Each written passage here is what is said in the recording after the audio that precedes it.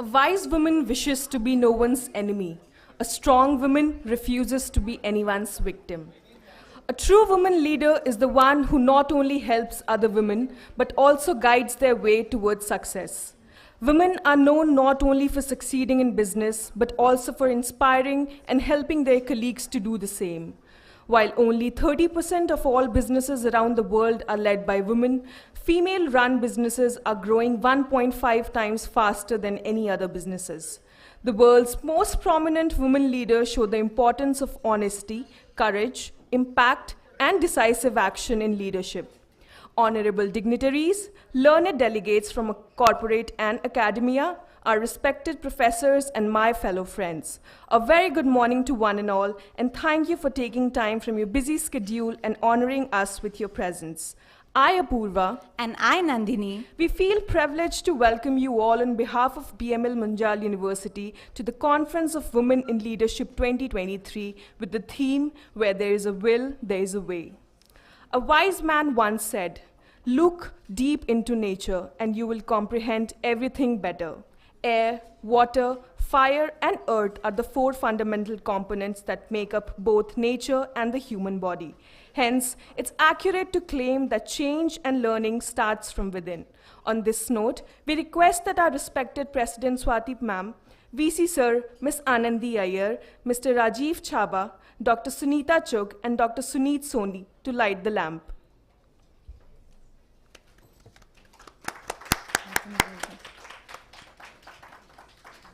While our dignitaries are walking up on the stage, may I invite Ms. Gitika Sharma, who is an accomplished vocalist, voice coach, and a music therapist, to invoke the Almighty in her melodious voice.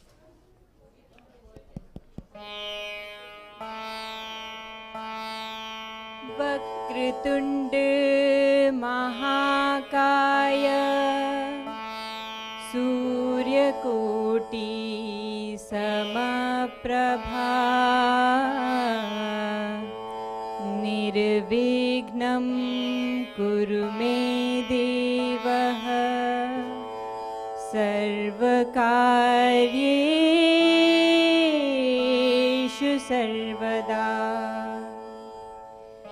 या कुन्देन्दुतुषार हारधवला या शुभ्रवस्त्रावृता या वीणावरदण्डमण्डितकरा या श्वेतपद्मासना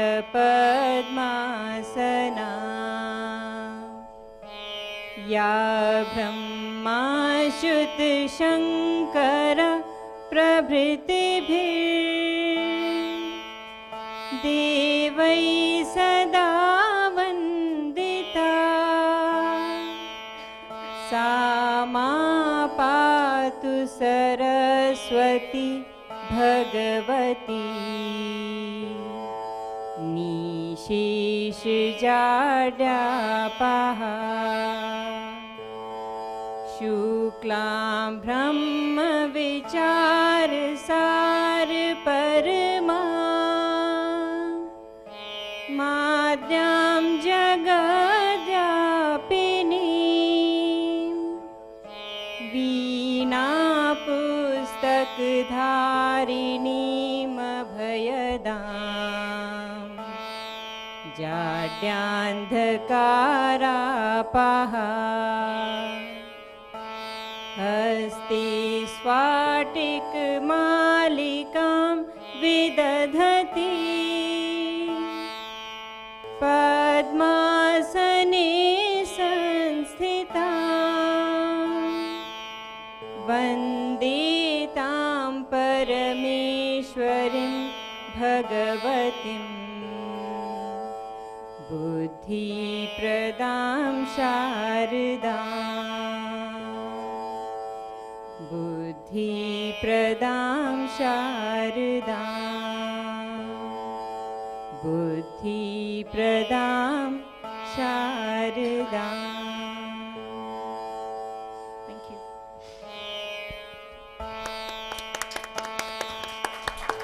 Thank you so much, everyone. In the ancient text of Vedas,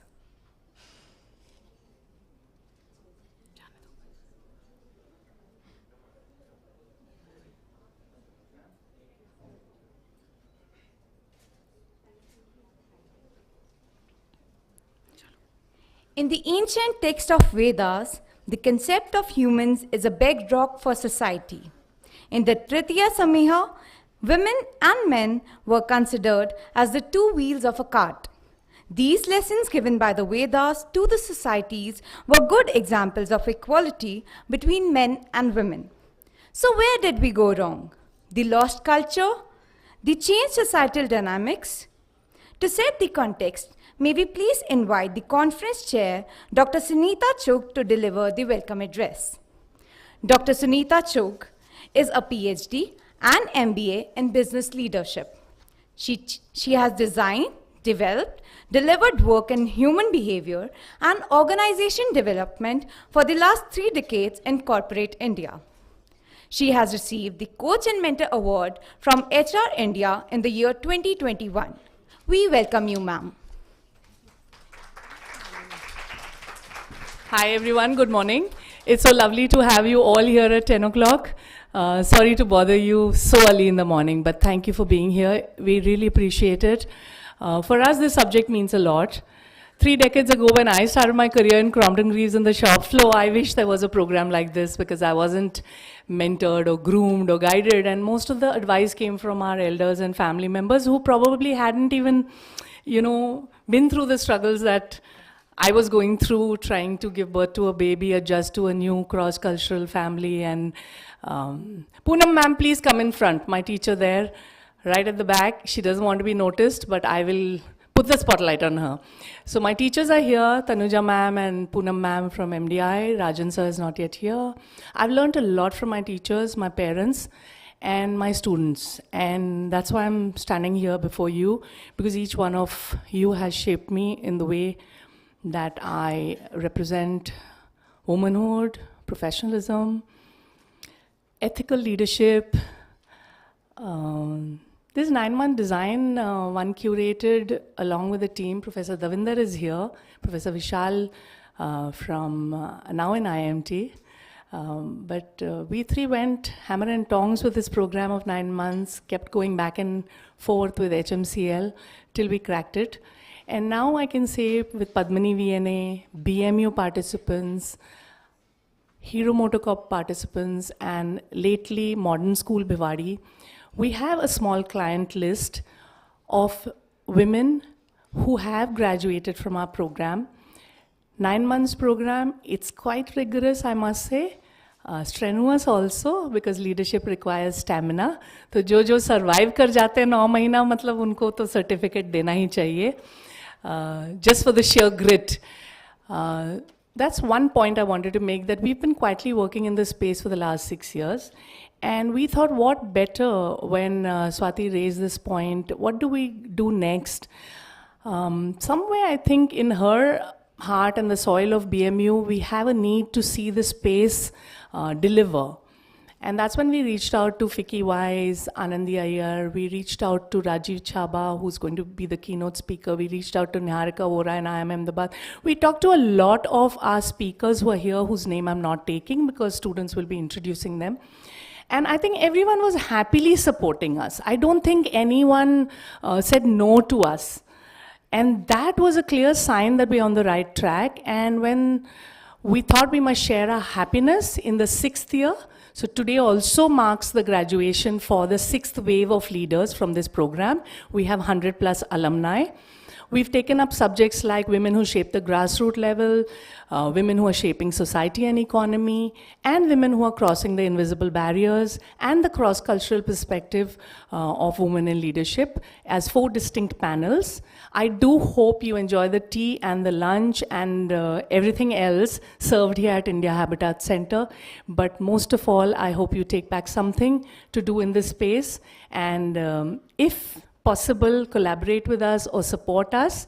And if there is a way we can serve you, we'd be ready to do that. So thank you so much for giving me this opportunity to start this conference. It means a lot to me to be here. And Munjal University, kudos. Kudos to Munjal University for 6 years of patient working before we have our first conference. Thank you so much.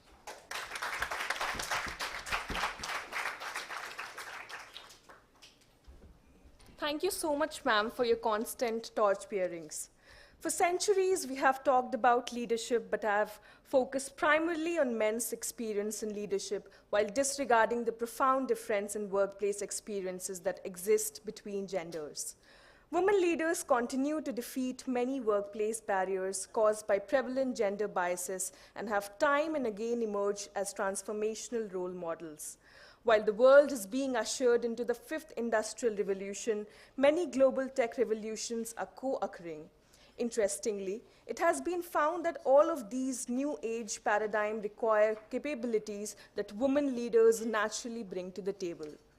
With this thought, we would like to invite our Vice Chancellor, Professor Shyam Menon, for the inaugural address. Professor Menon is a distinguished practitioner of institutional development and renewal at higher education.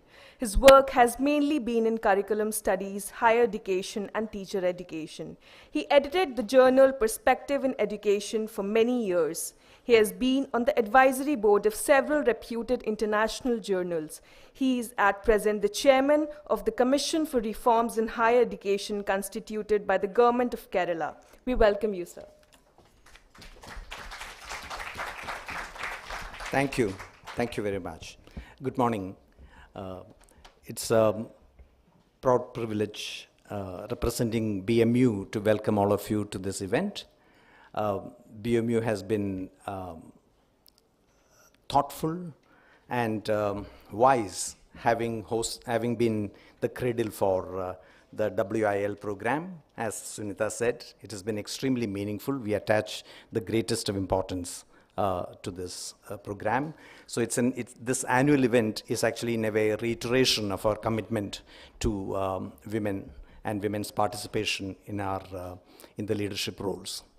What's clear, the message that is coming out very clear, loud and clear, is that what women need and what women demand and what women must have is not a larger portion of the pie, larger cut of the pie. They need to be given charge of the bakery. It's not a piece of cake, a larger piece of cake they're asking for. They say that you give me the bakery, we will run it. There's a merit in that, because what we are asking for is not some kind of demographic expression of greater participation of women, but in terms of the women, the womanness, the feminineness, the femininity, influencing, characterizing leadership. A leadership which is sensitive, which is wise, and which is inclusive. Take everybody along. Otherwise, it will be like what is said in Pygmalion show by Higgins, Professor Higgins, who said, exasperated and said that why can't these women be more like men? So that's precisely what happens in most of the leadership roles. Women start behaving like men. And we have many women leaders, Margaret Thatcher, Indira Gandhi. They were all men. D.K. Barua once said that he's the only man, she's the only man on our cabinet. So that's no great deal, frankly speaking. What we need is more women. Even in men, there should be more women. I'm sure what we are deliberating here, what we are reflecting here will take us there. And I wish all of you all the very best and look forward to your participation. Thank you.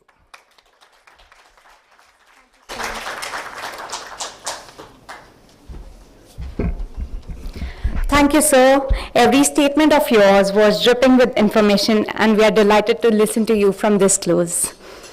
Now, it's the time to welcome one of the many women in leadership and our keynote speaker, Dr. Sangeeta Reddy. Dr. Sangeeta Reddy is a global healthcare leader, Indian entrepreneur, and a humanitarian. She is the Joint Managing Director of Apollo Hospitals Enterprise Limited. Dr. Sangeeta Reddy is a member of the World Economic Forum, Rockefeller Working Group, past member of Health for the 12th Five-Year Plan for the Government Planning Commission of India. Now, she is a member of the Tech Development Board, the Department of Science and Technology of the Government of India, and an executive member at NASSCOM. Dr. Sangeeta Reddy could not be physically present here at the conference, and hence she has sent a video for us. May I please request the team to play the video? Namaste and hello. It is my pleasure to welcome all of you and to share and be part of this G20 Empower Jan Bhagyadari initiative and program. I hope all of you are looking forward to an exciting, meaningful and eventful participation together. Let me first share with you that G20 Empower was started about 4 years ago in Japan to highlight the importance of women and women in the private sector and their role in enhancing the entire agenda of the G20 countries and in fact in enhancing the world itself. I believe that this is a very significant year where India has assumed the presidency of G20, and through this year I must first commend our Honorable Prime Minister for his vision, his leadership and really his inclusiveness of everything. The theme of India's G20 presidency is really one earth, one family and one future. And so it is for us to together enhance this and live up to the ideology of the concept of the Vasudhaiva Kutumbakam. I'm extremely privileged and feel very responsible as the chair of G20 Empower. So with a series of discussions, dialogues, a lot of reading of the tremendous work that has happened before us and understanding the depth of the problem of women, the potential that women have to help make it a better world, we have designed an action-oriented program. But let me first explain this concept of Jan Bhagyadari.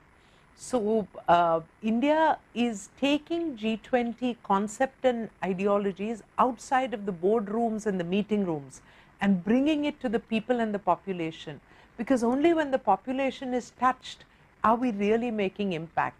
So Jan Bhagyadari is a methodology to translate the work of G20 to the population and to seek people's involvement, participation and ideas and solutions towards the concepts that we are propagating or working together as one world.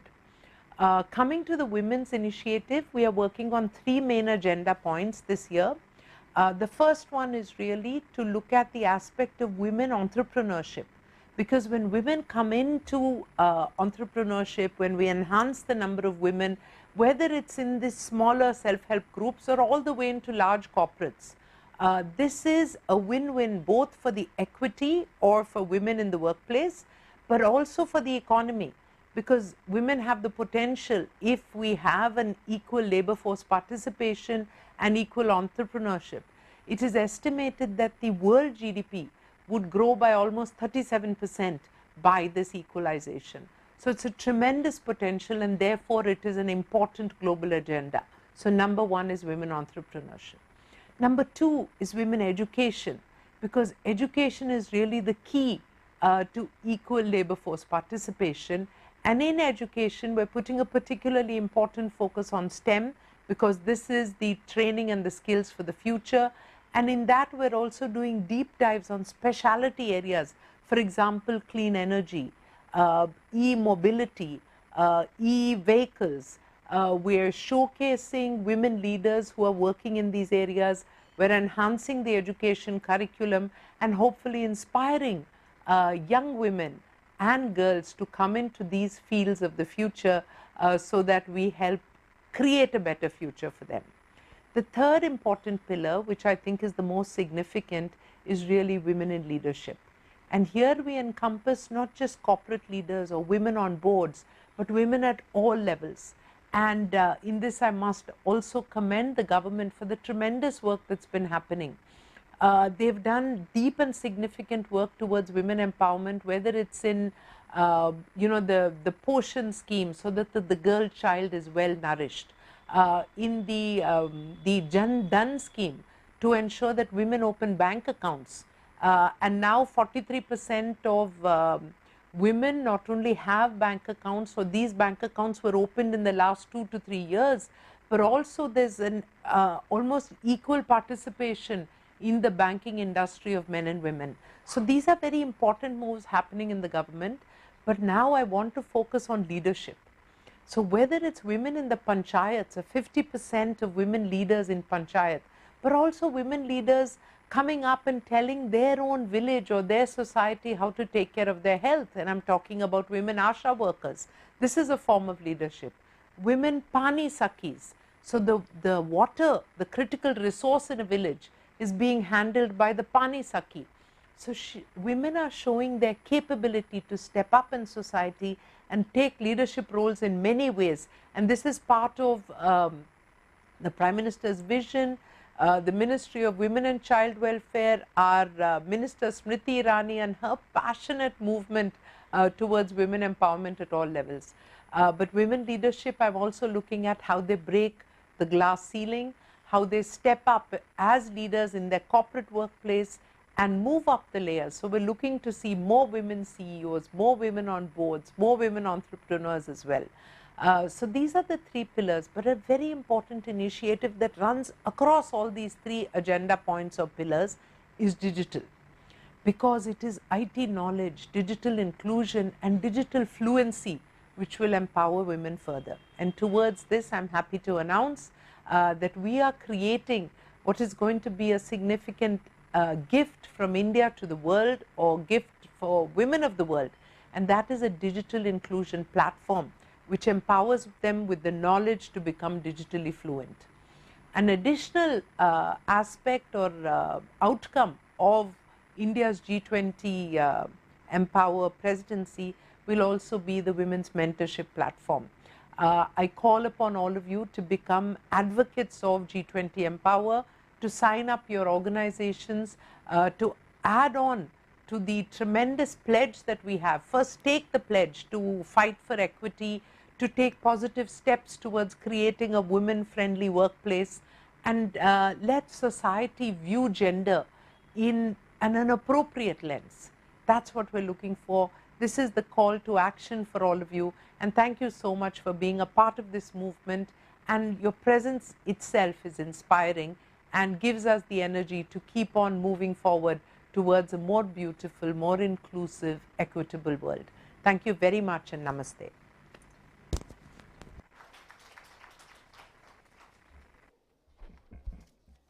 Hearing from Dr. Sangeeta Reddy was an absolute delight, and we aspire to be a personality like her. Now it is our extreme honor to invite the keynote speaker for today's conference, Mr. Rajiv Chhabha. Mr. Chhabha is the President and Managing Director of MG Motor India, the India unit of the iconic Morris Garages British brand. He has over 3 decades of industry experience. In his role at MG Motor India, Mr. Chhabha has nurtured a strong organization-wide focus on technology, gender diversity, and community service as key differentiator. Mr. Chhabha has bagged several awards and recognitions during his illustrious career, including Automotive Man of the Year by Autocar Professional 2019, Editor's Choice Award 2020 by CSR Times, Top 100 Marketing Leaders, and Distinguished Alumni Awards from his alma mater. We welcome you, sir.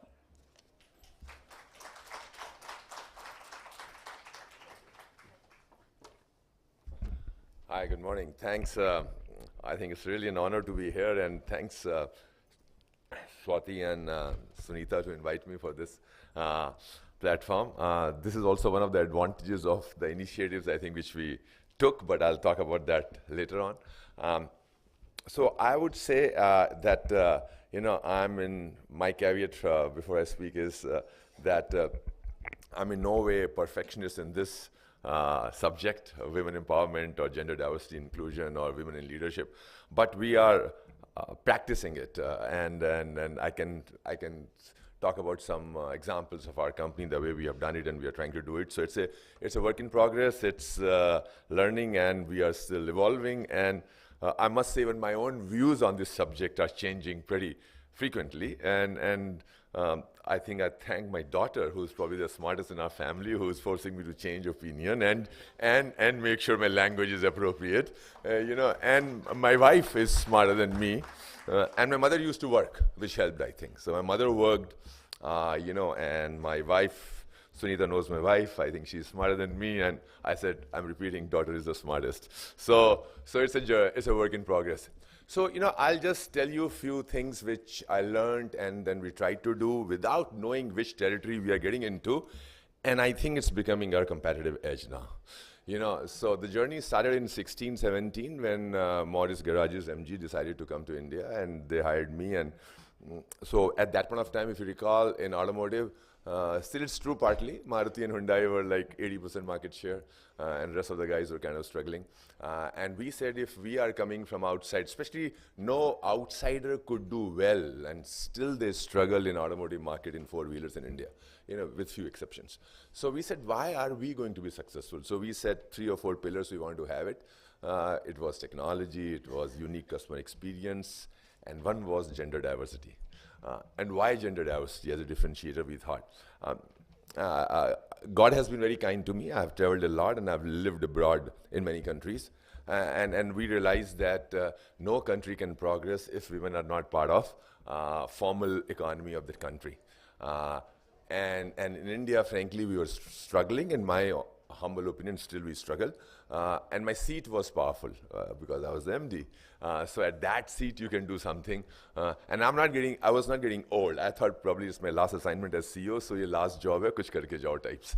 You know, so I said, let's do something about it. So we just said that 30% of our women workforce is going to be women.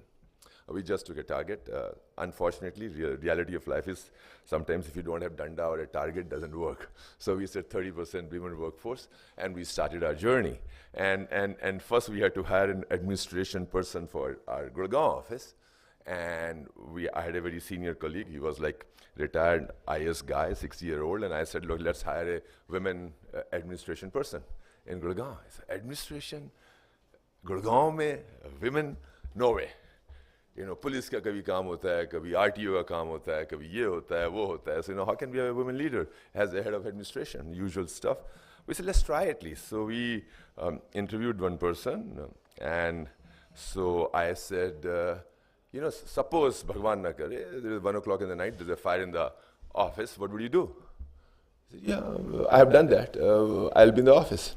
Okay, my boss is coming from UK at 4 o'clock in the morning, you have to go and pick him up.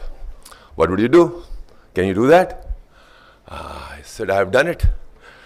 So then she says, Rajiv, don't hire me because I'm a woman, okay? Hire me because I'm capable. And that lady is Garvita, she's sitting here, right? So she, young mother, and she's sitting here, and we hired her, and that's how the journey started.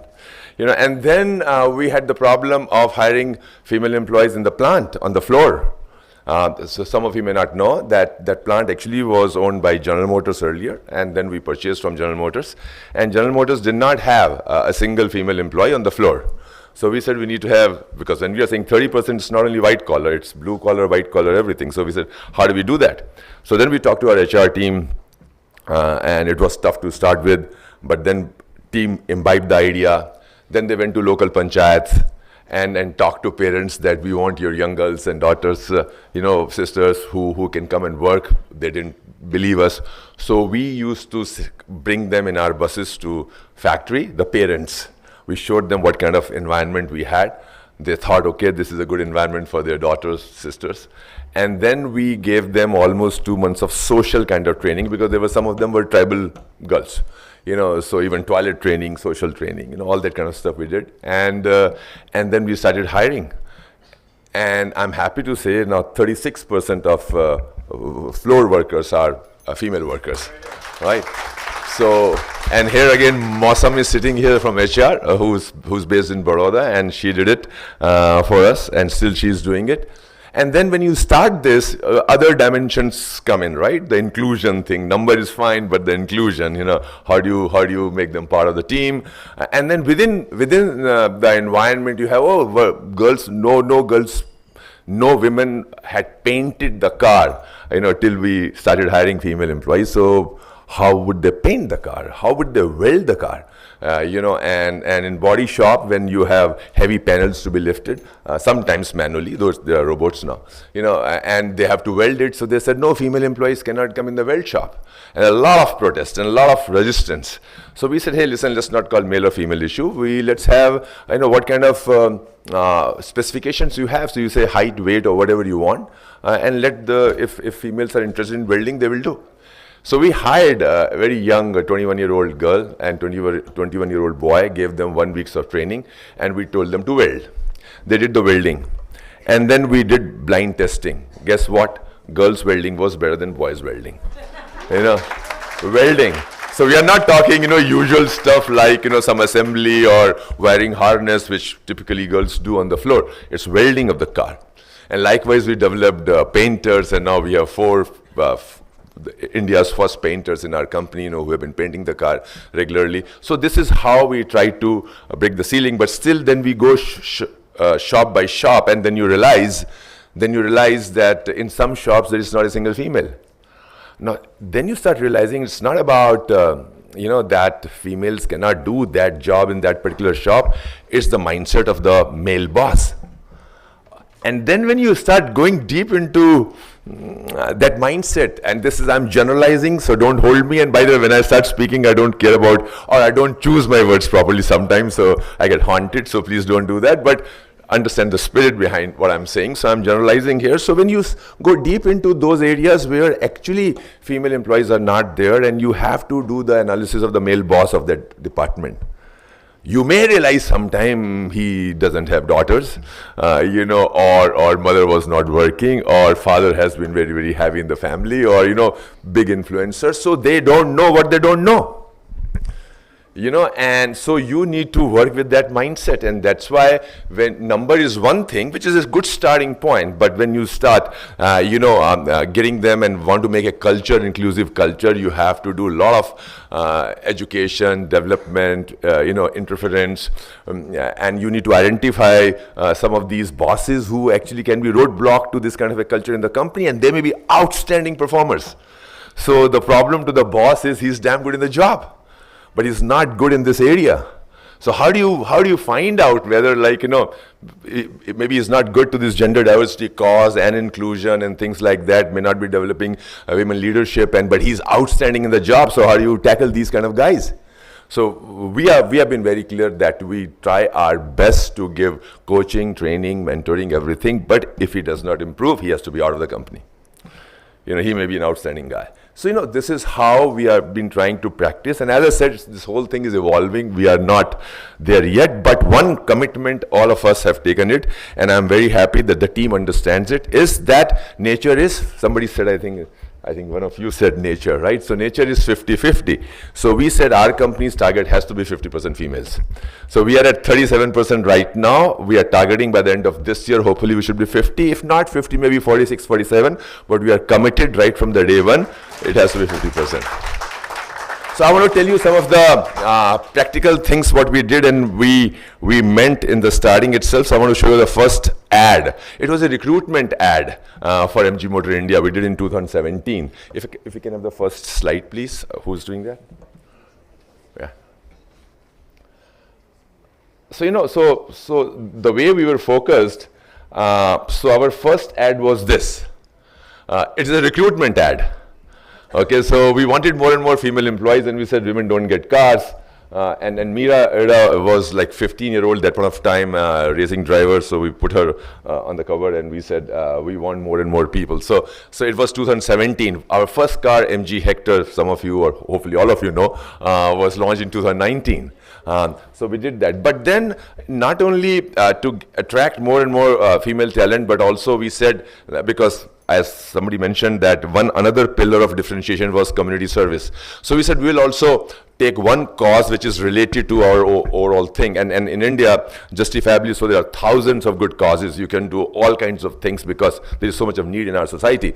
But we said, if you want to make an impact, take one cause and go miles deep into that instead of take 50 causes and go 1 inch wide. So instead of 1 inch wide and, 1 mile wide, but 1 inch deep instead of go miles deep into one. So, so from that perspective, we said, let's take the cause of, girl child, single mothers and things like that. So, and go deep into that. So that's why when we booked Hector, so we came out with another ad. Can you go to the next slide, please? Our Hector was a super hit, and the guys used to wait for our cars, right? So we came out with a program worth waiting for, which means we said that if you are waiting for your Hector for 2 months or 3 months, more than a month, every 1 month of wait will take care of 2 girls' education. So we tried to convert into that some emotional thing, and we said, hey, wait, worth waiting for, So this was the ad we did, this was again in 2019. And when we did 50,000, see our next ad. So, at that point of time, we were 33%, and vision was to make 50%. So we said it openly. And when we were achieving 50,000 number, so we made one car only by women crew throughout, just to make a point, right? It's an optics, but so this. And then we get associated with a lot of organizations, and you have Tejal Amin, who's like a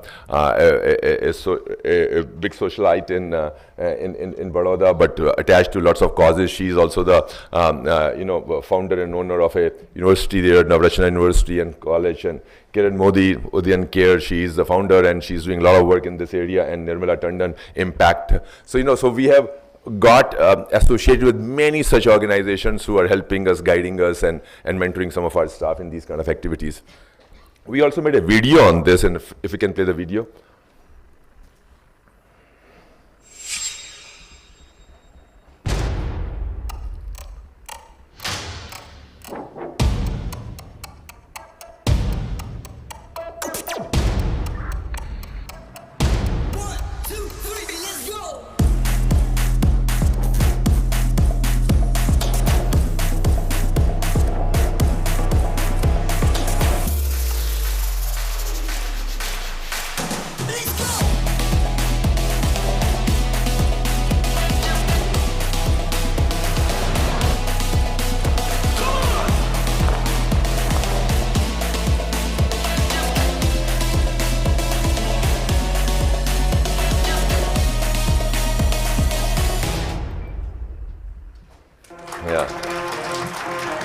So this was like in 2020, and so the journey continues, and more and more talent we are trying to attract. The challenges what we are facing right now is, as somebody, Sunita was probably saying, that we don't get leaders at the middle level. Right, so as a strategy, we hire young talent a lot.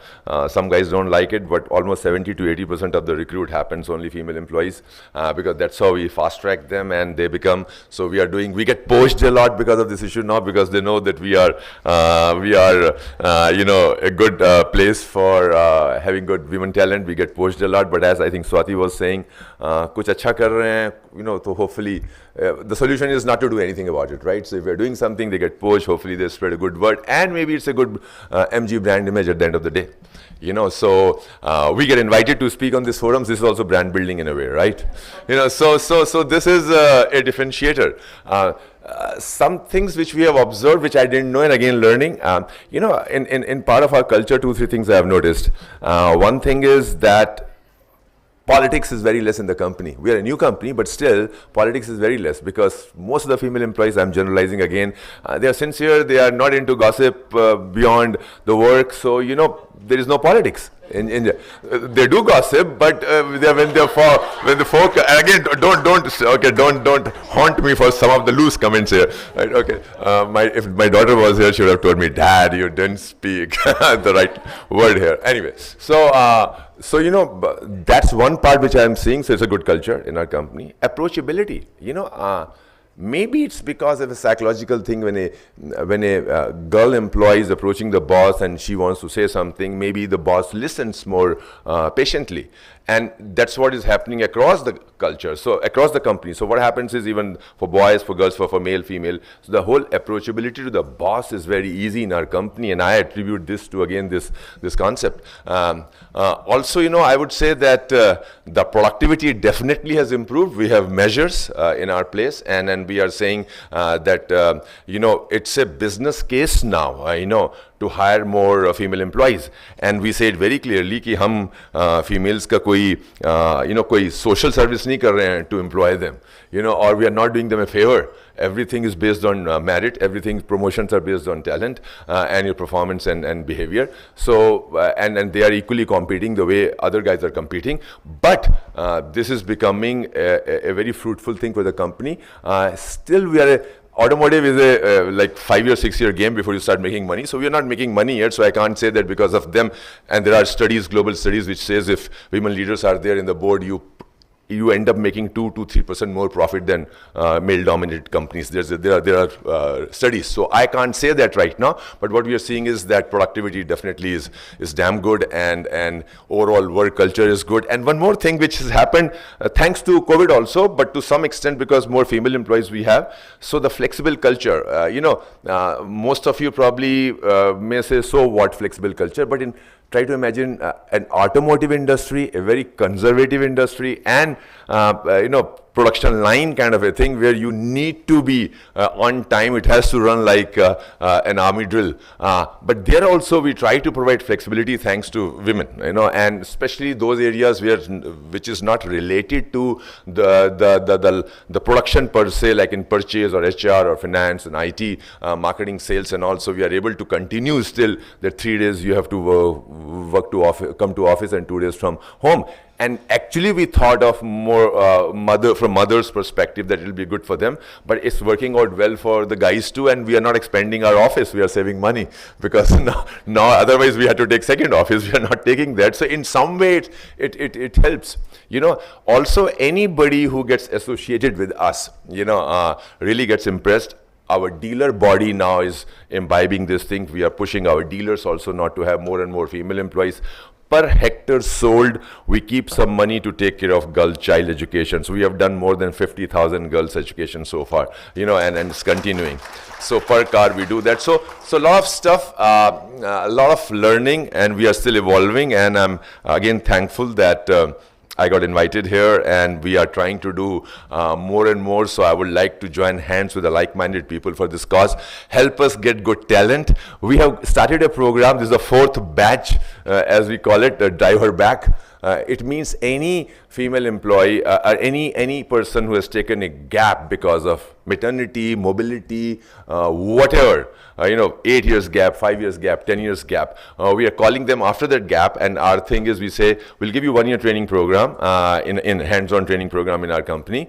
And after 1 year, if there's a fit, you will continue in MG, or otherwise you take MG ka thappa and can go somewhere else. So this is the 4th batch we are doing it. So if you have some more candidates, please let us know, and let's join hands for this cause. Thank you very much.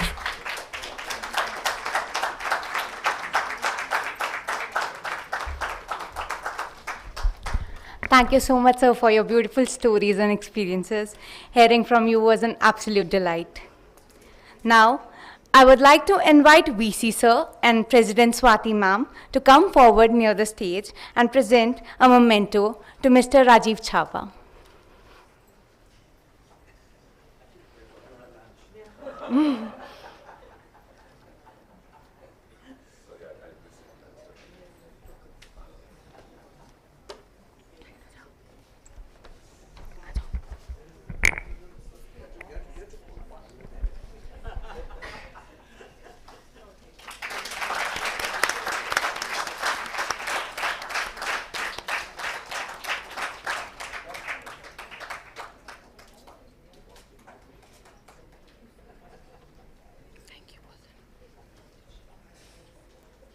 Thank you, everyone.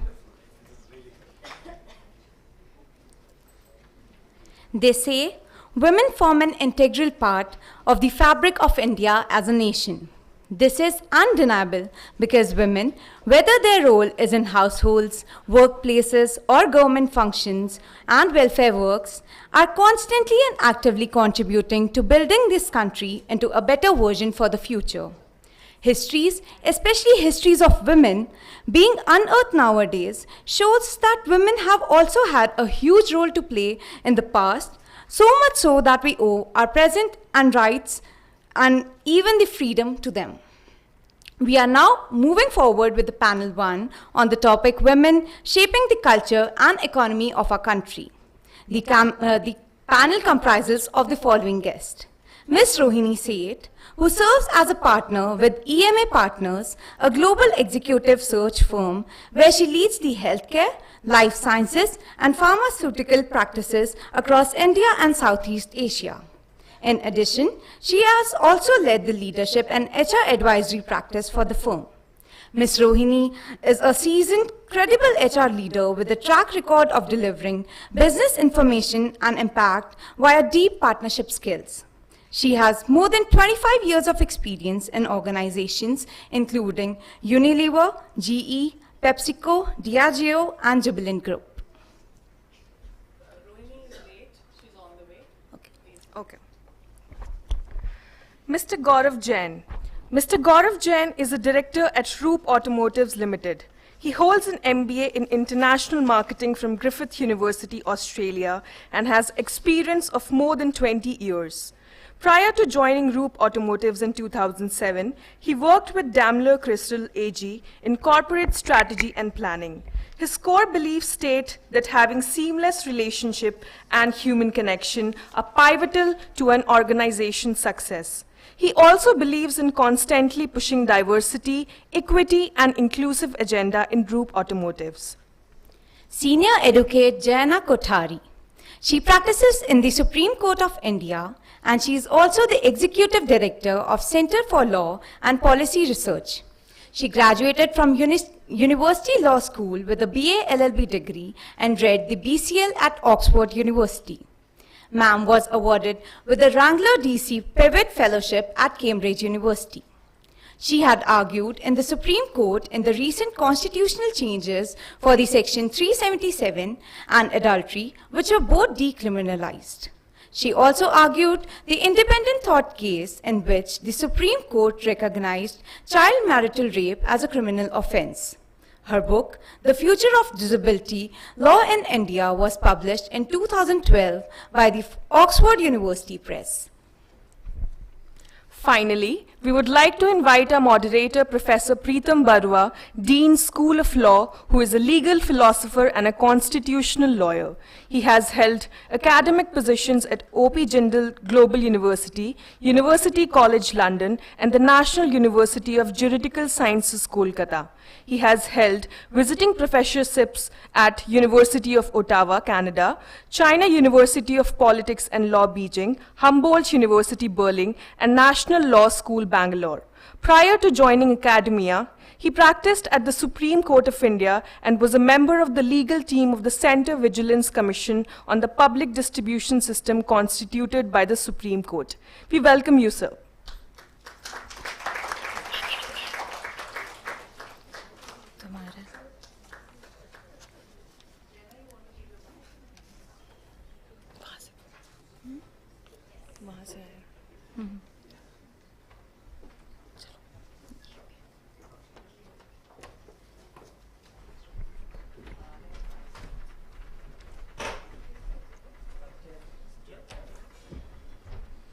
Now, I would like to hand over the mic to Professor Preetham Barua for the panel discussion.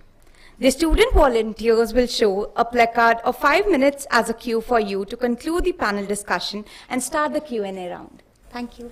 Thank you very much. And thank you very much to our distinguished panelists for being here. We apologize. One of our panelists, Rohini, said she is stuck in traffic, actually. It's a problem in Delhi, and hopefully she'll join us while the panel is on. I thought we were the first panel, but after hearing the keynote address, I think the discussion has moved far beyond. The issues have become much more complex. But I must say that the first session, the theme itself, at least suggests three things, which is recognition of leadership roles by women, barriers that are inherently present for women in leadership, and also the question about whether there is a special promise of women being in leadership. And I thought that to set the context, maybe some facts and figures would help. And in January 2023, the United Nations Women Report showed what is happening on the political spectrum, if you want to look at broad leadership areas. And there are only 31 countries where women serve as heads of state and government. And if we moved at this pace, it would take 130 years before we reach the goals that the Beijing Declaration set for gender parity.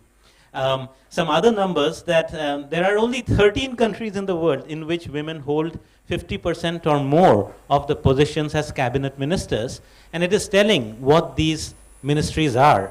So they are overwhelmingly 5, which are women and gender equality, followed by family and children affairs, social inclusion and development, social protection and social security, and indigenous and minority affairs. I think India is an exception that there is a finance minister who is a woman, but finance, defense, these are areas where we don't see much representation.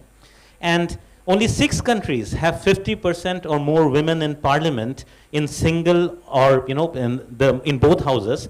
And it's telling which countries these are. So Rwanda has 61%, Cuba has 53%, Nicaragua 52%, Mexico 50%, New Zealand, of course, 50%, and the United Arab Emirates 50%. And so whether there is actual power or not is one thing, but these, they force us to think. And women hold 36% of parliamentary seats in Latin America, and to compare to South Asia where we are, it is only 19%. So there's something to think about this part of the world. Quickly in the private sphere, and maybe that is where these questions come up. In the US, the leading economy in the world, of course, others are getting close. But if we looked at the McKinsey report on women in workplace, the most privileged white men, 33% of them are at the entry level. But when they're at the highest level, they are 66%. But if we look at white women, again, we would say comparatively privileged, 29% at the entry level, and 21% reduces when we go to the highest level. And if we look at intersectional marginal women, which is women of color, as McKinsey puts it, it's 19% at the entry level and only 5% at the highest level. So with these, perhaps, one could think of several controversial people. For example, the Canadian psychologist Jordan Peterson, who says that actually leadership roles are meant for ruthless people, and women, because they don't care to be in such ruthless places, they don't want to be in those positions, is one kind of argument which has been floated. But that raises the question that, is it true that women in leadership roles is going to change things for us? The argument is that growth in numbers won't change, critical mass will change.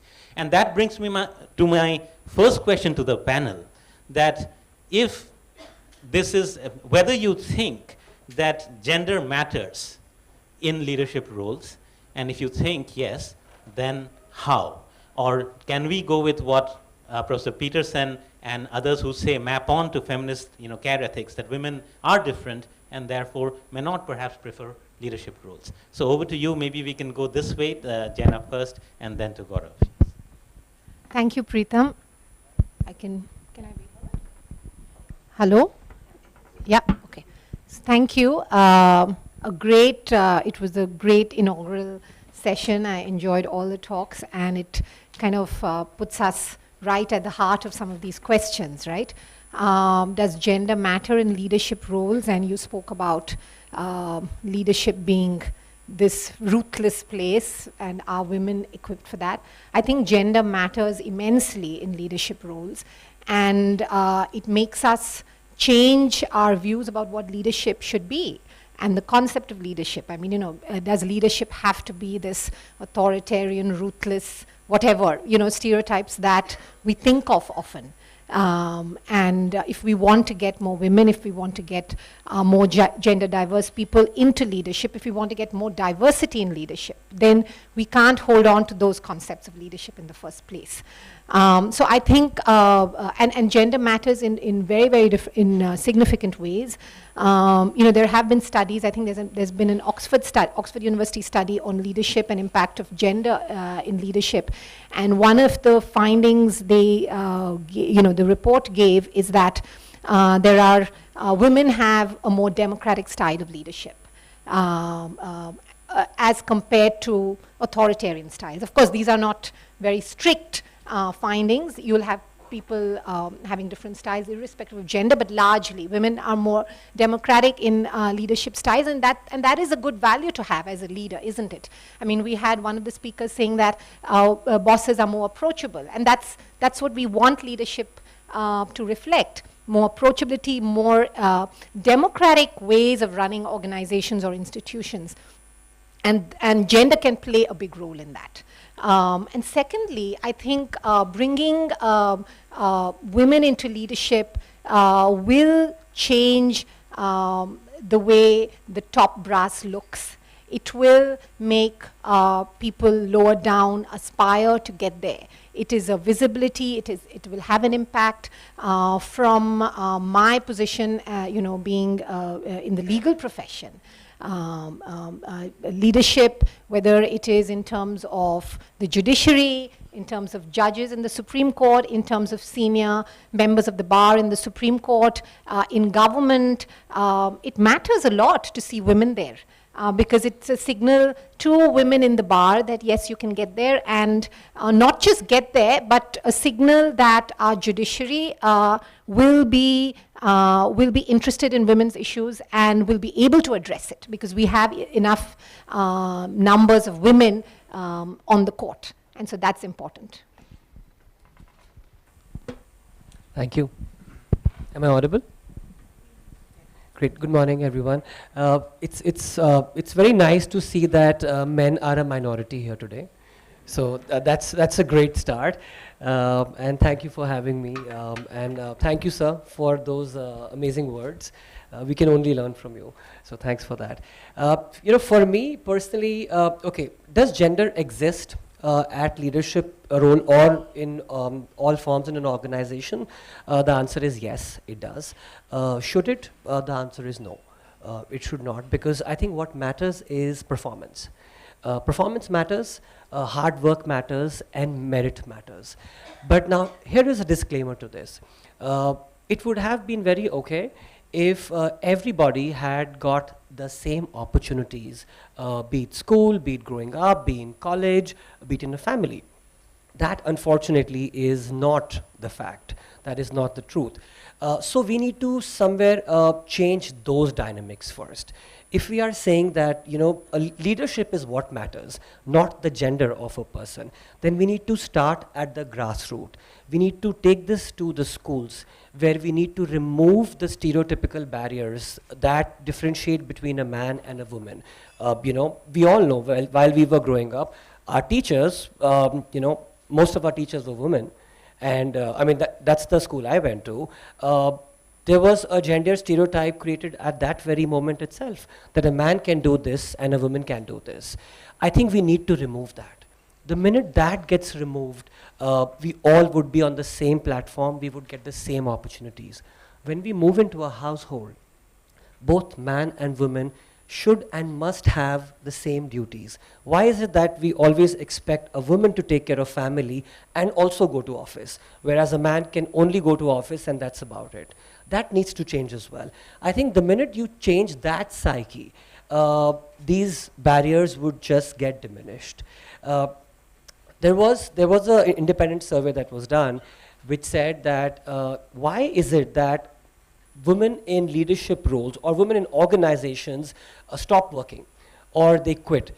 50% of the respondents actually said that they felt undervalued. It's not about the role they are doing. They were just felt undervalued. Now, why does that happen? Because like Sir said, some of the roles given to women are actually, not, how do I say, not very ruthless, not where you have to really toil, where you have to slog. And when you don't have similar opportunities, how can you expect to grow in an organization which wants you to work more hard than a man? It's just not possible. That the question of gender not existing. So in your own area of work, have you seen that it is essential to actually first recognize gender and the specific problems that are faced by, let's say, women workers, and then think of programs where not looking at gender actually becomes a problem? So maybe you could tell us a bit more from your own experience, or in your own workplaces, of what kind of programs can be run for sensitizing existing workforce or bosses about women's issues, and whether this gender blind way or future that we want to think of is actually possible. I like how you say gender blind. I would like to call it gender agonistic. I think that's a more optimistic way of looking at it now. So I represent a company called Roop Automotives Limited. We are a mid-size auto component manufacturing organization based in Haryana and Tamil Nadu. We have 2,500 people working for us pan-India. I wish my figures of women employment were as good as Sir's, but it's not that bad. So 15% of our population are women. And these are women working on the shop floor, who are running the machines, who are running our assembly lines, and of course, they're also coming to offices. So this is what we did. And COVID was a boon for us. Because during COVID itself, when there was literally shortage of skilled people across India, people were not coming back from their homes, we said, why not look at untapped pots of potential? And that's when we said, let's hire more women. We of course said that for any job that Roop Auto will have, we will first hire a woman. If we don't get a woman, thank you. And this is where our diversity, equity, inclusion agenda was, and I'm also doing some brand building, guys. So, yeah. So we said, we said we will hire a woman first, irrespective of what it is. I think. Am I audible? I don't think it's working. Yeah, I think this is better. And if we are not able to do that, then we will hire a man. So then what we did was we went back to the drawing board and we said, okay, we need to have a more focus on providing equity. So yes, flexible timings came into place, We made sure that all the male colleagues understood that these are women who are also managing households, who are coming to office and working and then going back and literally taking care of their families as well. So timings have to get dissolved now, so if someone wants to come half an hour before, it's fine. If someone wants to come half an hour late, that's also fine, including our production lines. So that was first. That's something that we did. The second thing that we did was, women need to bring out more women. So it has to be a collective society. So we made women self-help groups where we said, let's come together and let's discuss what are the issues you are facing. And then let's put practices around it where we can encourage more women employment. So from literally, I remember, literally from having 0 women on the shop floor, in 2 months in my Chennai plant, we actually had 100 women working. So that was great. And also working on, in the night shift and all that. Changing mindset, it's very easy to say, but it's the most difficult thing to do because, it's our conditioning, right? We have been brought up in that format. So to make sure that everybody respected every woman who walked into the factory, right from the security guard to say, a person like me, who's in the top leadership, we said, respect has to be there. Without respect, you cannot work with each other. अगर आप किसी की इज्जत ही नहीं कर सकते, तो आप उसके साथ काम कैसे करेंगे? So that was the first thing. And I think that has really, really helped us from that day till today. And I hope, I come back and see you in 1 year's time, where I can say from 15%, we have gone to 33 and then maybe 50 as well. So thanks. Yeah. Thank you. Thank you, Gaurav. Next question is to Jenna, that you work in one of the most, so to say, male-dominated areas, professions in the country. So we have very few senior advocates, we have very few women judges, and historically it has been male-dominated across the world. So we would like to, hear your views on what can be done, and maybe it's a good case study for, people to think about, that in the higher echelons of the bar and the judiciary, what can be done to ensure more, women in leadership positions? Thanks, Preetham. I think if we're talking about shop floors being male-dominated, what can really rival that is the legal profession. It is a professional sector, but one of the most male-dominated and patriarchal professions historically worldwide.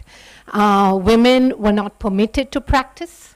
Women were not given the license to enter the bar, the world over. And so women had to fight their way even to be able to practice as lawyers. And we have the stories of really, path-breaking struggles. Cornelia Sorabji, you're seeing the Netflix series on, an Italian lawyer. So, and this has happened the world over. And so therefore, in the legal profession, the battle is as hard now as it is on your automobile companies. And so what are, we still have, our high courts and Supreme Court. I mean, you can say at one level, the higher places of leadership are on the court. And maybe in the bar as senior advocates. So in the judiciary, in the Supreme Court, we have, I think, around 31 judges, but just 3 women. In the Karnataka High Court, where I'm from, we have about 50 judges, and we have just 4 or 5 women, so 10% are women still, nowhere near 33%. And in the bar as well, senior advocates, very, very few, less than 10%, maybe 1%, really. And why does, how do you change it? So what was a really radical move in the legal profession was to make leadership or access to leadership positions more transparent in some ways. So, it's easy to say, yes, we will promote you if you have merit, right? But we know that in many sectors, how you get to the top, there is a merit, of course, is supposed to be there, but there are a select few who select the leaders, right? You have a little coterie of people who are making the decisions. And it's secret. You have no guidelines, you have no rules, and a few people take the call as to who will be brought to that level. And it's all hush-hush, it's all by word of mouth, it's by who knows what, it's by other connections, often, So one of the things that happened in the legal profession 3 or 4 years back is to make open and transparent the system of, designating senior advocates. And that was done by a trailblazing woman lawyer who took it up, Indira Jaising, and then the Supreme Court passed a judgment saying there should be rules. And the rules will say how many cases you've argued, you've published articles, your number of years of practice.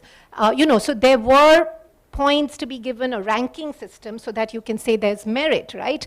Until then, it used to just be judges of the court deciding who they will designate as senior advocates, and then it was often the men. It was always the men who were selected.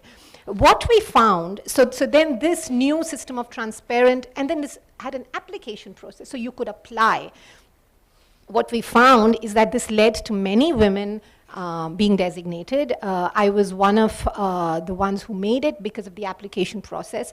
But what was interesting to see that a lot of women were not applying for the application. There was nothing that you would lose by applying. You apply, and whether you make it or not, right?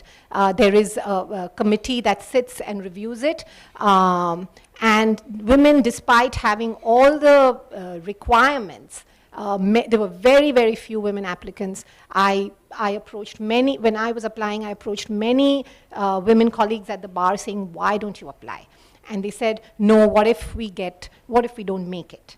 And there were men without any qualifications brazenly applying. They didn't have a single published article, but they applied. Of course, they didn't make it, but there was absolutely no, there was no hesitation in applying. So a lot of it, even if we put, of course, now there is more openness to women applying, but it takes some time because there is so much socialization and conditioning in not making it and being able to handle it.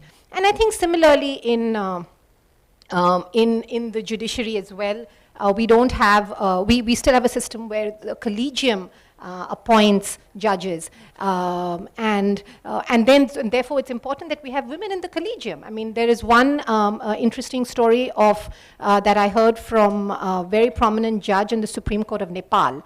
She was a very prominent woman. She was a very prominent human rights lawyer. And she got elevated to the Supreme Court of Nepal. And when I met her, I said, you know, it's amazing to see you on the Supreme Court.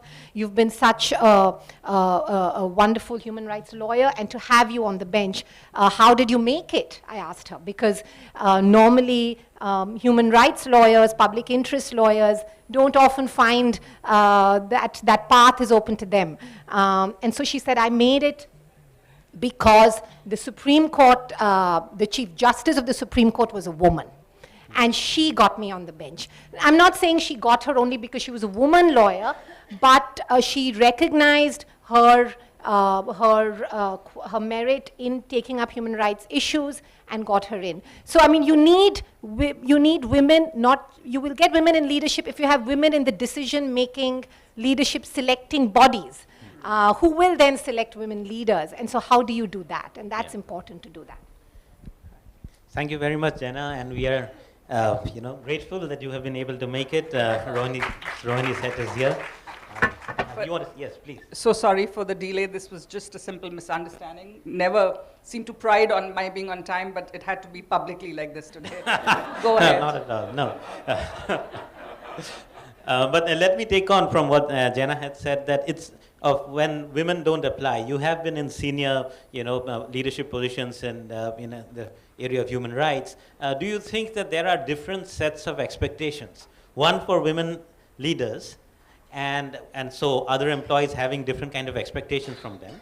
And second is that when women aspire for leadership positions, are there often barriers in terms of the expectations they set for themselves?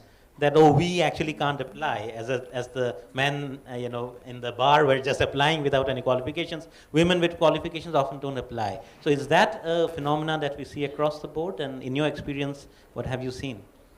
So as the esteemed lady was sharing her story of the Nepal Supreme Court lady judge, it just stirred up some stories, personal stories, which play into your question, really.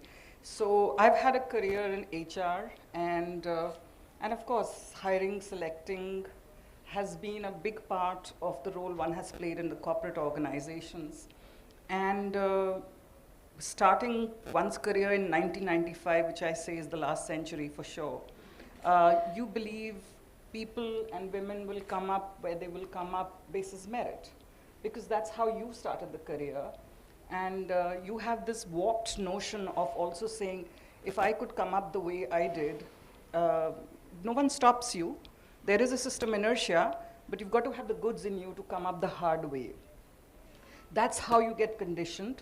That's how you get wired, and you don't even realize it. I think the conditioning, the wiring is less damaging than the fact you don't even realize it. So I can't take names on this forum, but I would have been one of the first lady managers in a fairly senior position in an alcoholic beverage organization.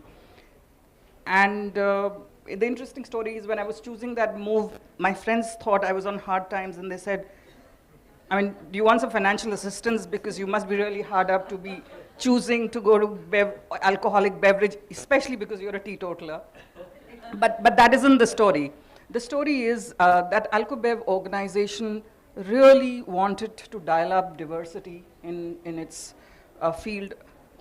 I assume partly for the sector it is, as well as for the fact that they really believe in it and they go all the mile. And I would have been in a group session with my head of HR Global. And she was pushing me and my teams for more diversity and more hiring.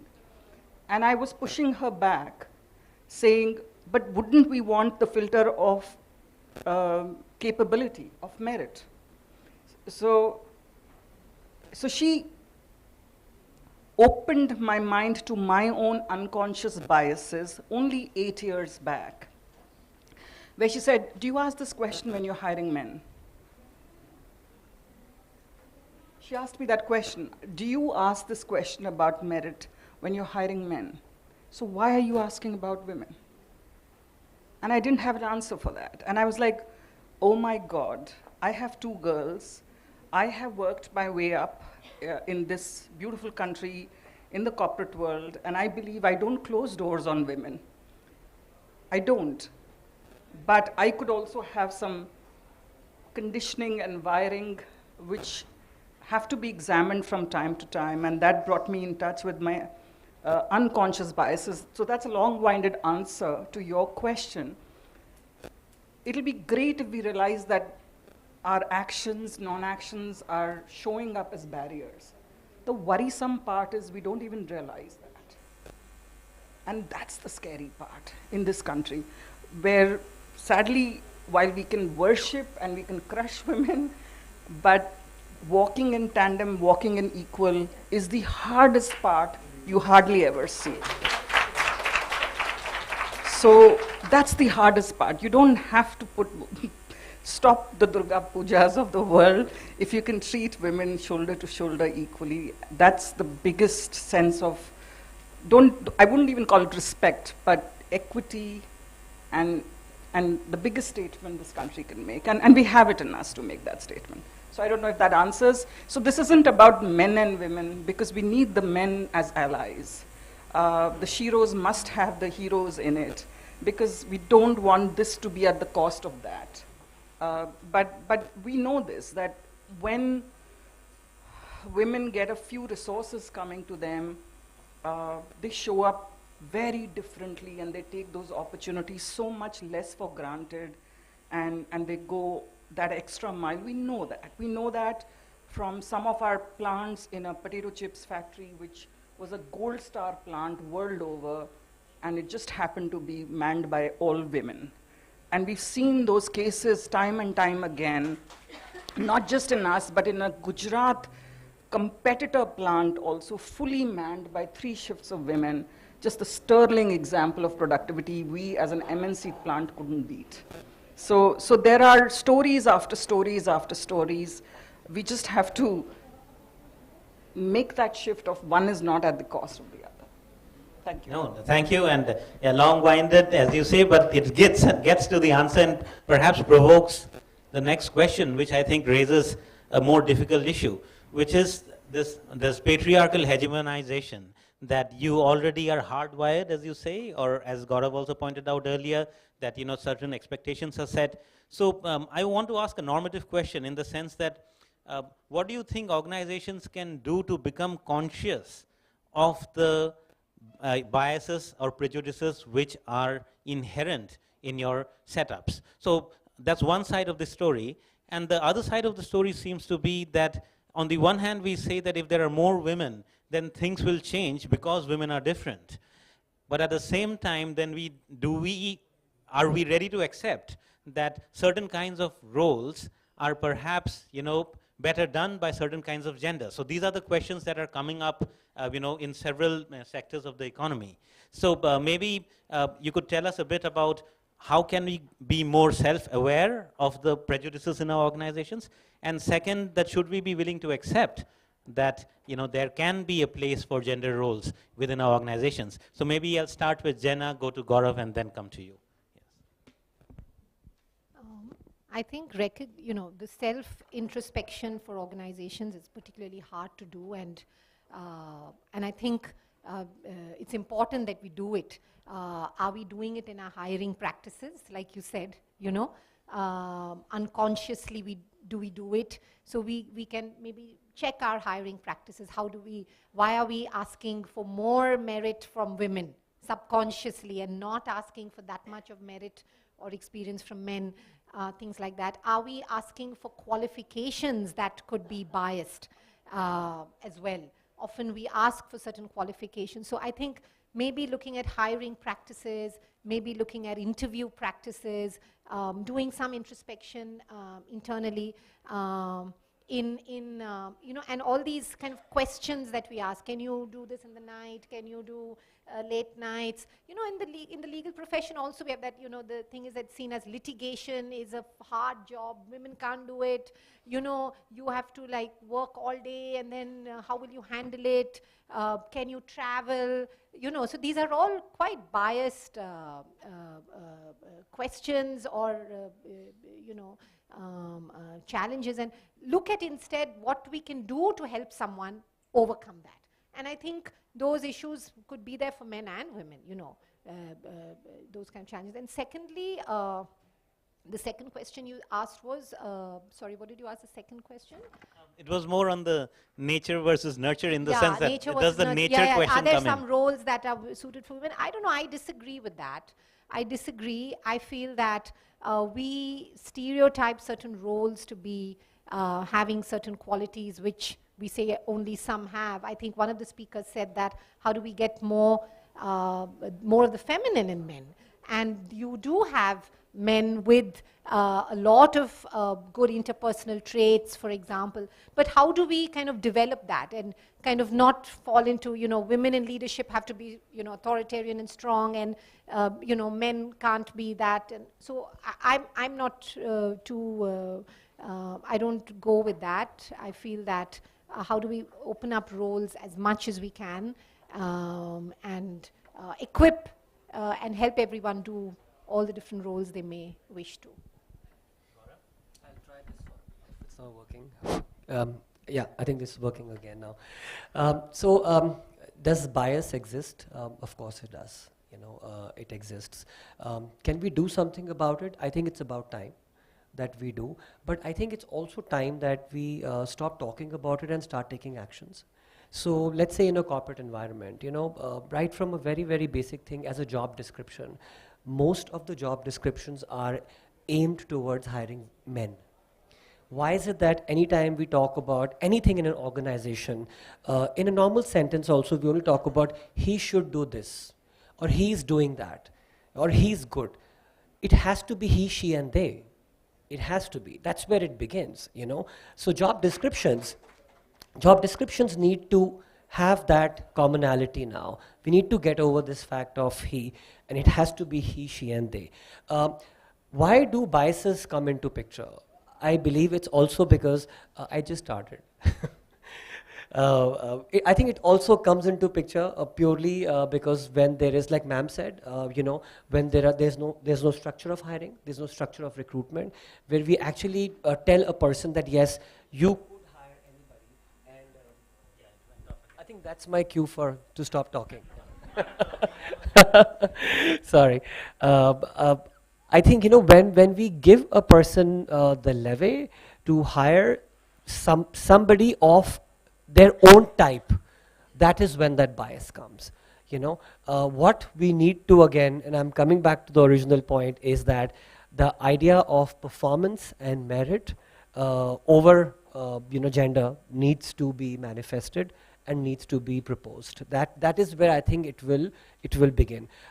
As we move up, I think, and I totally agree with allyship. because men need to be allies to women, and women need to be allies to men, and also to the third gender, because all of us are in this together right now. I mean, like I said, look at this room. There are more women than there are men. I mean, here we would want women to be our allies. They're letting us sit here and talk on this platform.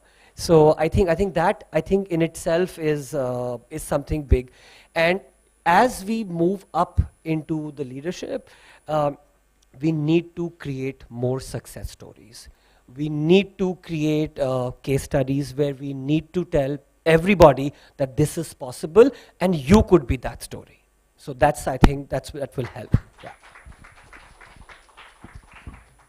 Thank you. Thanks for that provocative question. I'll come at it from the fact that apart from physiological, gynecological, natural wiring, we should question every single presumption about what one gender can do or not.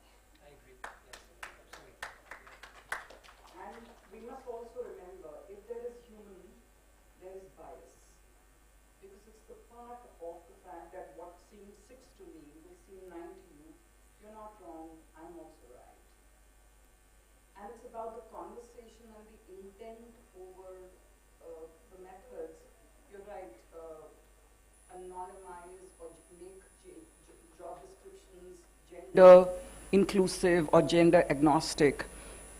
Remove the names or any genders on resumes, mask that out, and see the discomfort on the hiring manager's face. I agree. Okay?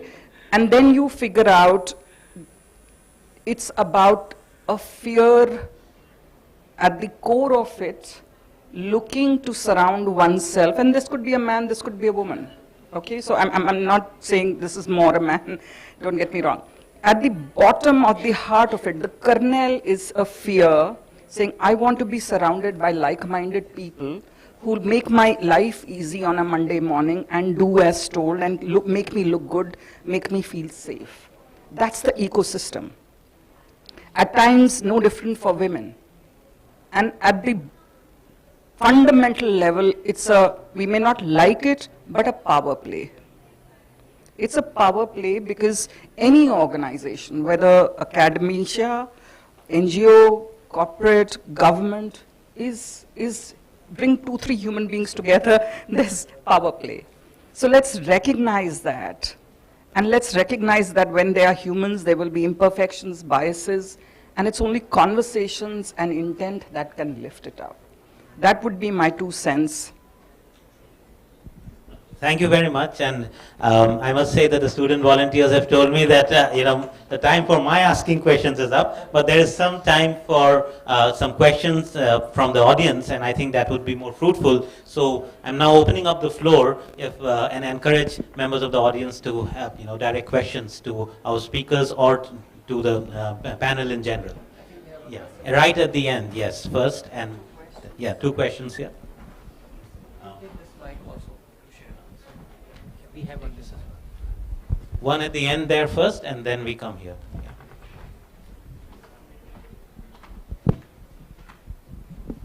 Yeah.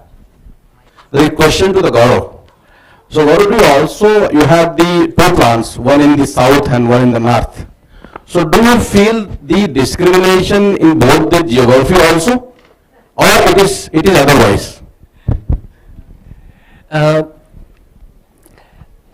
So you're saying discrimination between north and south? Yes. Okay. The geography and the mentality and then the other aspects also. Okay, as much as I would like to say that discrimination between people does not exist, biases do exist. Yes, it does happen. But this is what companies can do. This is what leadership can do. Have processes, which are structured, which are agonistic to, like even ma'am said, what kind of gender can work, or what kind of person can work in this job. Have processes which are neutral to everybody. So, and we are trying to do the same. right now. Our processes between North and South are exactly same. The kind of people we hire, he, she, and they, in North and South are exactly the same, and equal opportunities are being given. The only difference is that people in North speak Hindi and people in South speak Tamil. That's the only difference. So we're trying to get over this. We haven't really done it 100%, but we have definitely scratched the surface. So I hope that answers. Yeah. So the follow-up question, Gaurav, was that you have said the 15% population is there. Can we maybe take a few questions? There are a few people on the line. Just a 5 second maybe only. we could speak out. Yeah, thank you. Yeah. Okay. So there's a question here, and then Professor Menon, and then right at the back there. Yeah. So first here. Hello, I'm Bhupendra. I'm a journalist from Business World. About the gender equality, I'd like to ask. We have been talking about, empowering women for gender equality. Do you think that there is a need for to devalue masculinity in order to achieve gender equality? Because roles such as leadership, they comes up with masculine characters like assertiveness, competition, and all, which is a requisite for capitalism. What would you say on that?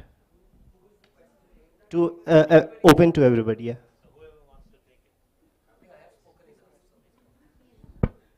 I can only say that, no qualities should be devalued, but I think no qualities should be linked to one particular gender as well.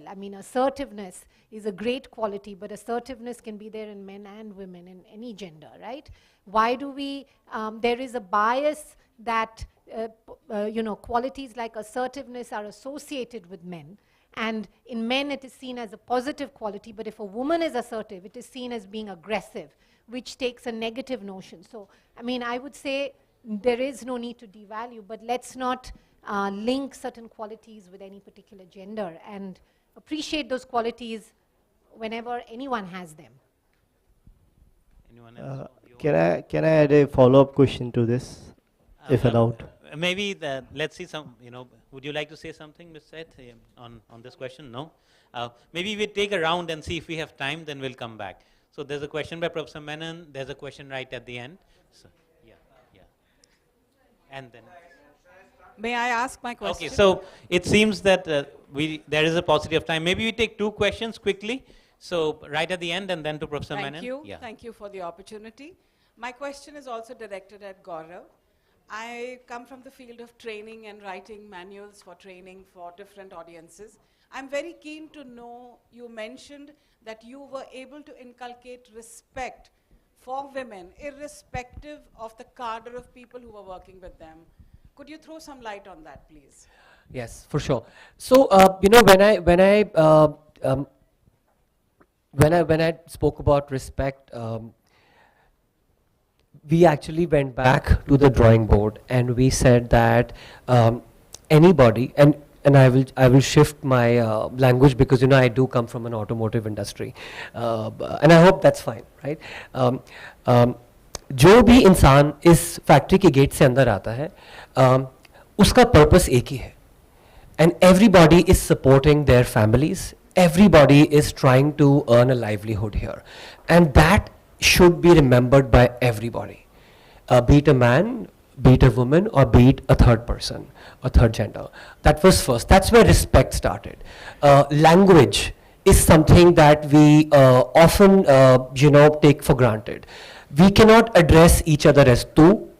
Just because I am a man and the person in front of me is a woman, I cannot use the word tu. It has to be aap, it has to be tum, and it has to be vice versa. So I think if you go down to that level, that is where we are trying to change the conditioning a little bit. And then we always said that, in any training program, we would always say that all the women have to sit in the front all the time. Because, like ma'am also said, we also felt that women were getting into their shells. They didn't want to ask questions. They didn't want to be seen. So we ensured that they would always be in the center of all limelight. and started normalizing everything. For any training program that we would have, or any training manual, we changed the language again, from he to he, she, and they, and that also became, how we addressed everybody in the crowd. That's actually what I also use in normal course of English at work. I always use he, she, and they. So that's something that I do. Yeah, thanks. Due to time constraint, this will be the last. Can I come in? Yes. I think there's one elephant in the room we are not addressing enough, and that is family. And there is asymmetry of gender asymmetry particularly in the distribution of labor, domestic labor, and that responsibility, not just birthing, but also child rearing and other kinds of responsibilities, which in my opinion are unjustly vested only women. And so therefore the professions, and whenever she ventures out into the profession, it's considered to be an extension of what she does at home. So this is something which we need to really address. And if changes have to happen in the field of gender, family as an institution has to change. Absolutely. Couldn't agree any more with you. Couldn't agree any more with you. And to the same theme, saying why, if a human being has a stomach, the human being should know kitchen skills in the kitchen. Man, woman, or anyone in between. Why does it become gender wired in our South Asian society? And similarly, if a human being is driving the car, he, she, they must know how to do the low-hanging fruit maintenance by the roadside, and so on and so forth. And we've stopped questioning it. We don't realize it.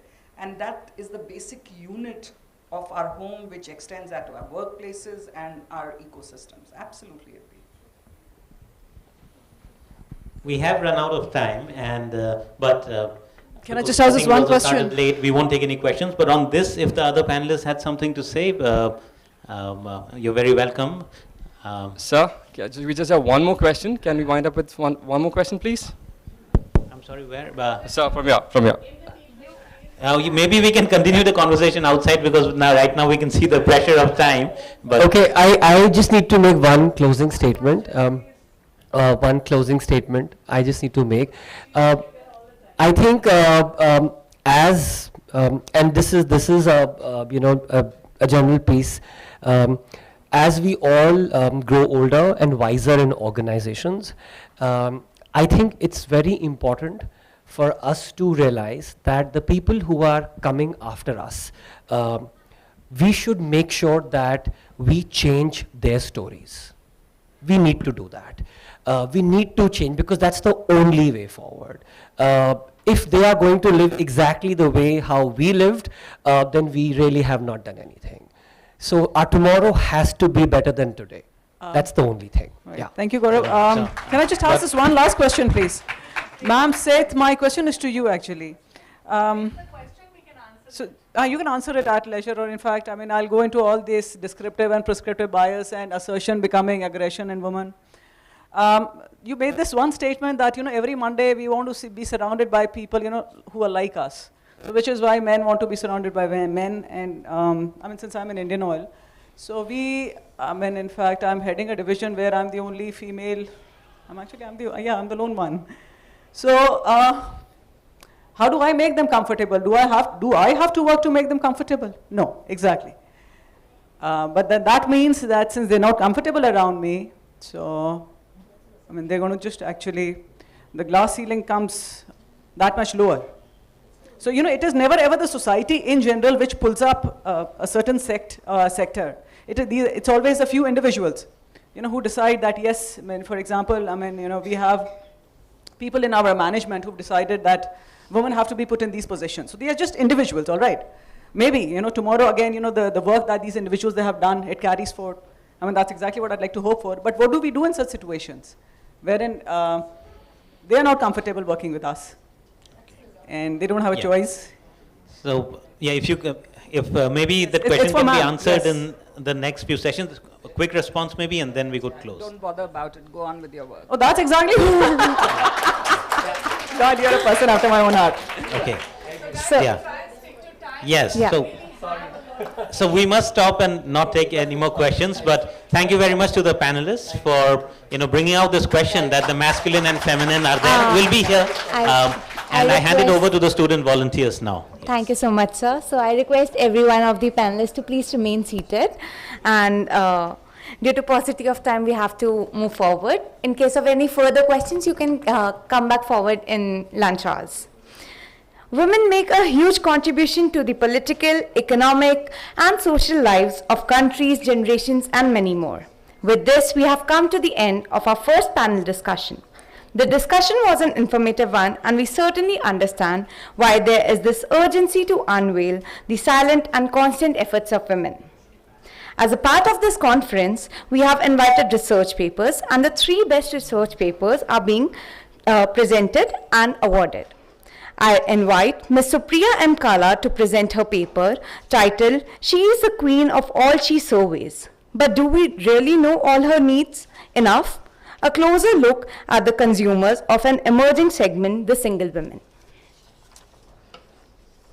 The presentation is for exactly 5 minutes. I would respect it if we just remain silent, listen to the presentation, and move to the next section. So thank you so much for your patience. For people who don't have places to sit, please come up front. There's enough here. Please. Please, I invite you to come up front. Thank you. Just 5 minutes for Dr. Supriya Kala's presentation. Thank you. Thank you. Thank you, Dr. Sunita.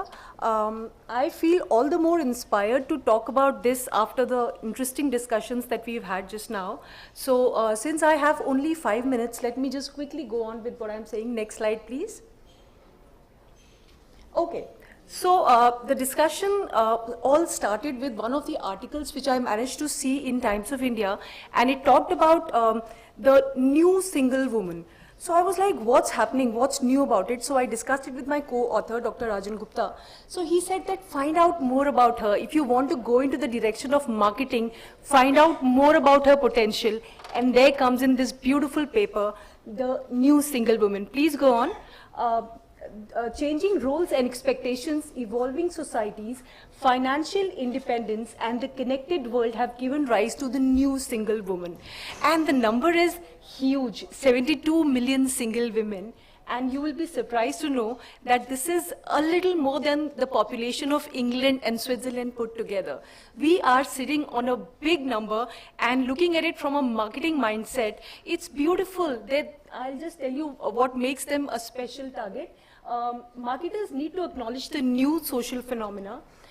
Please move on.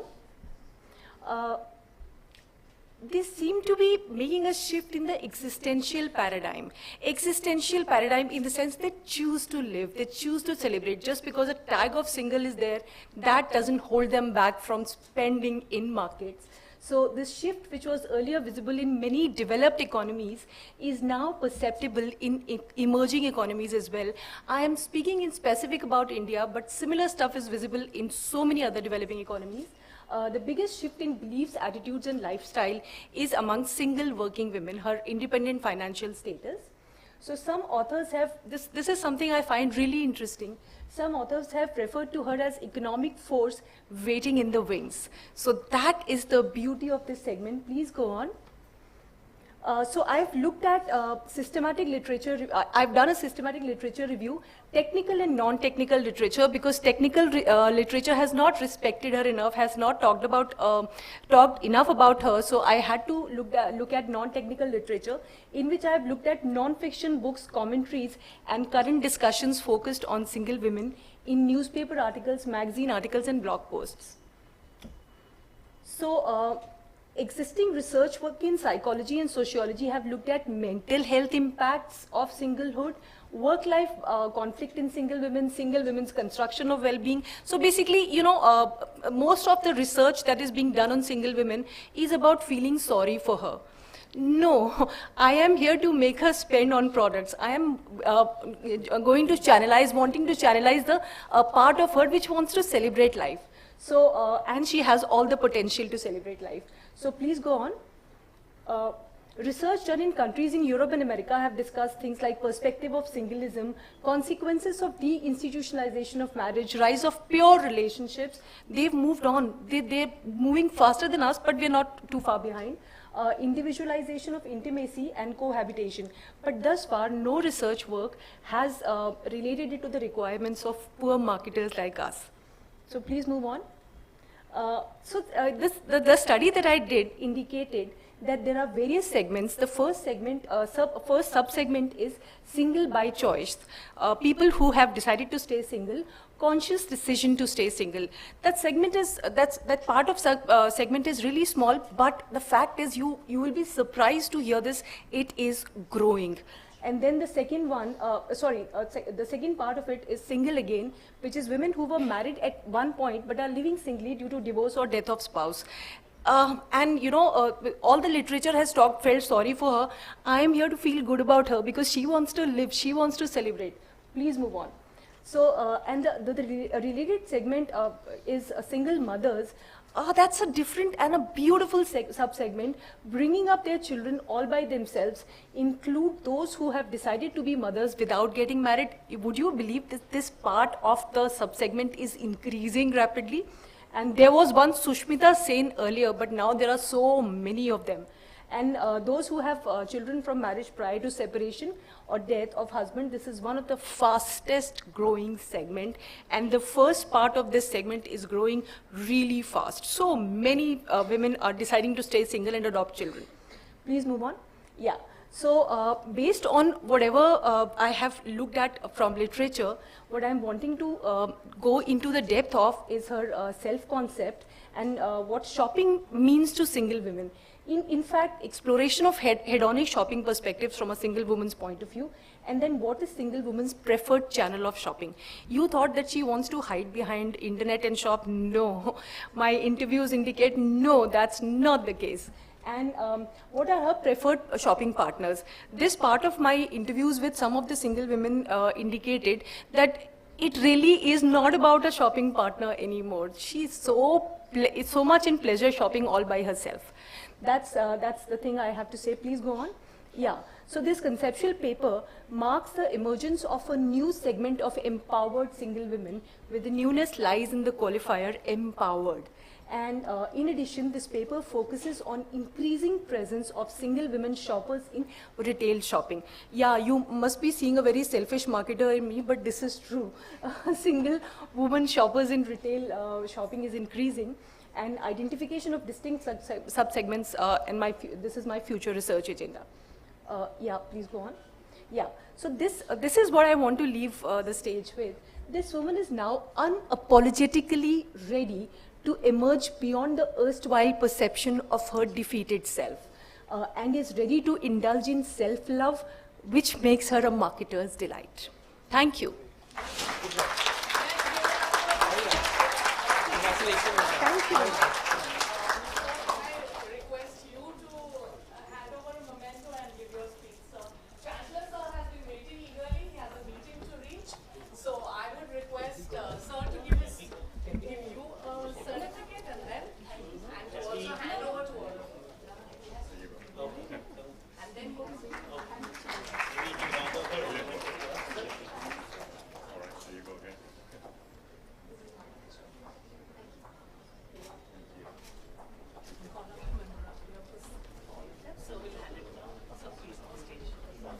I'll come up there. I'll come up. Okay, you'll come. I'll pop up from front.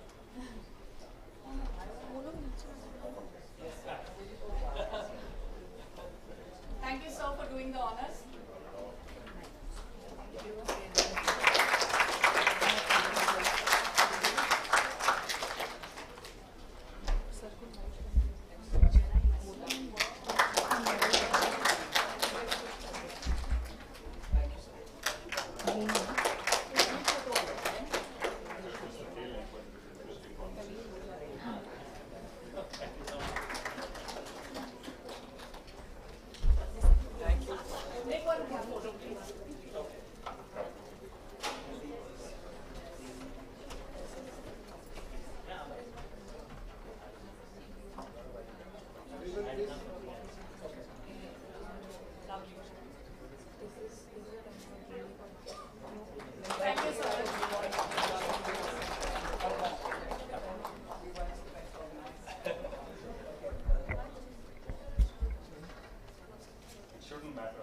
the subject of politics.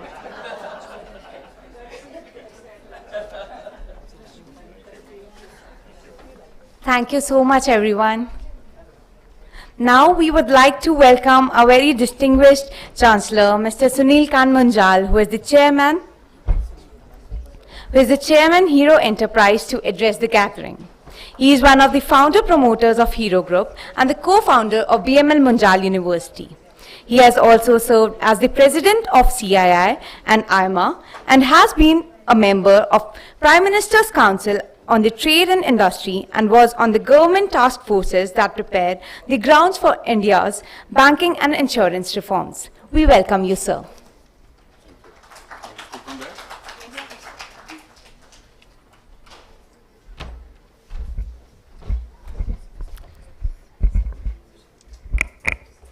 Thank you. My compliments to BMU and to FICCI and to the organizers for setting up this conference.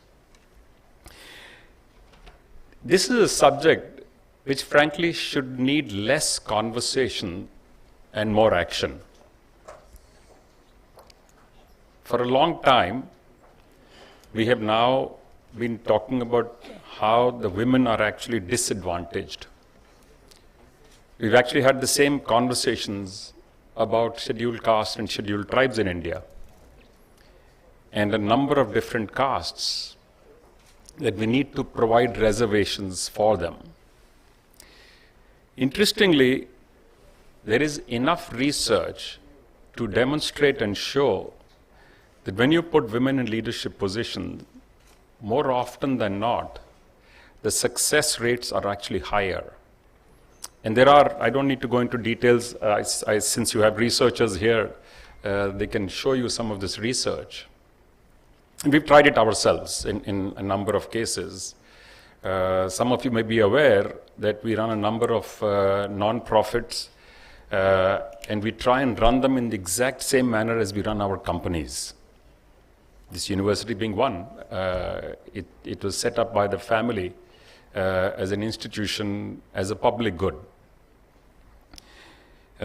We are also involved in areas like clean drinking water, healthcare, integrated development of villages, skilling, gender issues, and also arts and culture. May I ask by a show of hands, how many of you are aware of the Serendipity Arts Festival here? Sadly, too few. So this is an interdisciplinary arts festival that our foundation, the Serendipity Arts Foundation, organizes in Goa every year. This is now the world's largest interdisciplinary arts festival. And sometimes I actually get surprised that people in and around Delhi are not aware, because we have visitors coming from 40 countries there every year. Last December, we had a footfall of 800,000. And by the way, the team that runs this is a team of 35 that runs this foundation, and 32 of the 35 are women. And mostly young women, very, very passionate about what they do, very committed to the cause. We've had some of them leave and go on. Some went overseas, some went to study, some got married and left. But by and large, the core team has continued. And we are now, of course, planning to do something on a more permanent basis here in Delhi. And I also think we have to be a little bit careful. We tend to lump women as one, which is not the case. This is like India. We are not a country. We are actually not even a continent. We are a civilization. We are so diverse in different parts of the country, where people speak different languages, they wear different clothes, they eat different food, and even look different. So is the case with women. And why should it not be? And which is why I'm both happy and a little bit wary of research which tends to lump individuals together. But I do want to encourage more and more investigation of the subject to both explore and open more possibilities. Again, I'm not putting everybody in one bracket, but we did an interesting event once in Ludhiana, which incidentally, while none of us in the family lives there now, but we still call it our hometown. In Ludhiana Management Association, where the typical case is the man goes to work, the female stays, the wife stays at home and runs the home and the family. So we organized an event, how to learn management from your spouse. And some people actually got very upset with me, saying, what are you talking about? Business to main chalata hu. Mujhe kya sikhayegi hai? So I asked them two questions. I said, how often have you come to your factory? Because Ludhiana is typically small factories, other than agriculture, of course. How often have you come to work in the morning and been told, sorry, aaj production nahi hogi? Is Hindi okay here? Ki aaj production nahi hogi because we ran out of some raw materials. He's saying, it happens. Ho jata hai kabhi kabhi. I said, how often have you gone home in the evening and been told, sorry, aaj khana nahi milega? I said, think about who's a smarter manager here. Because that manager is managing resources like you are managing in the factory. She's managing all the resources at home. She's managing the budget at home. She's managing all the food that comes in, that gets cooked. And the children, by the way, and the home, and the shopping. So the ability to multitask, by the way, is a very uniquely Indian capability. But in women, it's much more enhanced than it is with men. And while bringing this unique capability, they're also able to bring empathy in just so many different ways that it automatically generates a higher level of efficiency and productivity. And my view is, and I've said this multiple times, including at a conference I'm coming from just 15 minutes away, that women are the much smarter half of our population. They are smart enough to let the men now and then feel that they're actually smarter. And this, I believe, is a reality. And you can see this wherever, and when I was walking in, one of the ladies was talking about the glass ceiling. Some of the glass ceiling is real, some is self-imposed, which is why I liked some of the conversation that was going on a bit earlier. You have to create room for yourself, and that's true for any of us in the world. Even when you're getting welcomed, even when you're being offered a stage and a place, you still have to make that place for yourselves. You have to own that space. And that depends entirely on you. Being a single woman is actually, to my mind, in many ways an advantage. It's not a disadvantage. It gives you, I could hear somebody shouting true. Yeah, there you go. It gives you the freedom to make choices which you may not otherwise have, and which is not necessarily bad to not have the full freedom, because that's the way the family is made up as an institution and an organization. It's like any other organization. You have different players who play different roles. You have leaders, you have managers, you have those who are given tasks, you have those who are asked to report back. And that's true in any family. But I do believe that it is time, and I also think for India, there are 2 or 3 things that are going to define the next growth horizon for us as a nation. One is the use of technology as second nature to most of us. COVID-19 pandemic showed us, or actually forced us, to adopt something that we would in any case have done 5 or 10 years later, but it became second nature to communication. I don't believe there will be a single one of us here who is not currently carrying a digital device with them, either in your pocket or in your handbag or lying next to you. And please remember, this device has more computing power than was available to the entire first moon mission. The entire mission had less computing power than this. So we have an amazing amount of power available to us to use. We don't actually use even 1% of this. Incidentally, that's factual. The second thing I think which is going to make a big difference is the rural economy of India.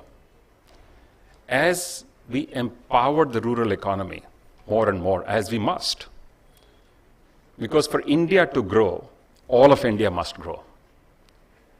And at this moment, as we do know, 54% of India depends on agriculture as a primary source of income. And in different calculations, showing about 68% of India lives in the rural areas right now. And agriculture is contributing less and less to the GDP. Therefore, mathematics shows you that we are creating more poverty. It's simple maths, actually. So we have to do something about this. This is not okay. You cannot have people living in abject poverty who don't get 2 square meals a day. So there's a role for all of us to play, men and women. Those of us who are privileged, those of us who have had the opportunity to get wonderful education, to have jobs, to have work, to have family and friends, and the ability to say yes and no to things. I don't think we think often enough about this as to what a powerful thing it is to be able to say, no, I will not do this because I don't want to. Because we can. Think about somebody who's sweeping your home, or cooking your food, or looking after your kids. Do you think that life's aspiration was to grow up and clean your home? I'm pretty certain it was not. But they didn't really have too many choices.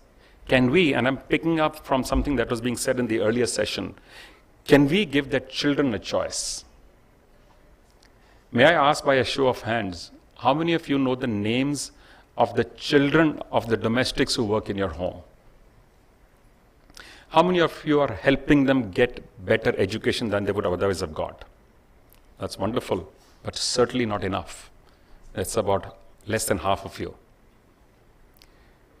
Let's give these children a choice.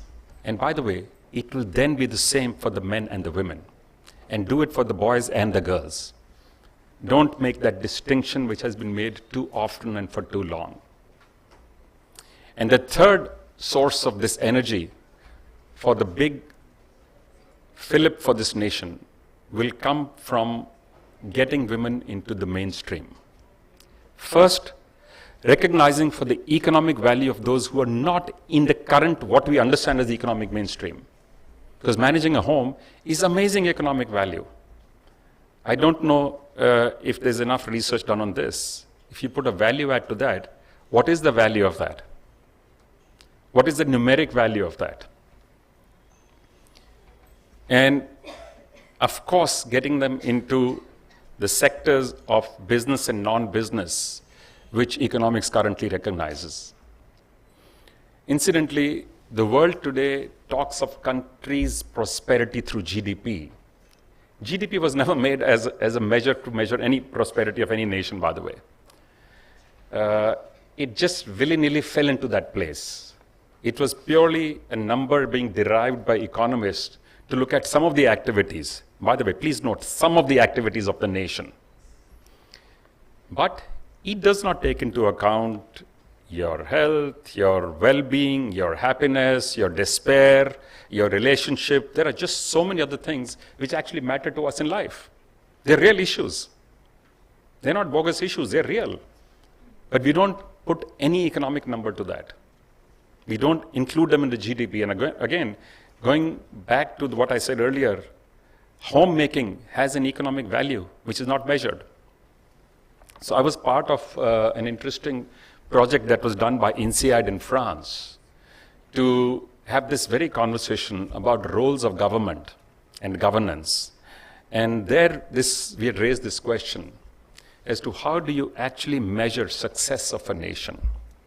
And one of the factors, interestingly, was what role women play in that country.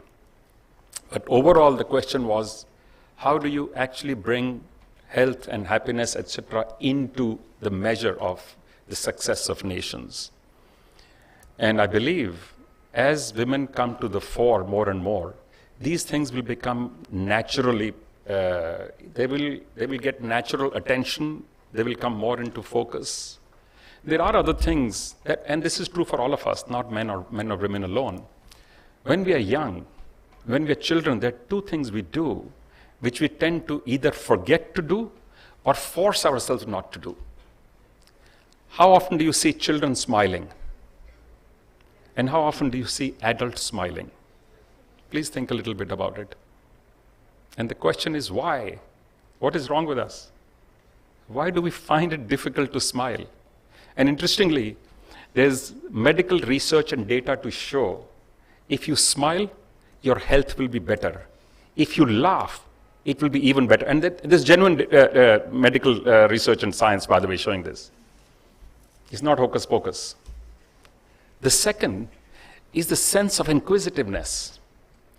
Children constantly question things. They pick up things, they throw things, they put things in their mouth. And the current upbringing, at least for me, it's a bit sad when I see parents, especially young parents, saying, no, don't. The most common word used is, don't do this. If you sit back, if the child falls once or twice, they're not going to fall again. It is truly the best way to learn. And I think, and here I would say the mothers have a much bigger role because they're much closer to the children, especially at a younger age. At BML Munjal University, we actually said we will base this university on what we call a 3I principle. There are many things we are doing here, trying to bring back the child in ourselves. I'm not sure there was any conversation about the university here, but since it's being organized by the university, I think I'll take that opportunity to tell you just 2 or 3 things that we do here. So this 3I principle is very interesting. We're saying, 1, be innovative. Think. Innovative in anything that you do in your life. Second, encourage a sense of inquiry. It's a reflection of the same thing, but it's a little bit different. Encourage a sense of inquiry. Constantly question how you can do things better, quicker, faster, more efficiently, lower wastage. And that itself is sustainability, by the way. Sustainability is not new to Indians. If you think back, our lifestyles were highly sustainable. We are building, again, I'm going back a little bit to the Serendipity Arts Foundation. We're building a new permanent establishment here, and we want to make that as the most sustainable building in this part of the world, the most accessible building in this part of the world, the most inclusive building in this part of the world. And the reason for that is because all of us have an aspiration. We have a desire. Why should we not get a chance to explore that desire? And I also believe, if that is your passion, try and make that your profession. Because if you can make your passion your profession, there is no truer or better life than that. Everyone then gets an opportunity. You truly learn to become the best version of yourself. And that potential lies inside each one of us. And I'll go back to the 3I principle now. The third I is for impact. What kind of a positive impact can you make on society? Our students, I don't see many of them in here, I saw some of them outside, are running a very large number of NGOs and clubs of their own, which they are running. They are teaching kids in the villages next door. They're doing, baking, they're doing skilling classes. There's an amazing amount of work, and the energy that releases inside this campus is unbelievable. People say that we are probably the most innovative university in India, and we have been told by some global institution that we have the highest experiential learning curriculum in the world. And the purpose of that was just this, to encourage us to expose ourselves to real life opportunities.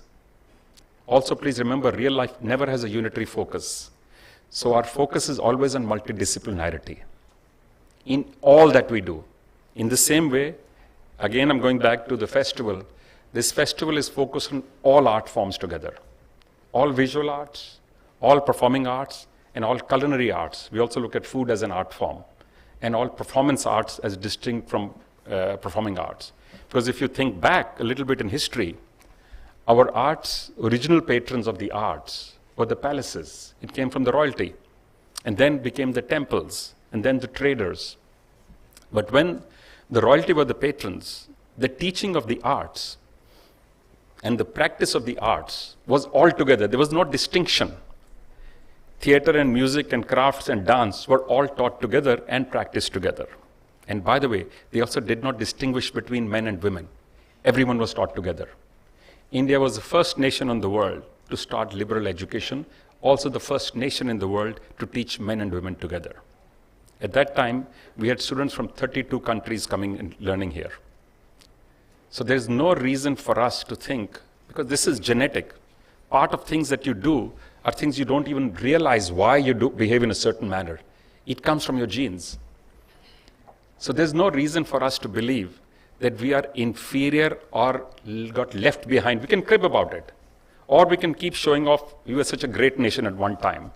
But if we take a hold of ourselves today and take responsibility for ourselves and our actions, there is no reason for us to believe that we're bringing more of the women who choose to into the mainstream. That will be the third big force which will give India the fillip to build the next growth horizon. Because there is no reason. Today, if you look at us as a nation, our economy, our geopolitics, we are like an island of calm and excellence in the world. The world is a very troubled place. We've had an amazing period of the longest period of peace known to mankind, by the way, since the Second World War. But that is clearly at this moment under strain. And it's being called into question. So it puts all of us in harm's way, one way or the other. So it's sensible for us, whenever we discuss a topic like this, the reason I'm opening this up to a wider conversation is the focus cannot be only one. The focus has to be, if it is one in the ecosystem. Therefore, how do you create a facilitating environment in the entire ecosystem for good behavior? So what we were talking about, giving women an opportunity, etc., is just part of good behavior. And it should be normal behavior. So I want to expand this a little bit more. I'm going to take only a few minutes more. Is, again, at the festival, what we do before the festival opens every morning, for 2 hours, we bring busloads of street children, of young girls, of kids from orphanages, transgender communities, elderly from care homes, deaf, mute, and blind visitors, and those with learning disabilities. And for 2 hours, they get a curated walk around the festival. They are, of course, welcome to come anytime during the day as well, but some of them get nervous in large crowds, so we are respecting their need for being handled in a specific way. All of those also need a space in our lives. Somebody asked me, why do you people do this? And my response was very simple. They have the same desires as any one of us. They have the same aspiration as any one of us. How about giving them a chance and seeing how many of them take to this? And the fallout, the outcome is absolutely unbelievable. It is such a delight. By the way, we don't only take them around walk, we actually do projects with them. For those of you who have been to the festival, you may have seen some of the projects are put up by artists from these specific communities. These folks who are brought in, they also run some of the arts projects themselves. And it's a delight to see the amount of creativity that exists within each one of us. Let's give ourselves a chance. Let's give our communities a chance. Let's create an environment, a nation, and a world which is free of bias, because bias is the enemy, actually. That's what creates this you and me, a negative you and me. And by the way, it is absolutely fine for two of us to have a different opinion. For you to think something else, for me to think something else, that's fine too. We don't all have to agree. We can agree to disagree. We can try and convince each other. We can try and reach alignment. But unanimity in a large organization, large setup, large nation is impossible. We would be robots then. But because we are human beings with a rich thinking system inside us, as it happens, we only use a very small percentage of the brain we have been endowed with. None of us in this room uses more than 12% of their brain, by the way, of the potential of their brain. Majority of us use less than that. So what we can do is enormous, it's immense. What we need to do is what I think we need to talk about, and what we can and what we should.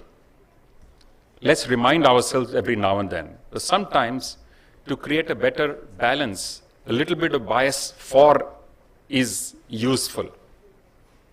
Bias against is negative, but bias for sometimes is helpful.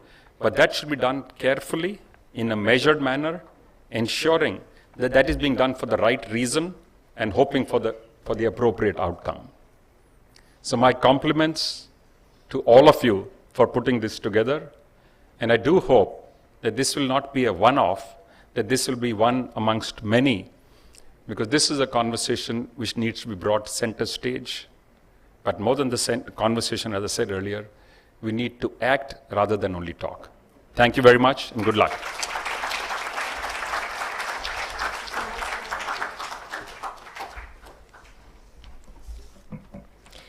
Thank you so much, sir. It is always a pleasure listening to you.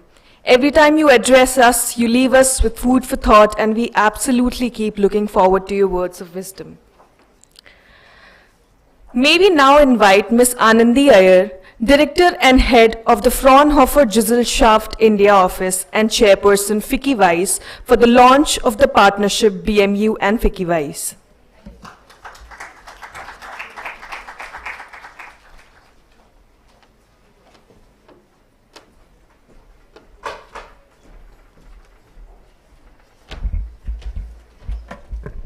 Good afternoon, everybody.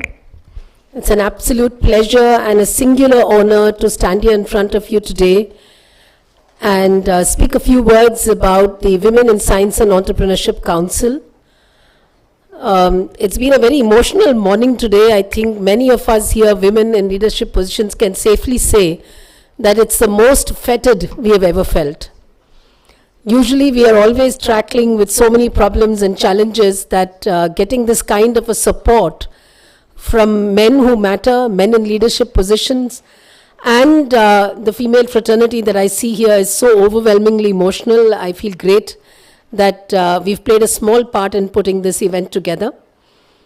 The FICCI, I'm the member of the Science and Technology Council in FICCI for a few years now, and about 3 years back we said that why are we not thinking of a women-centered STEM program? And that was the genesis of putting the WISE together. I will not take too much time to explain the WISE to you because of paucity of time. I'm aware we're running short.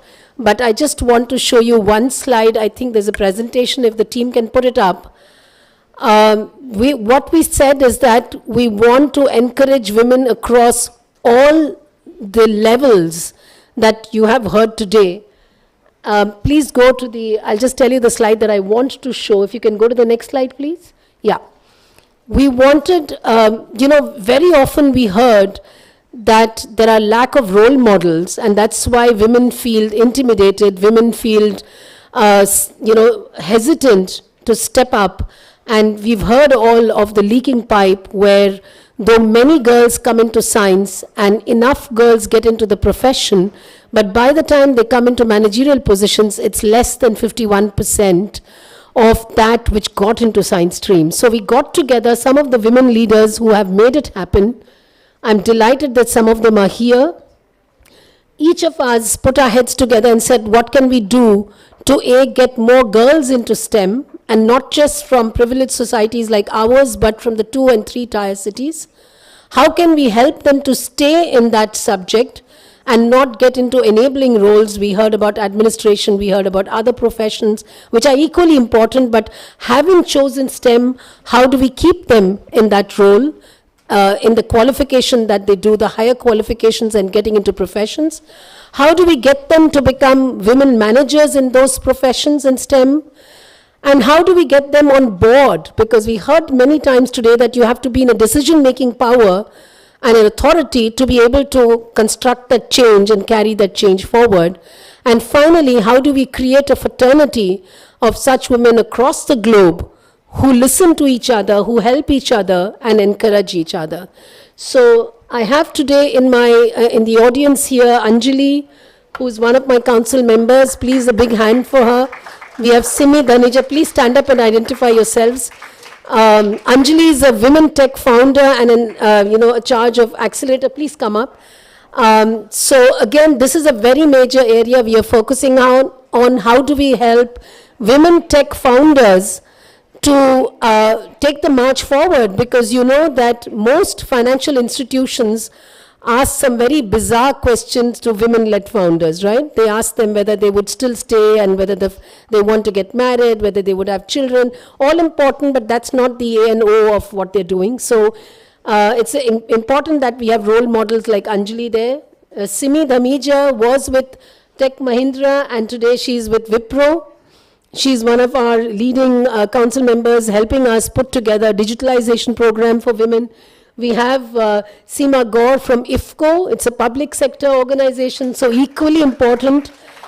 And I'm very happy to be the chair of this. I head a German research organization, one of the largest in the world. So without taking much time, I would just like to say that we're working across several interlocking levels. But today I'd like to hear from my council members telling you, the Chancellor today said it's not just a time for talk, but for action. So I'd like them to say a few words of how they want to translate this intent into action. So Anjali, would you like to start? And then we can have Simi and Seema say a few words. Yeah. No, not here, only here. Hello. So it's a pleasure to be here and an absolute pleasure to listen to the audiences, to the panel since the morning, and Mr. Munjal's address, which was extremely thought-provoking. Very, very relevant questions, which we have been asking ourselves for years, possibly inside, but it's great that we're able to discuss them in a forum like this. In our own small way, I think we try and make a little difference. I've been in corporates for about 30 years and tried to create more balance in my teams. But what I do today is different. I took a sabbatical and started a startup accelerator program. And my mission currently, the way I work, is to support women entrepreneurs find success. You'd be surprised that amongst the 100+ unicorns that we have in India, less than 10% are led by women founders. We talk a lot about startup funding, but you'd be surprised that less than 7% of the funding actually goes to women founders. It's not like the ideas are not there with the women. In our accelerator program, we have fellowships with women founders, but I've realized in a lot of cases, even when we've given it to them, many of them back out because of family issues. Somebody needs to put their dreams on hold, and the husband cannot do that, I will do that. I've heard this time and time again, and we try and go out of our way to say, what is it that we can do to support you, but try and not give up on your dream. Pursue it whilst you can, and we will do whatever it takes. We can't say we are making that much of an impact because it's such a large ocean, and we can only be those tiny drops. But I think every drop does make a difference, and that's the attempt, I think. Thank you so much, Anjali. Simi? It's really honor and pleasure to be over here and seeing this launch happening. As both Anandi and Anjali said, that we as a team together really was looking at how do we get women in science and technology. When we are really talking about it, we are not talking about after the women have reached to a particular level. It's talking about from school to basically saying in their life, it doesn't matter the age. It just matters that how do we get them more? Because even now, when we talk about science, the name of women is taken like, okay. So those things have changed. We can see so many scientists, we can see everything still. That bias has not gone. I'm happy over here to see the university coming up and taking up this particular cause. And I would also like to say that the change is not easy. I was Chief Transformation Officer with Tech Mahindra, and today I'm a CEO working for Wipro. The change is the most, I would say, time-consuming thing, but we will have to continue to keep doing that. So that is where I would say that as a Wipro representative as well, I would like to say that we would like to support this particular program, the entire program in whatever way, whether it is to provide the coaching or a mentoring to the women which basically come over here for the program, or nominating our female leaders for the program, or any other way. So would look forward to work a lot more with all of you.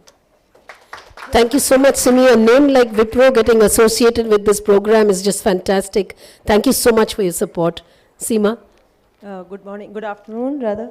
It's a privilege for me to have attend this program, which is jointly organized by FICCI, Vice Council and BML University.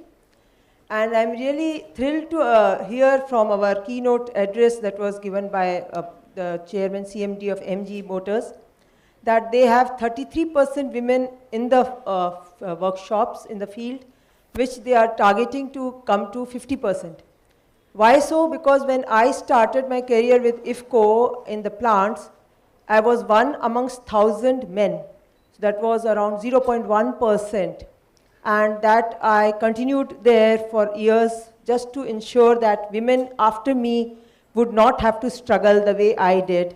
So now the percentage is more than 1%, of course, closer to 5%. But yes, we have a long way to go to that level of 33% in the fields or in the shop floor. And now with this BML University, Munjal University, which they have taken initiative to conduct program for women in leadership. And what has been told by the panelists earlier, that it is we women who have to encourage our juniors or younger women down the line to aspire and come up to the level that we all at leadership level are. So we are the ones who are now in the decision-making authority to be taking decisions so as to enable women, make it convenient and comfortable for them to have the work-life balance. As told by previous speakers, we have to manage so many things, rearing up children, home, office, and so on. So we are the ones who have to take the onus to encourage our youngers or juniors within the organizations to come up to the levels to plan for the future, to aspire and take up leadership positions in the years to come. And for that, I really thank the BML Munjal University, which is doing a great job. And I had assured Anandi that I would get few participants from my organization. IFCO, it's of course a farmers cooperative and a slightly conventional mindset as compared to the other organizations. But I'm sure we would be able to bring in more women to participate in such programs and later on grow up to leadership levels in future. Thank you. Thank you so much, Seema. Your support is absolutely delightful. With this, I'm extremely delighted to launch the WISE and BML cooperation. It's not just this conference, this is just the beginning. We would like to see a sustainable cooperation going forward, strength to strength, so that we pick up on some of the thoughts that would be brought in this conference and take them to action.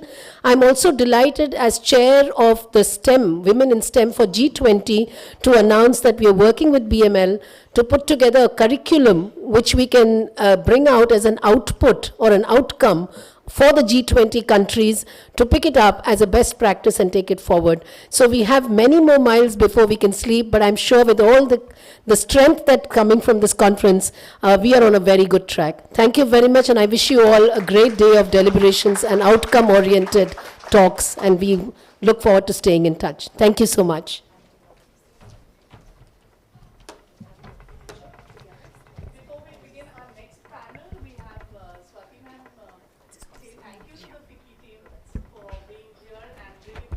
So thank you, Anandi. Thank you for partnering with us on amplifying this cause. I think having worked with you for last few weeks, I see whatever you do from the heart. So it's wonderful to work with you, and now we look forward to partnering and working with, thank you Simi ji, Seema ji and Neeti ji for being here and for partnering on the cause, and we hope this is the start of a conversation which will carry a long way ahead. Thank you.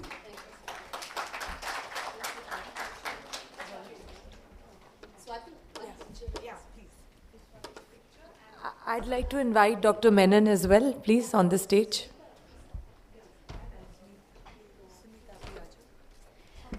May we please invite Mr. Menon to come and present a memento to all the FICCI members.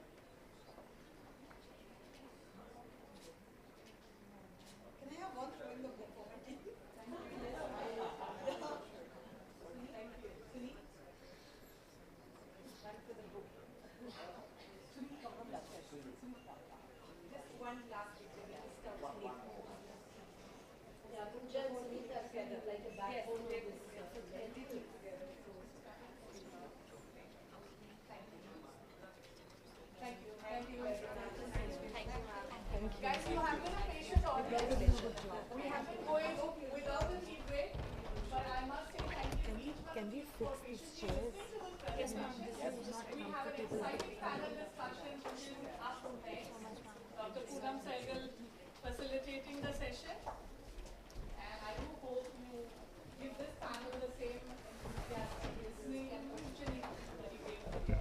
Thank you so much, Anandi, for this. Really appreciate it.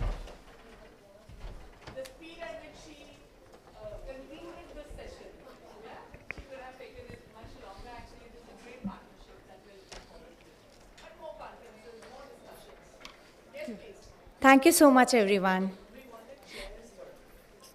Glass ceilings, glass cliffs, stereotyping, imposter syndrome, microaggression at workplace, unconscious bias, gender benevolence, power and politics, and discrimination and social conditioning, gaslighting, and very many other impediments have impinged women again and again from making it to the top of the organized spaces, structures of power, and halls of fame.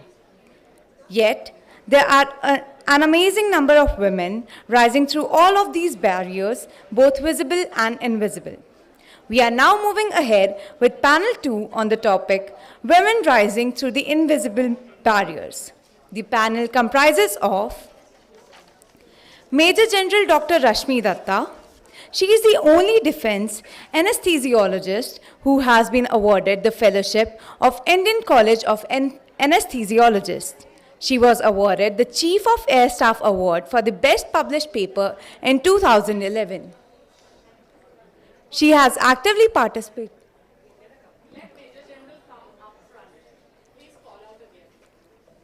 May we please invite Major General Dr. Rashmi Datta.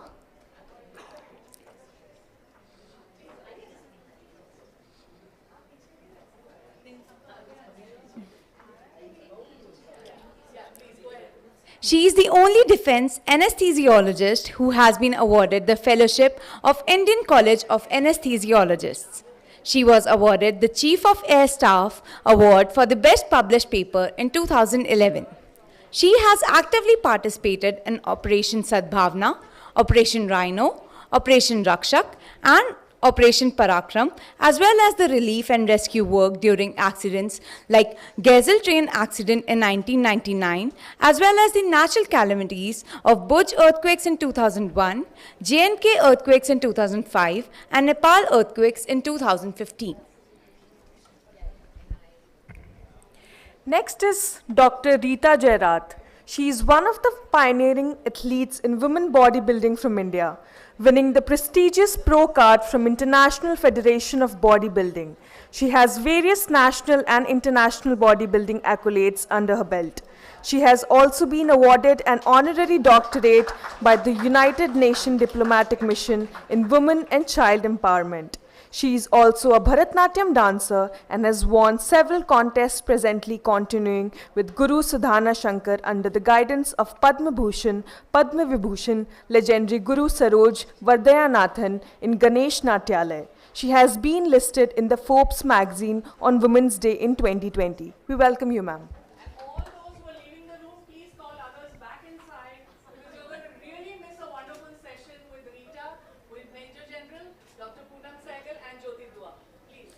Up next is CA Mrs. Jyoti Dua, who is qualified chartered accountant.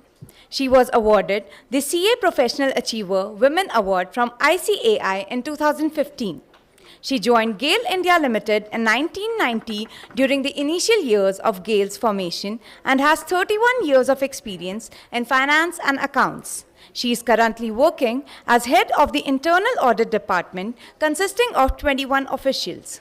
Mrs. Dua has been nominated as member to Board of Governors of the Institute of Internal Auditors, Delhi chapter for the financial year 2020-2021 and the advisor for the IIA DC Women's Circle Committee.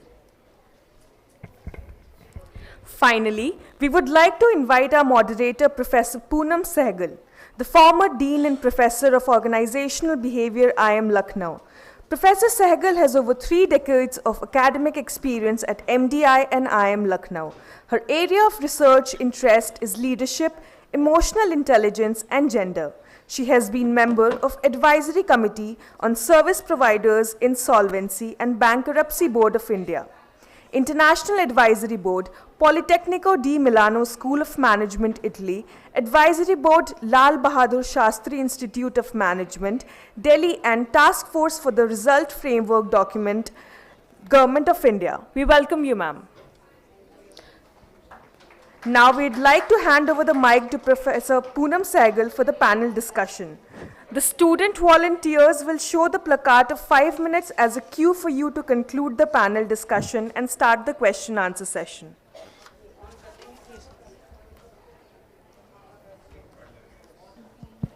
Can you hear me? No.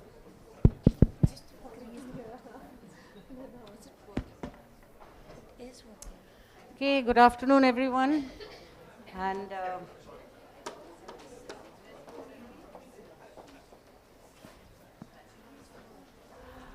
good afternoon, everyone.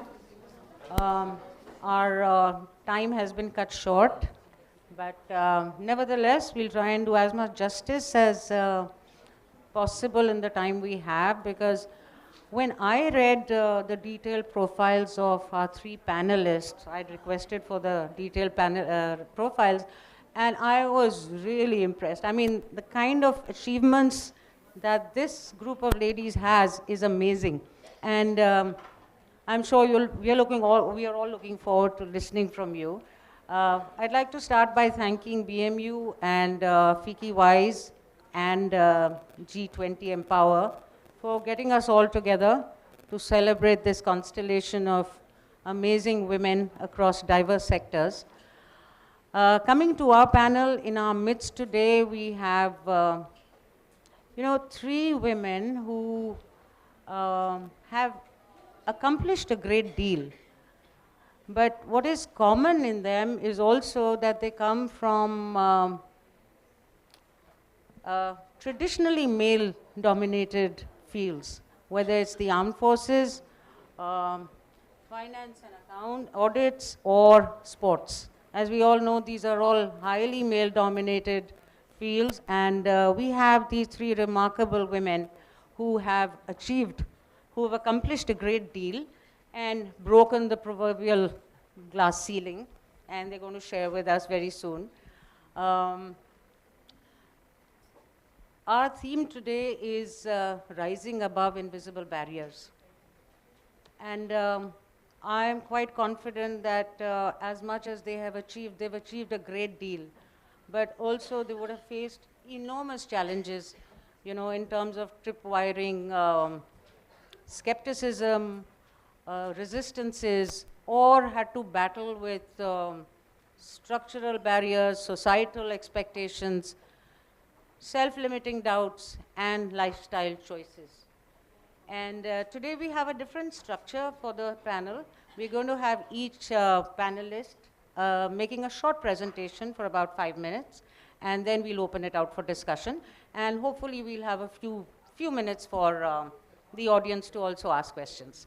So can I ask, Rashmi, would you like to start with your presentation? Whichever, whatever is comfortable for you.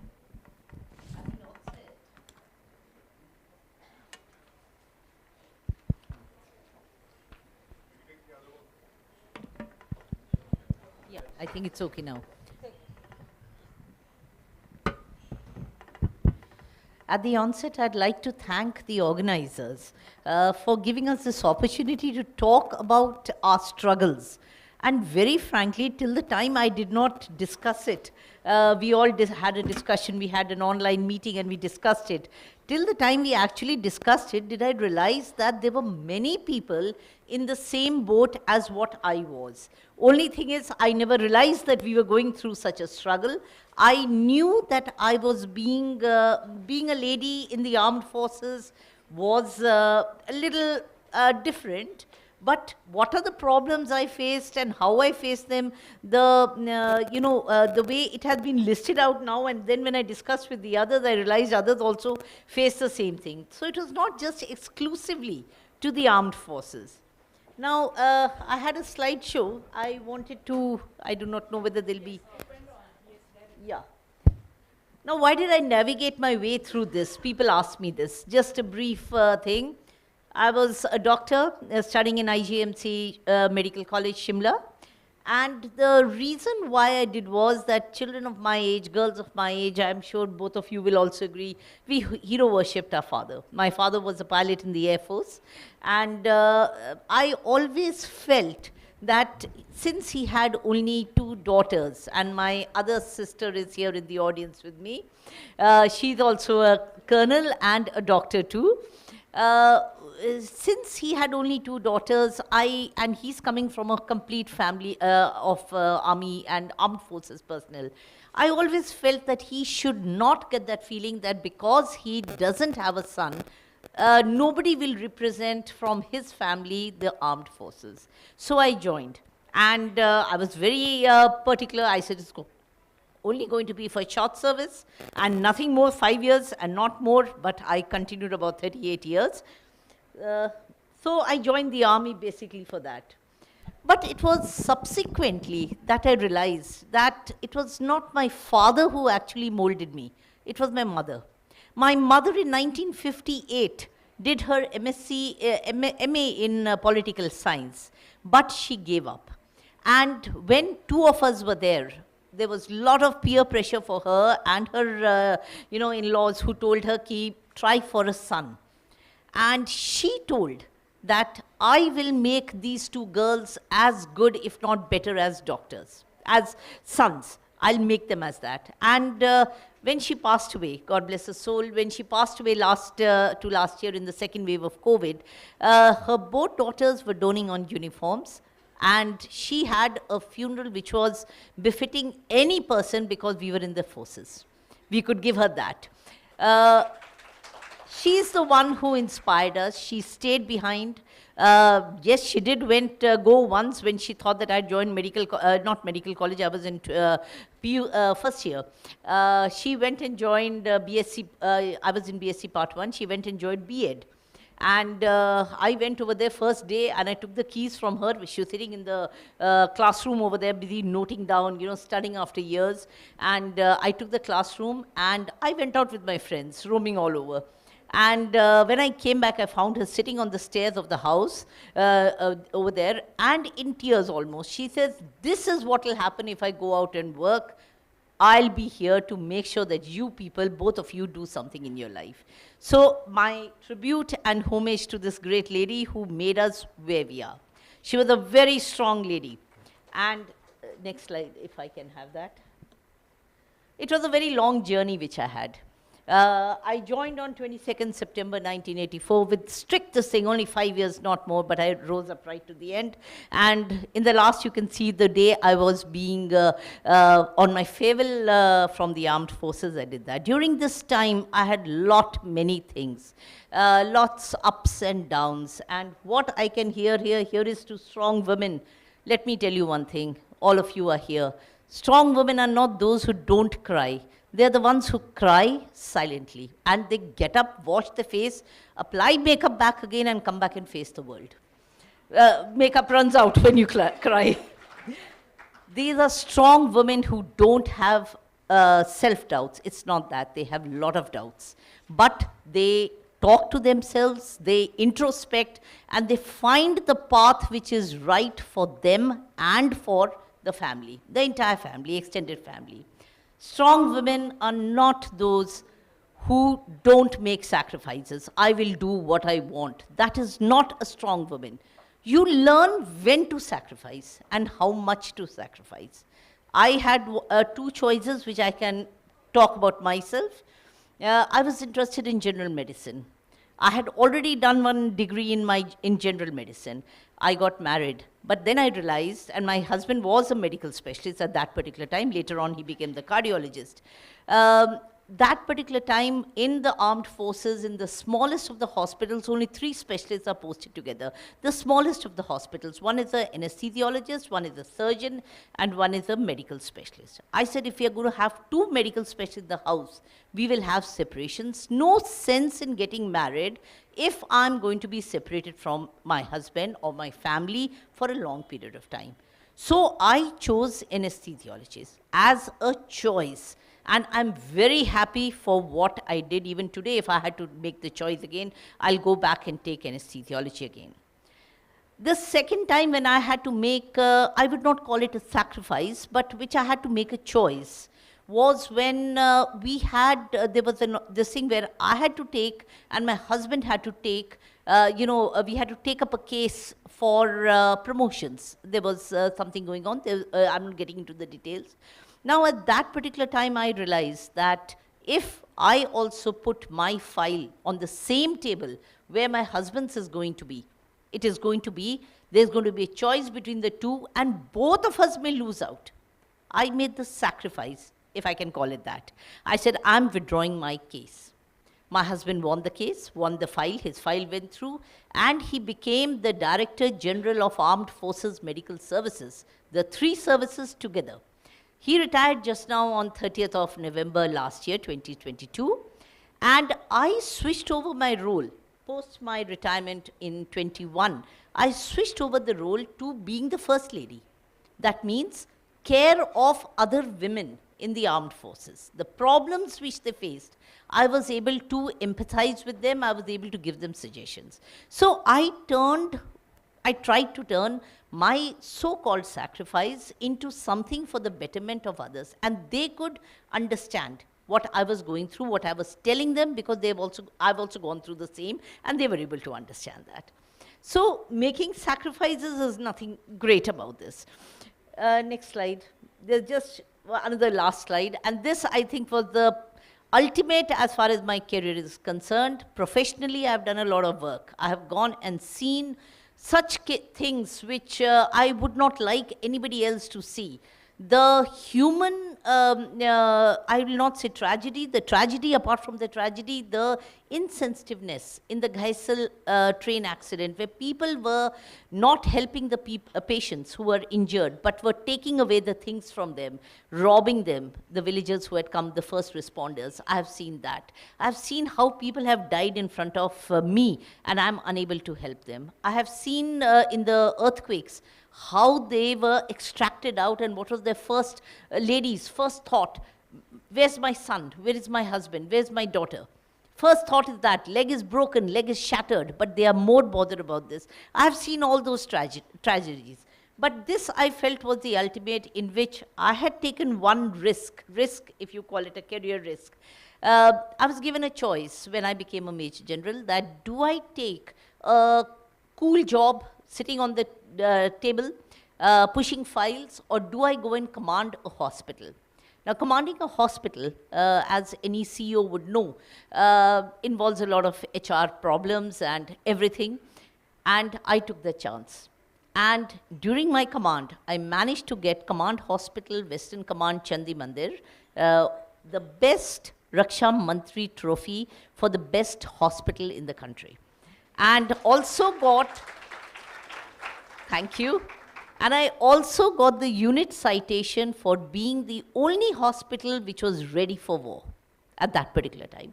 So this is what I felt was the reward of the risks which I took, that I'll go in command. Let me go in command. And when I went to command, it was not anything else. It was just the way I have done my professional work. I'm basically an anesthetist looking after the OT and the ICU.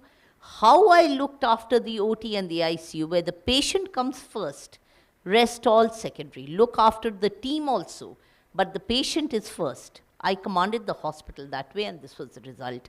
It was a very proud moment for me too. I felt very nice that my belief in myself has been accepted by my peers and my seniors. I think after that we will talk about the other questions. We can just... Thank you. I think we are running out of time, so let's just start. All right, good afternoon, everyone, and it's been an extremely enriching morning. I almost relate to every single thing that has been said, by the speakers before me. And there is one commonality between us, that my father is also, he was a defense officer, and we were two daughters. And in fact, I would begin with this, that my surname that I write is my father's name. I faced a lot of opposition for that, but one of the reasons was that my father has said that I will continue to live through you. So that is one thing that has motivated me for that. So my professional life is very intricately entwined with my my personal journey. And when I was born, my mother had already had very traumatic experiences, and she was suffering with schizophrenia. That was the onset of that. So it would have been very difficult for me to be a normal child, and so it was primarily my father who brought me up. But she was, she used to get these auditory hallucinations, and it was a lot of violence and being beaten blue, black every day for almost no reason through childhood, and I thought that is how life is, because that was right from my birth. So when in my puberty years, studying in senior classes was very difficult, and as I was in college, I had a lot of aspirations. I engaged myself in a lot of co-curricular activities, arts, Bharatnatyam, and sports.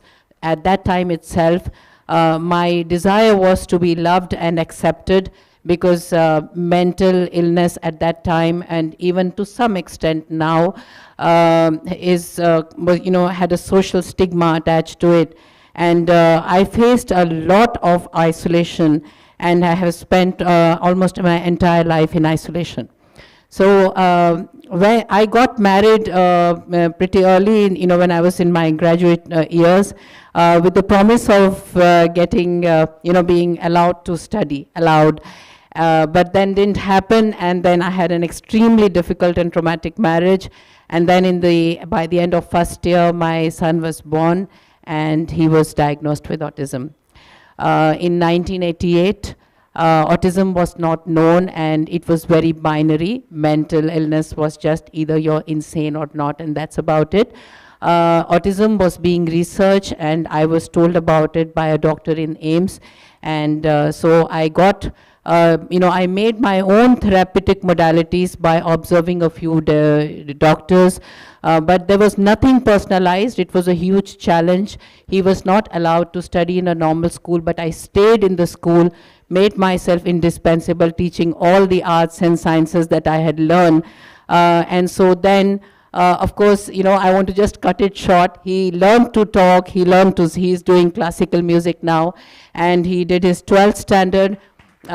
He went on to do his graduation and post-graduation in UK, and he's still an autistic child. He's 35, 7 years after his post-graduation, after a lot of training and a lot of trauma.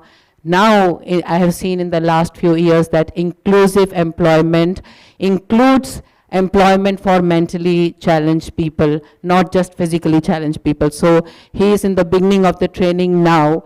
It is still a huge challenge, but coming to bodybuilding, it was when he was in his 10th standard, he said for the first time he desired something of his own, because those were the years where actors were building their bodies. And I said that because he has said something which he desires on his own, I must take him there.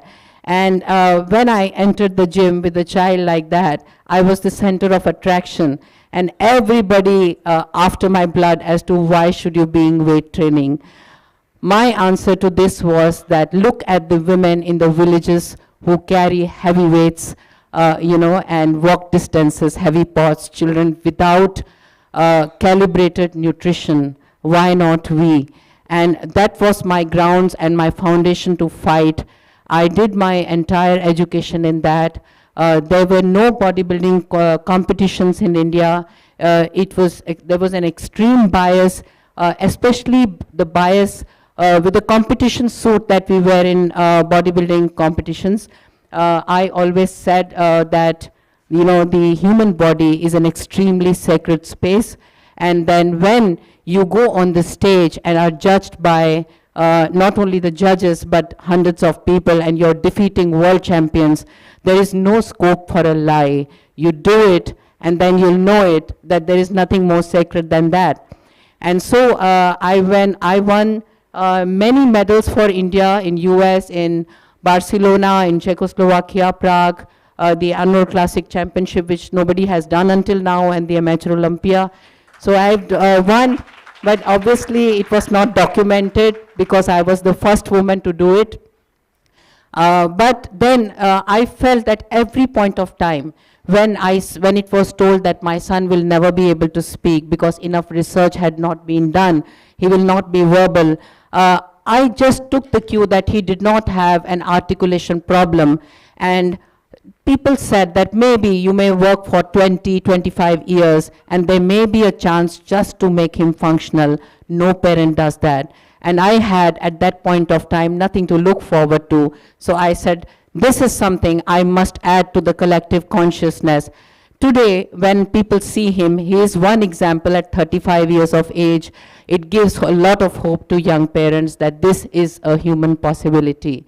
When it comes to bodybuilding, when I started, there was no woman in India, and then women started weight training, coaches started giving my example. Today, I see hundreds of women on the bodybuilding stage.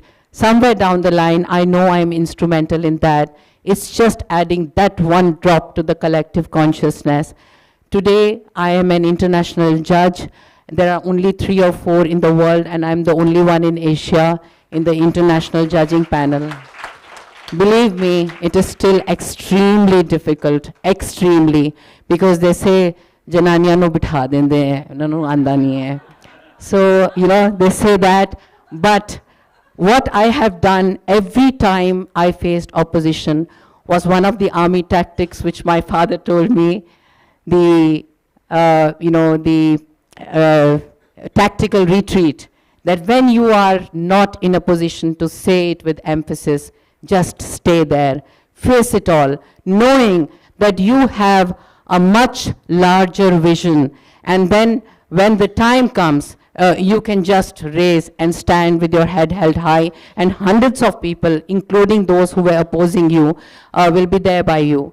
So, and will be doing the same thing as you are doing, and now today, a lot of bodybuilding athletes, sometimes women are more than men.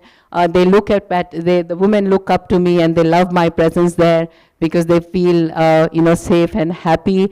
I, in my capacity, try to encourage them. And then lastly, it is bodybuilding, that when I come to into my 50s, today I am able to pursue all arts, whether it was Bharatnatyam that I had left behind and my classical music, which I am pursuing from Sri Ram Bharati Kala Kendra. I would say that one single thing that women must look after is their health, so that just like I will have to take care of their family until the end of their life. And when your presence gives strength and hope to the rest of the family, I think there's nothing more prettier than that. So I would just like to say that please pursue your passion unapologetically and just keep going. And I think we can just take it from there.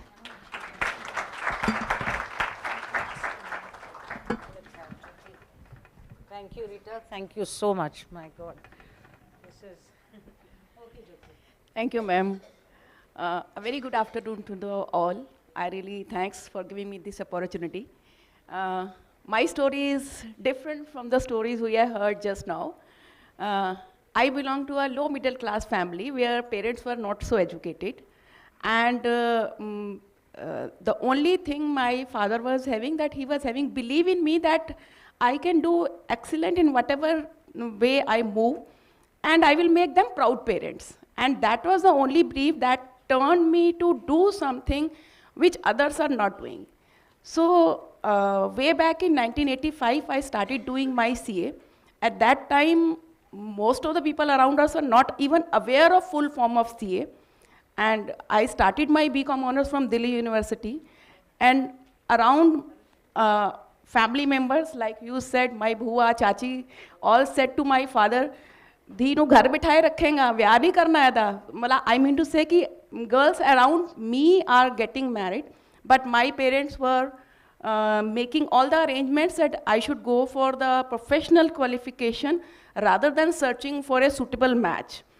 So the challenges was at that time were that books were not available around the world. Only on the new Sadak, Nai Sadak, we get the books, second-hand books. There were no libraries. There were no guidance for the women to pursue this course. And definitely liquidity was also one of the factors. But up to the age of 22, I completed my BCom honors along with CA without any failure. And that was the one challenge which I completed. And another challenge for me was that I have to convert my education into my economics independence, because that was the aim at that particular point of time, because I always wanted to prove that I'm a beta, not a beti. And so the second part of my life started when I joined private sector for 2 years, and then joined GAIL in 1990 as an accounts officer, working with GAIL from the last 32 and 33 years. And from 1st of April, I am going to be executive director. That is also very rare in public sectors, ladies reaching up to that level. In between, I worked as CFO of GAIL Gas Limited for 5 years. During that period, I won the Women Achiever Award from Institute of Chartered Accountant from the women category. So this was a challenge on the professional front. What I would like to conclude that always we have to prove, and many things are in our mind only. Once you do the work with your honesty, hard work, and you are ready to adapt the changes around you, be it at your home or be it at your office, things happen. They may time, but things happen.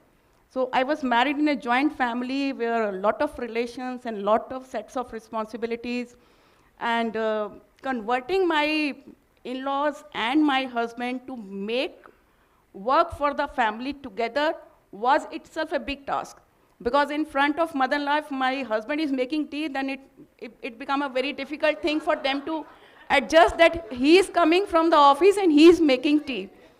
So I told my husband very clear that we have to divide our responsibilities.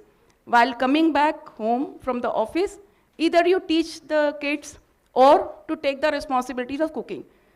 He said it's difficult to cook to two boys who don't want to listen their parents as usual, teenage boys. He said, I will take care of kitchen and you take care of kids. So I feel proud of saying that my kids did excel. My son worked with JP Morgan for 5 years in New York and now working in London Rothschild Bank. My another younger son is a chartered accountant. He's also working with the international bank. And they say that we are proud that we are your son. So that is my journey. Thank you so much.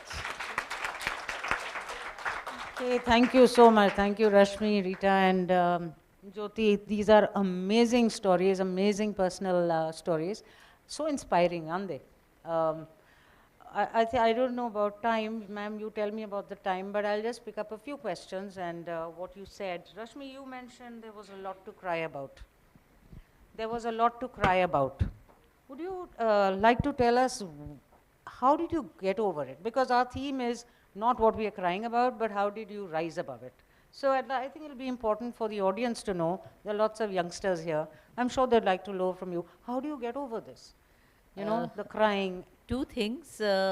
Firstly, the reason why I had to cry or I was made to cry was because I was in a male-dominated place, not only in the army, but after that in anesthesiology. It was always this that ladies are not supposed to and will not do anesthesia because it is a tough specialty. And yes, my seniors would tell me, taunt me, and I used to take it up and smile, pretend as if it doesn't matter. When things used to get too much for me, very frankly, and I'm sharing it here, I used to go to the washroom and cry there. Literally, when I'm telling you, I used to cry with the saying that all the stress hormones come out through the tears. The level comes down. I do not know whether I managed to convince myself. It is a factual, statement which I'm saying, that all the stress hormones come down. But definitely I felt better. I used to come out. Never I had to show anybody that their words affected me. That I was very clear about. Put on, like I said, my makeup back again and little whatever it was in the operation theatre you could do, and come up as if nothing has happened. Problems also came once when I literally, if I can just share this experience, I got angry because of the way people were behaving. Was when we had gone, this was, and it's not a state secret now anymore, after the Parakram war, the Operation Parakram, when the parliament was attacked, there was the troops had moved to the border, western border, and mines were planted. Now, this happened till July, and after that the mines had to be taken out. So we were sent over there. I was sent not only in July to April, May, June, July to Suratgarh. Midst of summer, I was in a tin roof. We stayed there anticipating the war anytime, and nothing happened, thankfully. But in December, I was sent again because we were to do the demining. Now, what had happened during the meantime, there were those rats which had come, the rains had come, bandicoots used to carry the anti-personnel mines and take them far away, climb up on the trees and everything. So we had no idea. The people who would step on the mines would obviously get injured. Though they were, the clothing was there, but still that was the problem. We were there as standby, hoping against hope that today at least nobody should step on the mine. We were there and we were positioned because this was in a place called Patti, which is in Punjab, between Firozpur and Amritsar. Now we were over there and we were given one old college to stay. It was a storeroom which was given to me, in which I could just barely get off the bed and walk out. It was that. And we had for a washroom, this was in December, January, the washroom had just a tarpaulin covered on top. It was the college type this thing, you know, with the male urinals on one side, one WC there, and water used to be given from the this tube well, which was cold. And I used to get about so much of hot water, so that when my head used to get frozen by the cold water, I used to put one mug on top, de-thaw my head, and continue taking a bath. One day, I heard some mumbling sound. And I came out. Obviously, we are coming out properly, still properly dressed. But we came out, and I opened the door. It must have been this much amount of space. And there were at least 50 tall, for want of word, I'm using that Sardar boys standing over there. The college had reopened and nobody had told. Now, obviously, my hair was wet. I was coming out like that. And there was a pin drop silence that side. And pin drop, like from my side, I didn't know what to do. So I just stared straight ahead with my bucket in hand, really bad situation and everything. And I went back to my room, quickly changed into my combats, my dress you've seen, and I walked out. After that, I went and fought with everybody because that embarrassment was too much.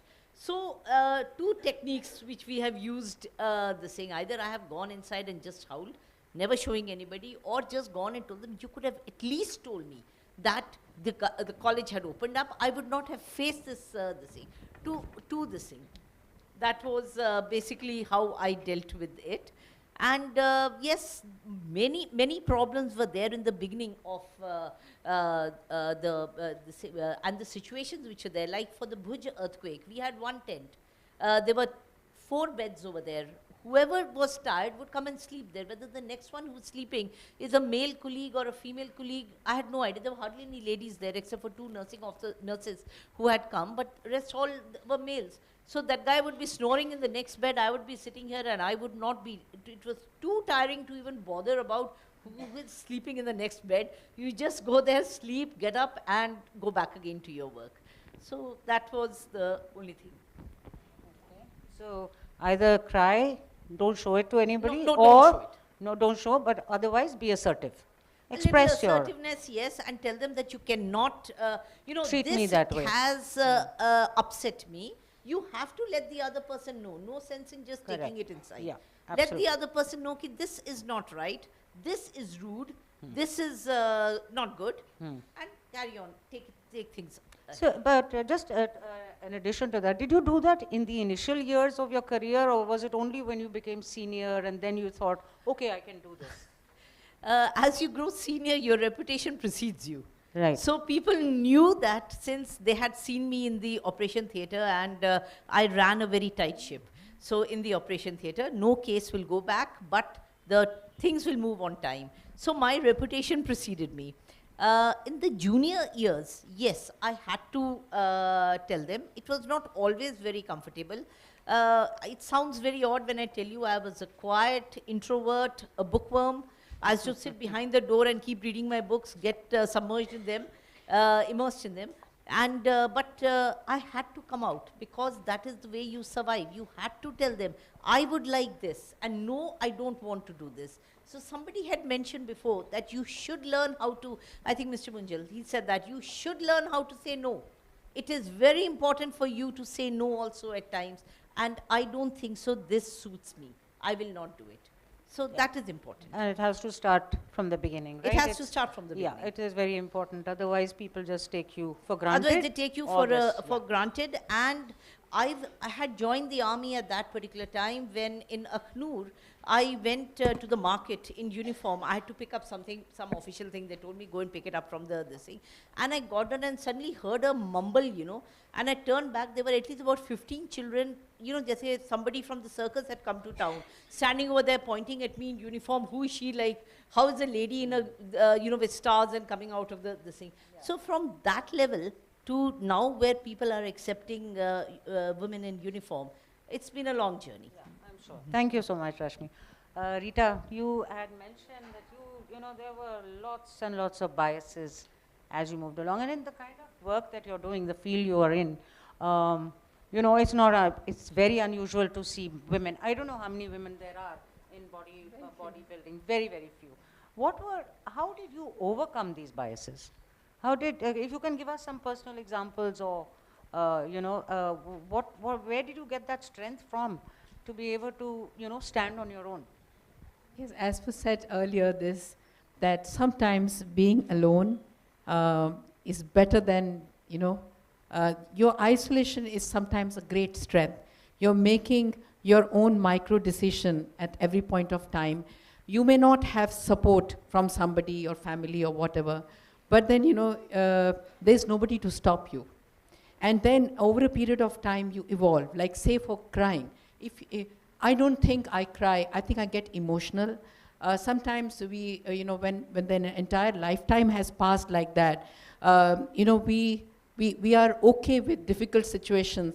But when you see love or a happy situation, it seems after a period of time unbelievable, or love touches you. So I think many times it's been that I have been more emotional than actually been crying. So we learn to cope with distress.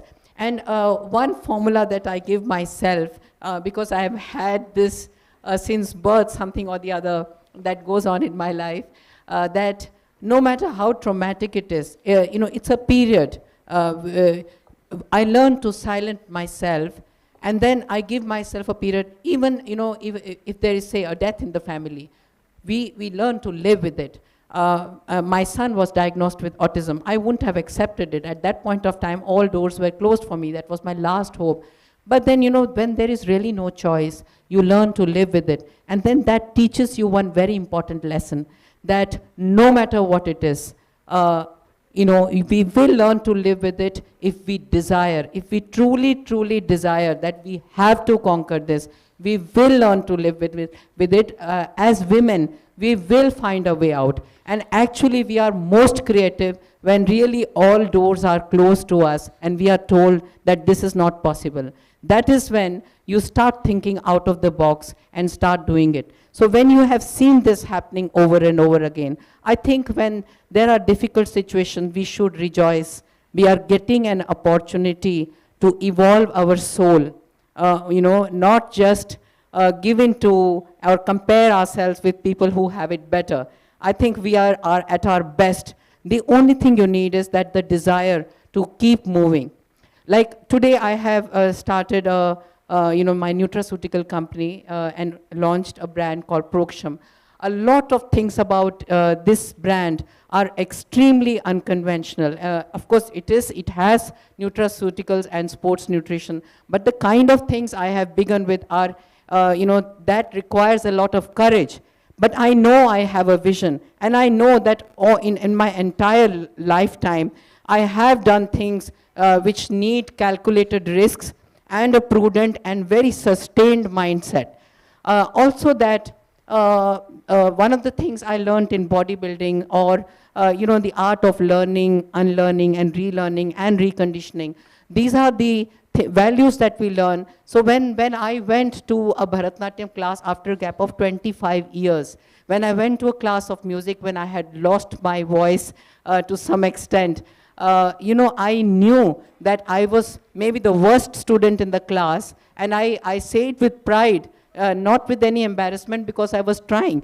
And then, a lot of people come and they go, and they come and they go. My strength is that I'm going to stay there. I'm going to stick there no matter how bad it is. I know what is my larger vision, and then I will conquer it. So this kind of faith in your own self, the faith in your vision, the ability to detach ourselves from medals or accolades and know that this is the journey of my soul, and at every point of time, this is just making me a better human being.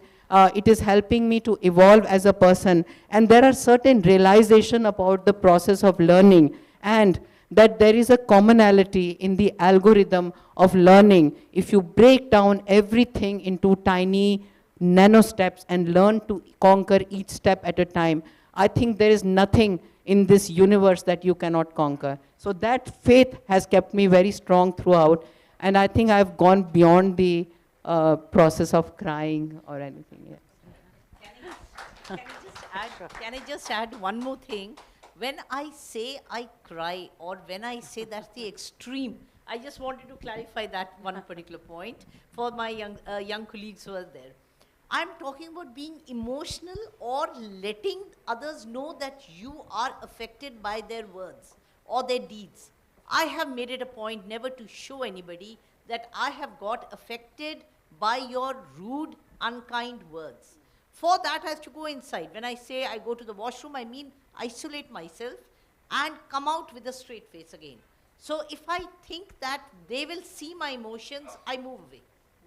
And I will not show anybody that I am feeling Correct. weak. Got that. Yeah. Yeah. Okay.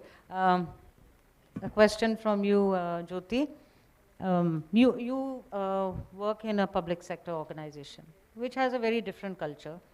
Do you, does your organization encourage that, a typical male leadership style? Do they value that? Or did you fall in line with that?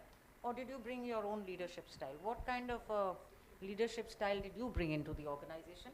Because you have been at such high, high levels. And what kind of leadership style did you bring? Okay. And also, I just want to add on. You said that I had to prove that beta hu, beti nahi hu. So, did you have to prove that in the organization also? That I am hu, aurat nahi hu? Okay. So, not exactly in that form, ma'am, but at the initial stage of your professional career, really you have to convert your bookish knowledge into practical things.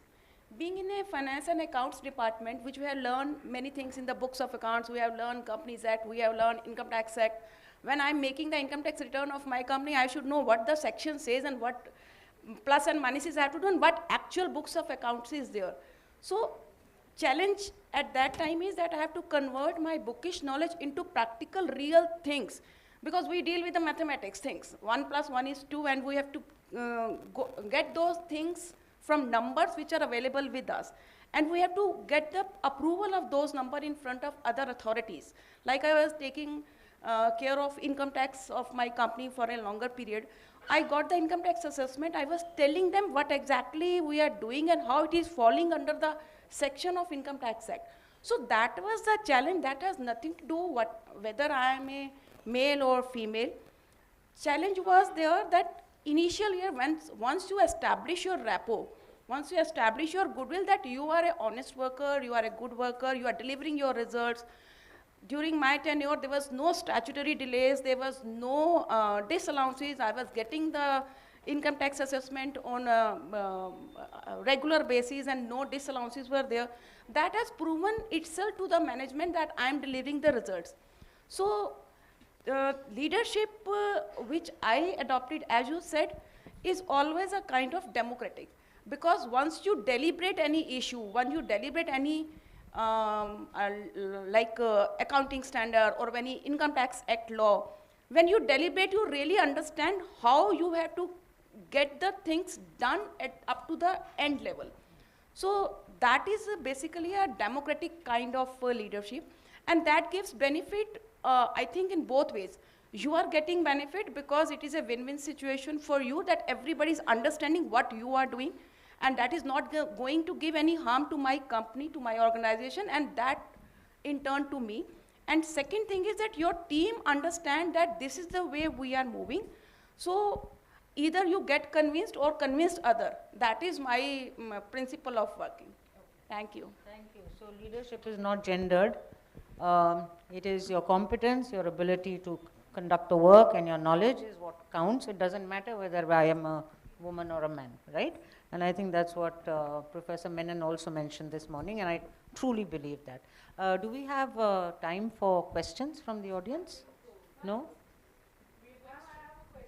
Do we have time, Sunita? You know what we'll do? We'll take 2 questions and then we go for lunch. Naito Manpreet will not eat lunch. Okay, 2 questions. Yes, ma'am.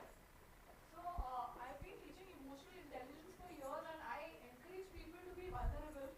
In fact, when we talk about leadership, they say vulnerability is the birthplace for courage.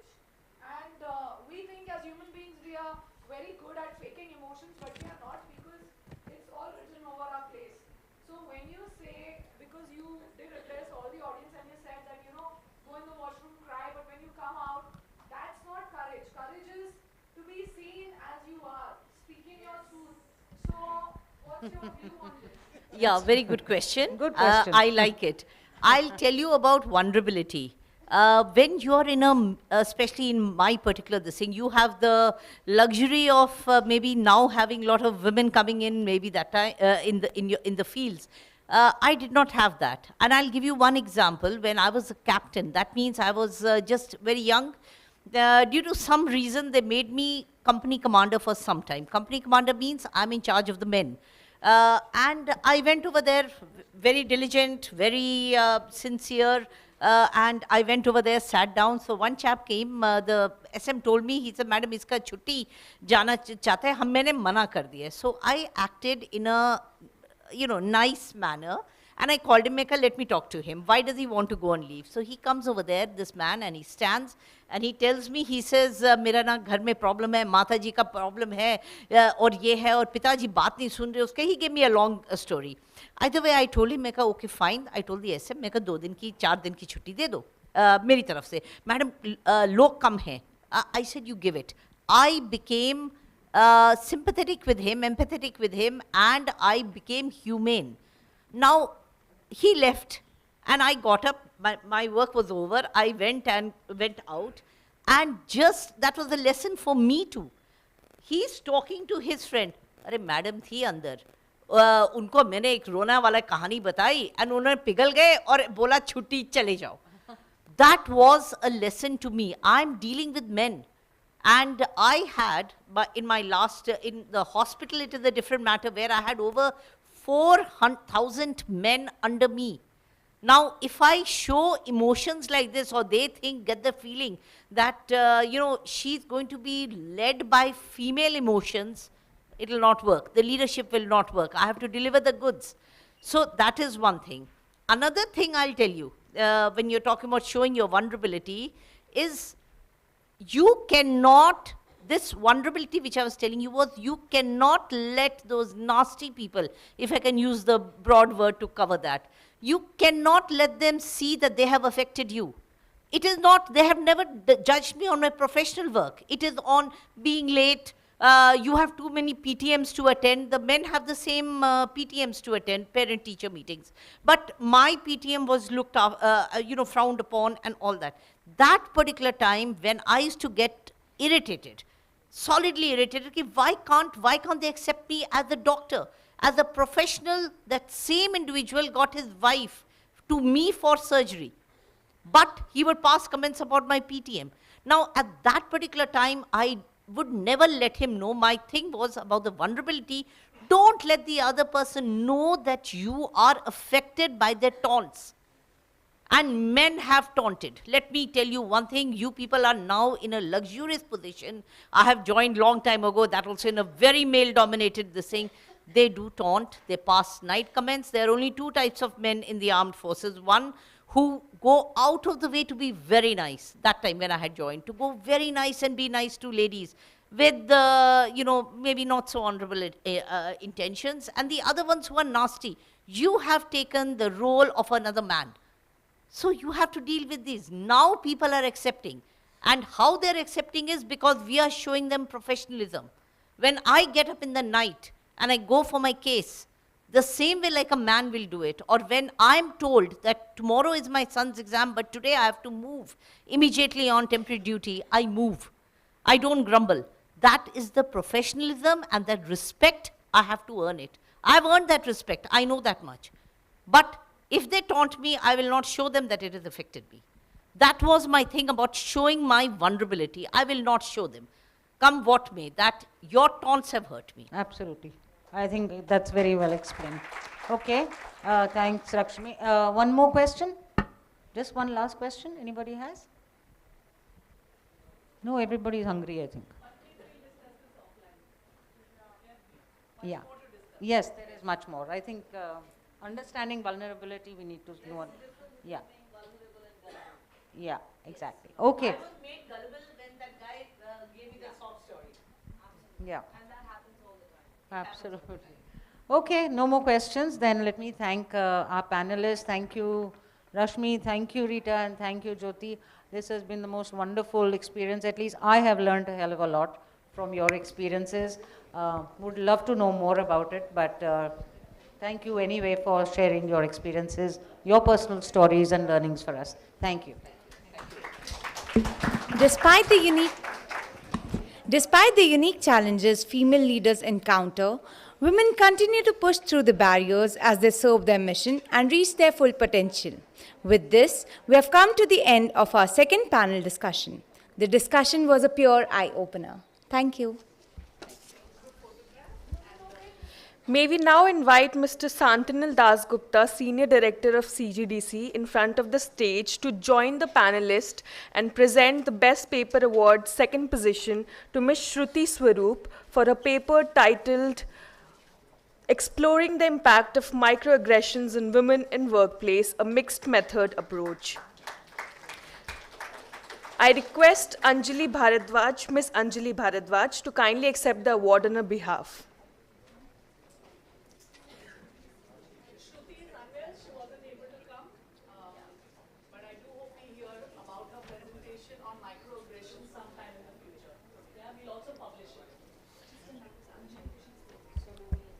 Miss Anjali?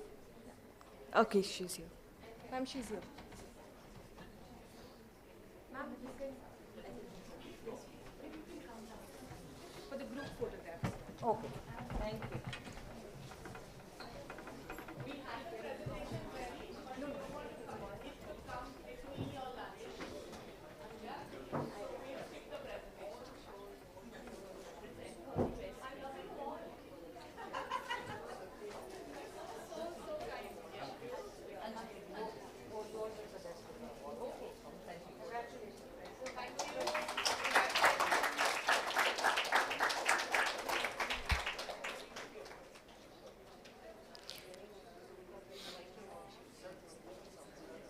Now we request Mr. Santanil to present the panel members with a small memento as a token of our love and gratitude.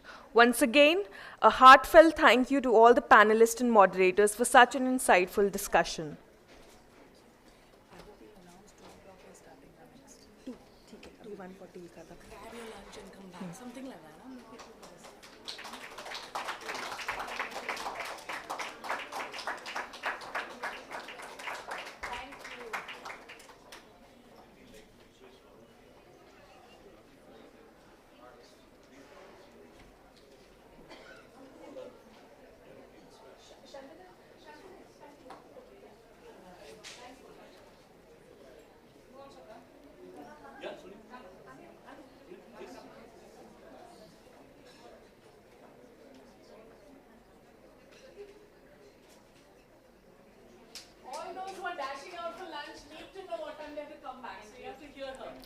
Now we'll take a short lunch break. The arrangements have been made in the foyer in the pre-function area. Our student volunteers will guide you there. The discussion will resume sharp at 2 p.m. and we'll expect you to gather back in the hall by 1:55. Thank you.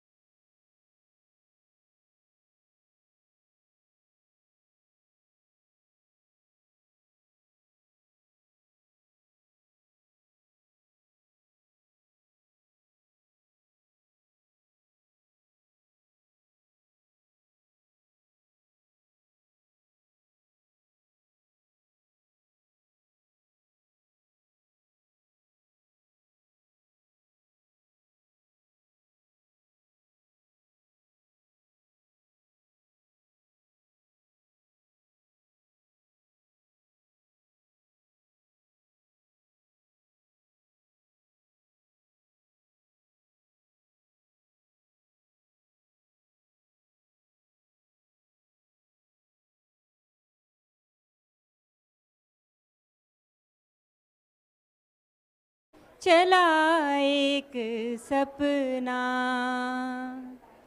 बावरा मन देखने चला एक सपना, बावरे से मन की देखो बावरी है बातें, बावरी सी धड़कने हैं, बावरी है सांसें, बावरी सी करवटों से निंदिया दूर भागे, बावरे ये नैन चाहे बावरे झरोखों से, बावरे नज़ारों को तकना, बावरा मन देखने चला एक सपना, बावरा मन देखने चला एक सपना, बावरे से इस जहां में बावरा एक साथ हो, इस सयानी भीड़ में बस हाथों में तेरा हाथ हो, बावरी सी धुन हो कोई, बावरा एक राग हो, बावरे ये पैर चाहे बावरे तरानों के, बावरे से बोल पे थिरकना, बावरा मन देखने चला एक सपना, बावरा सा हो अंधेरा बावरी खामोशियाँ, थर थराती लौह मध्यम बावरी मदहोशियाँ, बावरा एक घुंघटा चाहे हौले हौले बिन बताए, बावरे से मुखड़े से सरकना, बावरा मन देखने चला एक सपना, बावरा मन देखने चला एक सपना। Thank you so much.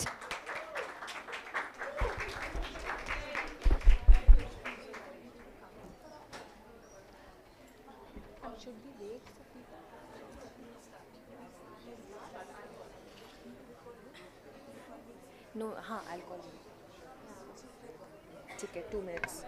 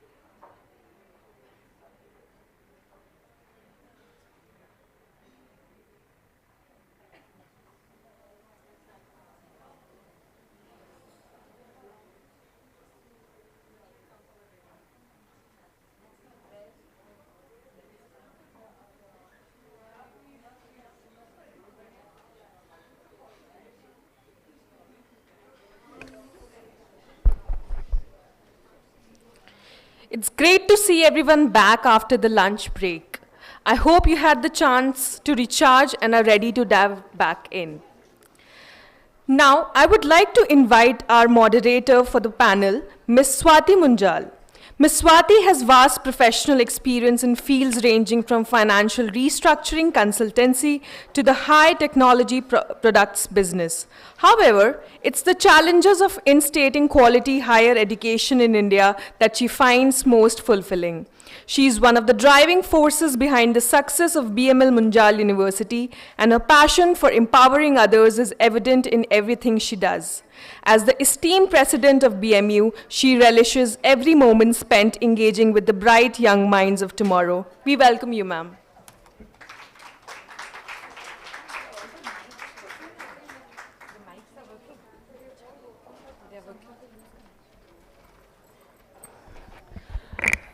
Good afternoon, everyone. Thank you for joining us today. Fantastic 2 sessions. I think we've had such a good, rich morning hearing all our panelists and moderators. When we think of women leaders, we think of corporate executives, or we think of people who have built big businesses. We rarely talk about this segment that I'm going to be addressing in my panel today. These are the women at the grassroots level. These are the women who really are leaders by themselves, and they make a big impact, or rather, a huge impact in lives of people around them.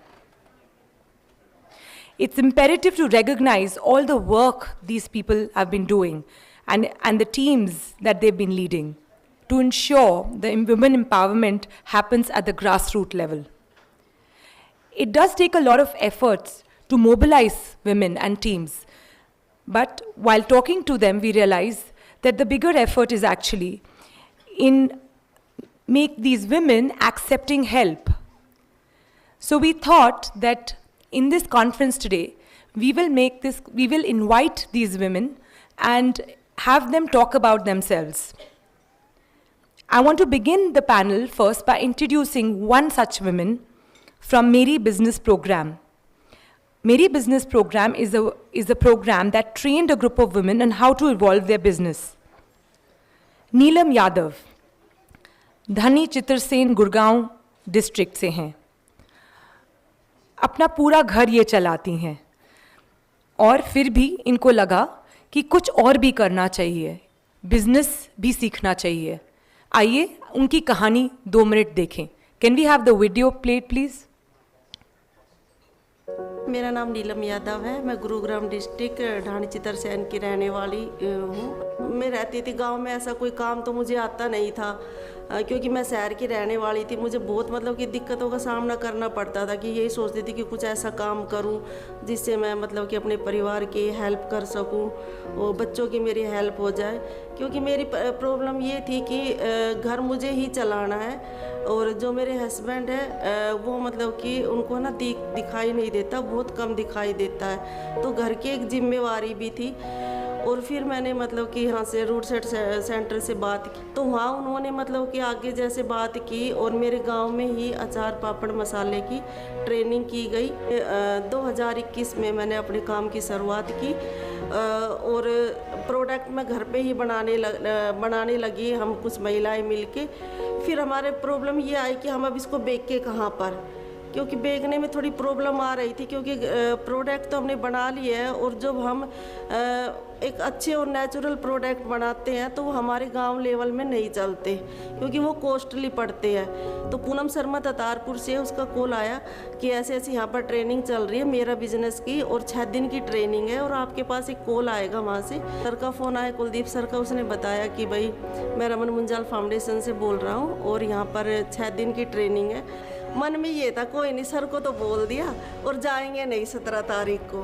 मेरा तो ये विचार था कि 17 तारीख को हम नहीं जाएंगे उस ट्रेनिंग में. एक डर ये भी था कि इतना बड़ा फाउंडेशन है, पता नहीं इंग्लिश में बोलेंगे, क्या सिखाएंगे. जब बिजनेस का नाम आ गया तो वो सर मेरे अंदर ये सारी बातें चल रही थी. और जब 17 तारीख आई तो उस दिन रवि का फ़ोन आया. मैं बोली अरे मेरा मन नहीं कर रहा. बोली तू आ जा, चुपचाप आ जा, वहाँ देखते क्या होता है. तो मैं यहाँ पर आ गई, और जब सारी बहनें यहाँ पर थी, मुझे नहीं पता था कि भाई इतनी सारी यहाँ लेडीज़ गांव की आ रही है. और वहाँ देखा, और सर से जो भी यहाँ ट्रेनिंग देने के लिए सर आ रहे थे, इनसे बात हुई.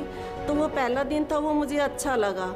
क्योंकि मेरा बिजनेस में हम मतलब कि ये है कि हमने जो ट्रेनिंग ली थी वो हमने एक प्रोडक्ट बनाने की ली थी। बिजनेस को हम कैसे हमें मतलब कि करना है, कैसे इसको आगे बढ़ाना है।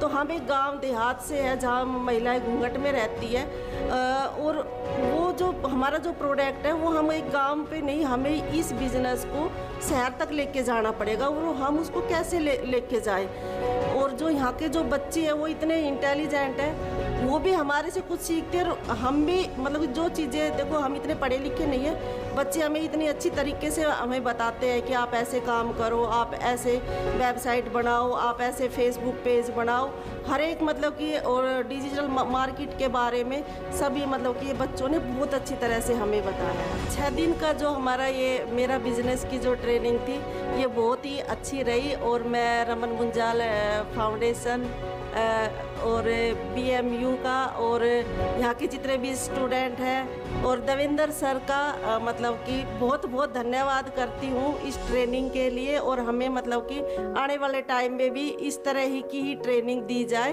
ये हमारी पहली CD थी, दूसरी CD के लिए हम इंतज़ार करेंगे। धन्यवाद।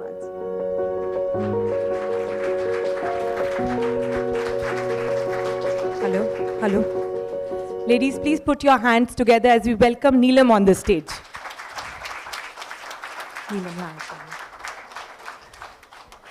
नीलम, मैं आपसे कुछ क्वेश्चंस पूछना चाहूँगी। आपने इतना कुछ किया, आपने घर संभाला, बिजनेस संभाला, परिवार को संभाला, इस सब चीज़ों में आपको सबसे ज़्यादा मुश्किल क्या लगा? आप सभी को मेरा नमस्कार। मैम, मैं गांव देहात से हूँ और सबसे बड़ी चुनौती ये हुई कि हम गांव में रहते हैं और इतना लंबा घूंघट निकाल के हम, और एक मतलब कि पशुओं तक हम सीमित हैं, और घर से बाहर निकलना सबसे बड़ी मुश्किल थी मेरे लिए। क्योंकि गांव की सोच ये होती है कि जो महिलाएं घर से बाहर जाती है, काम करती है, वो औरत मतलब कि सही नहीं होती, उनकी सोच ये है।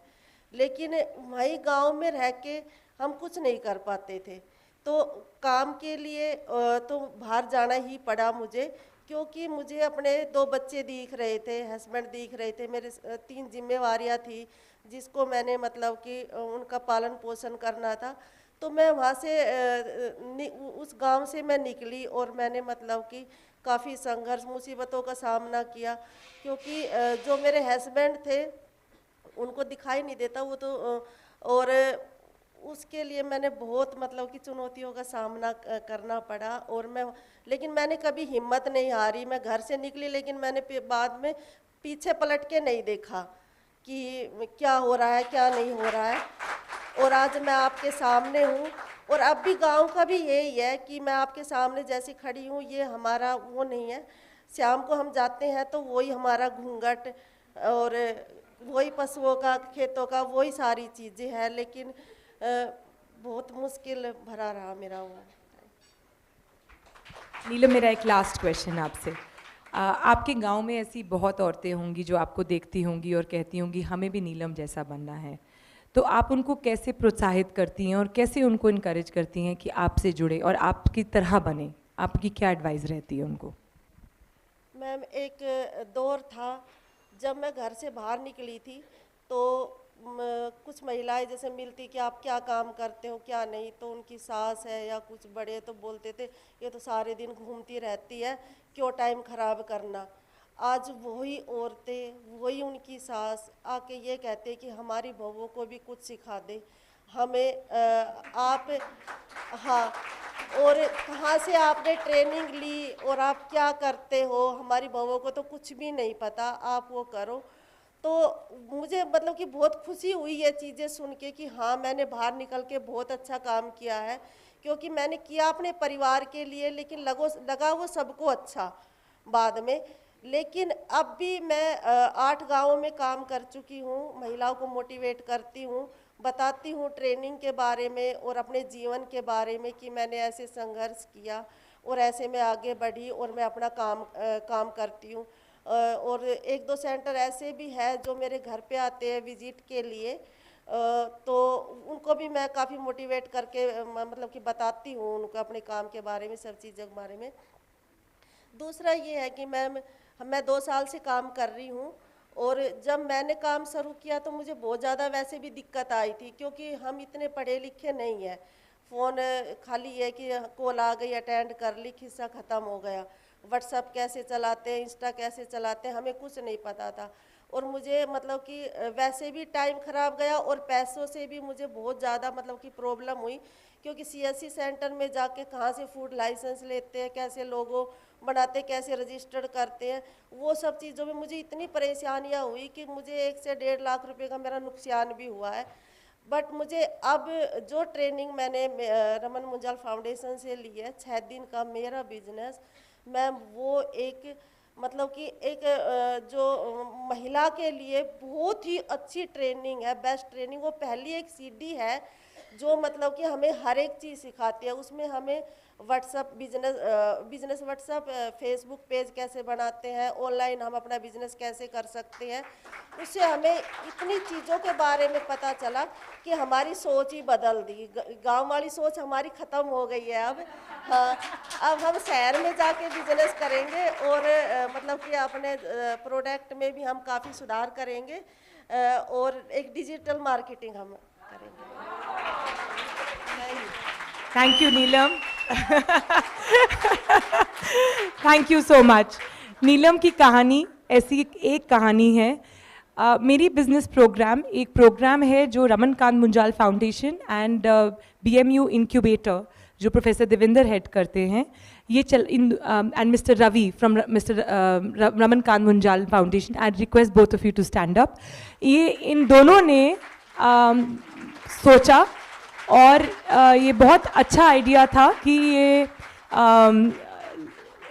औरतों को लाए, गांव से ढूंढ के लाए, और उनको ट्रेनिंग दी कि वो खुद अपने बिजनेसेस चला सकें।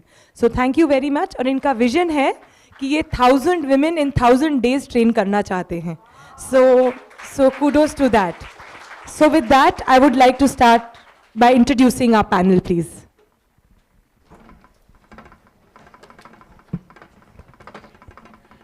Women empowerment refers to the process of enabling women to gain control over their lives and make decisions that affect their families and communities.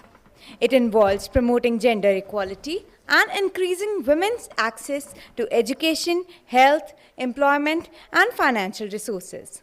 With this thought in mind, let's move forward with the next panel, that is Panel 3, which will discuss about women empowerment at the grassroots level. Now, let me introduce you with our panelists. Our first panelist is Ms. Tini Sani. Ms. Tini Sani has over 30 years of experience on sustainable livelihood development in rural India and has worked extensively on the issues of agriculture and livestock development for smallholder farmers. She has also worked on strengthening gender perspectives in development and building robust community institutions to lead development processes. She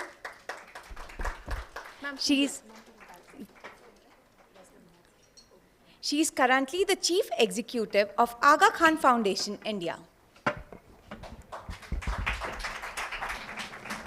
The next panelist is Ms. Shifalika Panda, a strong advocate for individuals and organizations to create impact through partnerships. Ms. Shifalika is aligned and active on interventions through Rural Self-Employment Training Institutes, MORD, National Health Mission, Poshan Abhiyan, Impact for Nutrition, India Sanitation Coalition, Giving Pie, among others. She has also held several leadership positions, served on the advisory board of FICCI Social Economic Development Foundation, and has been a member of the Inclusive Governance Council at FICCI, advocating philanthropic impact initiatives. We welcome you, ma'am.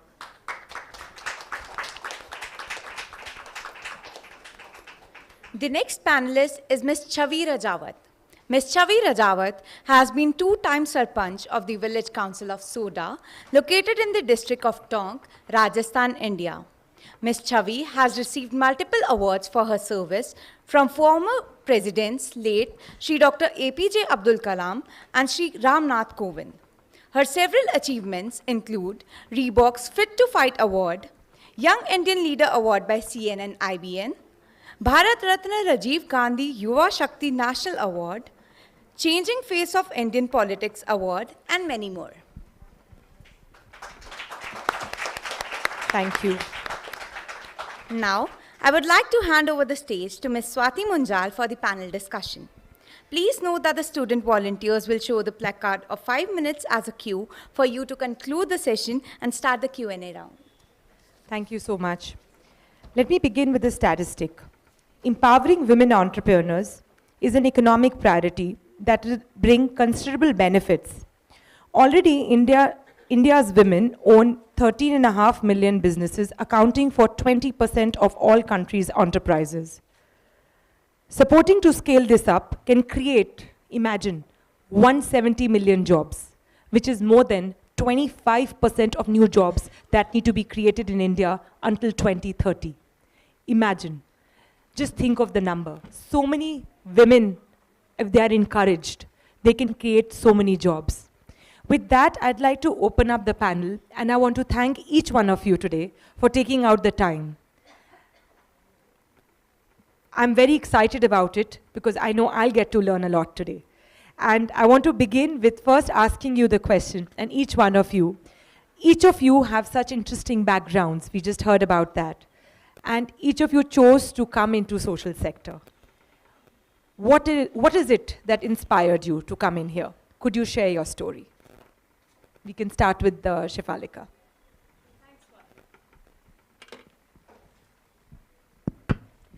Thank you, Swati. So yes, it's a good question because for a lot of us who've been born and brought up in Delhi, joining the social sector is not the first thought that comes to mind. And I finished my education, I finished doing college, and I started a nice entrepreneurial venture of my own. And somewhere through that process, I got the chance to, listen to a lot of stories from the common man. And it set me thinking that, the way we grew up, of course we did charitable initiatives, went to orphanages and did that. But, we didn't really understand that there is another reality that exists. And once that happened, I sort of, set up a little NGO in Delhi, and I said I will do a few philanthropic initiatives. And I took a sabbatical from work when my second child was being born. And once I sat back for 6 months and I looked at my life, I said, I have a calling in a separate way. And luckily, I utilized my platform in Odisha because I'm married to an Odia. So it gave me a wonderful platform to say, why not work there? That state needs more help than people need here. And that's how I got into this. Chose my verticals of focusing on education, skill, livelihood. And with women and children's initiatives being close to my heart, I focused a lot more on maternal child health and livelihood initiatives. Fantastic. Very interesting to hear that. Chavi, would you like to go next and tell us? Sure. Thrilled to be here, of course, and amidst you three amazing women. What took me back to my village, actually, or to work in the social sector, I think it's something that runs in my blood. My grandfather is a very highly decorated army personnel, Mahavir Chakra awardee, got the title the Savior of Punjab. And while he was leading the unit, his mission was pretty much referred to as a suicidal mission, which is what protected our country from invasion. So those are the kind of people I grew up in the midst of. And when my grandfather retired in the year of 1975, he left the village. He was born in the village. He left the village because there was nothing beyond the 4th grade. That's all that the village really had. And he tells me, he's no more, but he used to tell me that when he left the village after the 4th grade and returned post his retirement in 1975, the village was exactly as he had left it. And therefore, he chose to take on the ownership of trying to bring about a difference and make a change to a village that had been neglected. I went on to see something very similar. Now, as of today, of course, we know through the government there's a lot of funding in the name of rural development, and yet I feel that the villages were not progressing, they were instead regressing, and which meant there was a huge gap somewhere. And in 2009, my village, I'm from Rajasthan, gets affected by drought, and 2009 was one of the worst droughts the area had seen. To make matters worse, the groundwater in my village is naturally contaminated and extremely saline, and I've noticed there's a very high percentage of Down syndrome in the people within the village, some visible in your face, and some as you start interacting with the people. And therefore, in 2010, when the opportunity struck, the idea was not mine to become the sarpanch, it was that of the village residents. It was a reserved seat for women, so hallelujah to that. Because I had to tell them, if it weren't for that, they probably wouldn't have thought of me, and that is a reality. It is a patriarchal mindset, and while the village folks who thought of me wanted to, I told them, listen, you're going to get me there, you may come to regret it, because I will refuse to work as a puppet. Business will not be as usual. And that's what I did. My main reason behind this was because I thought that despite, since independence, we talk of rural development, we talk of building the nation, but the pockets where building the nation is really happening is essentially, unfortunately, still very urban. Nobody's really looking at the rural. And we still have so much potential if people were to tap into it and recognize it. So my main vision was, how do we connect the dots? I'm not an expert in everything. So can we, who have varied expertise, come together and as a collective force, change a village, bring about a holistic development, even if it is one village at a time. We cannot just say it's the job of the government. It's like how we do things for our own family if we recognize, like for me, my village is my family, so I don't think I've done or made a sacrifice. I'm doing what any individual would do.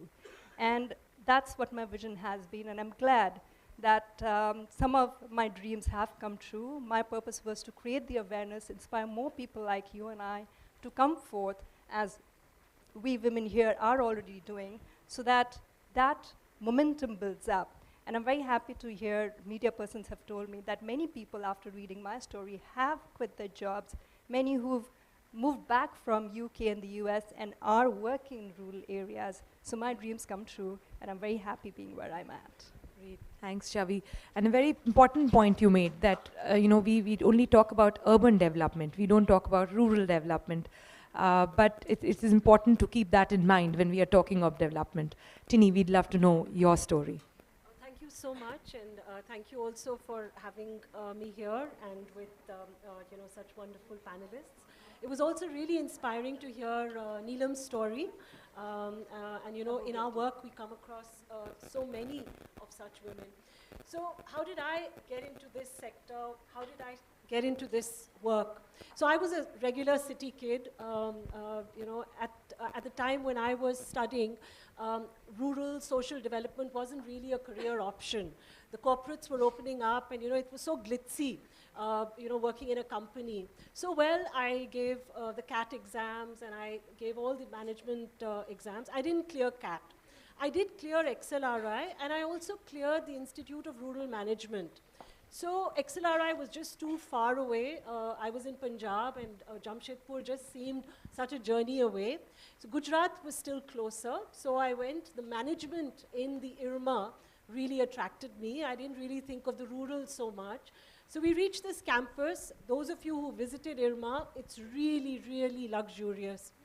So well, I said, wow, this is a nice place to be in. And the first 2 terms were very much management, cost accountancy, and all of that. After the 2 terms, we actually had a stint where we had to stay in a village for 1.5 months. And because I had family in Uttar Pradesh, I chose Uttar Pradesh. But I was posted in Fatehpur, which is quite a remote district. And I still remember the name of the village, Bantra. And just before coming in for this session, I actually Googled it, and it's still there, Bantra village. And the closest town is this little town of Bindki. So well, me and my classmate, we reached there, and the home that we were to stay in was selected for us. It was the only home that had a toilet, because we were 2 women and we had to stay over there. It was also the home of a higher caste person. So we were like the elite. And when we used to go out into the village, we were actually accompanied by someone from the household. But living in that village for 1.5 months, it really struck me. I understood the caste system. I understood how segregation happens on the basis of caste. I understood the burden of women. because the lady who would look after us, who would cook for us, was also a very young girl like us. And she too had aspirations. She also wanted to do things differently. But she was married into this very patriarchal setup and just had to now tend the home. I think when we came back from that fieldwork stint, I mean, this was like really living it out in the village, bathing at the village well, really understanding gender norms. The panel before us, was speaking about cold water. So this was December, and I remember drawing water out from the well. And we were pampered kids, like quite spoiled. My dad spoilt us. So, that cold water. But then you realize, and when we came back and we had the debriefing with our professors, that's when Gandhiji is saying that India's soul lives in its villages. I mean, that's then, when it struck me. And I said, if I want to work, I want to work here. I really want to work in India's villages, and I want to make a difference over there. And this journey has been amazing. I don't think I will trade this work for anything else, because it's such a journey of beauty, such a journey of learning. I have seen India like, no one else has. From the mountains of Kashmir right down to Tamil Nadu. I have traveled in these areas. I've seen the beauty of our villages. I've met some of the most amazing, resilient people, men and women. So it's been a beautiful journey, and if we have more time. No, with that, I would like to go to the next question. Very interesting to hear this. All three of you have worked on empowering women in rural areas. And are currently even working on that. I want each of you to think about a story or a woman which has impacted you the most, and tell us about how that story or how that woman kind of transformed her life. So we can start with maybe Chavi this time. Okay, sorry. Okay. Yeah, certainly a lot of ideas. Or we can start with No, I can. I'm good. I think the women in my own family, more so my dad's side of the family. So my great-grandmother, I just spoke about my grandfather. So she obviously was in the village and raising her kids, and realized that there was a very limited option available for both the boys that she had. So she packed up all her jewelry, didn't bother asking her husband, called up her best friend who lived in Jaipur, said, I'm coming, packing my bags, and I'm coming with my boys because I want to educate them. And she packed her bags and she left. All right, so this is my great-grandmom. And she became my bestest of friend growing up. So that, I think, was the real impact, the first woman who really had a very deep-rooted impact in my life, because she was, despite the fact that she wasn't really educated, but she earned a lot of respect, commanded a lot of respect, not just within our house, but every time she went back to the village, the entire village, mostly men of course, would come to meet her and seek her advice, right? So she knew everything about what was going on inside the house, she knew everything about what was going on outside, what the men's problems were, what the issues the women had. So that's what I saw growing up. With reference to my own grandmother, because my grandpa was in the army, he was mostly away from home, she was the one who ran the entire household. And she took care of the fields, she took care of the animals. We had a lot of cattle. This is in Jaipur. We had an entire farm where we had agriculture produce, and that is what she would weigh and ensure sold at a good price. She negotiated. She was not taught any of this. She was a self-made, self-taught woman who ran the show, and she ran it so well to the extent that she was better than the veterinary doctors who somehow failed to come to attend to the cattle that we had at home. So that's what I saw. Next was my own mother, who hailed from Delhi, went to the best colleges, Lady Shri Ram College, which I'm also part of, and got married into this sweet little family.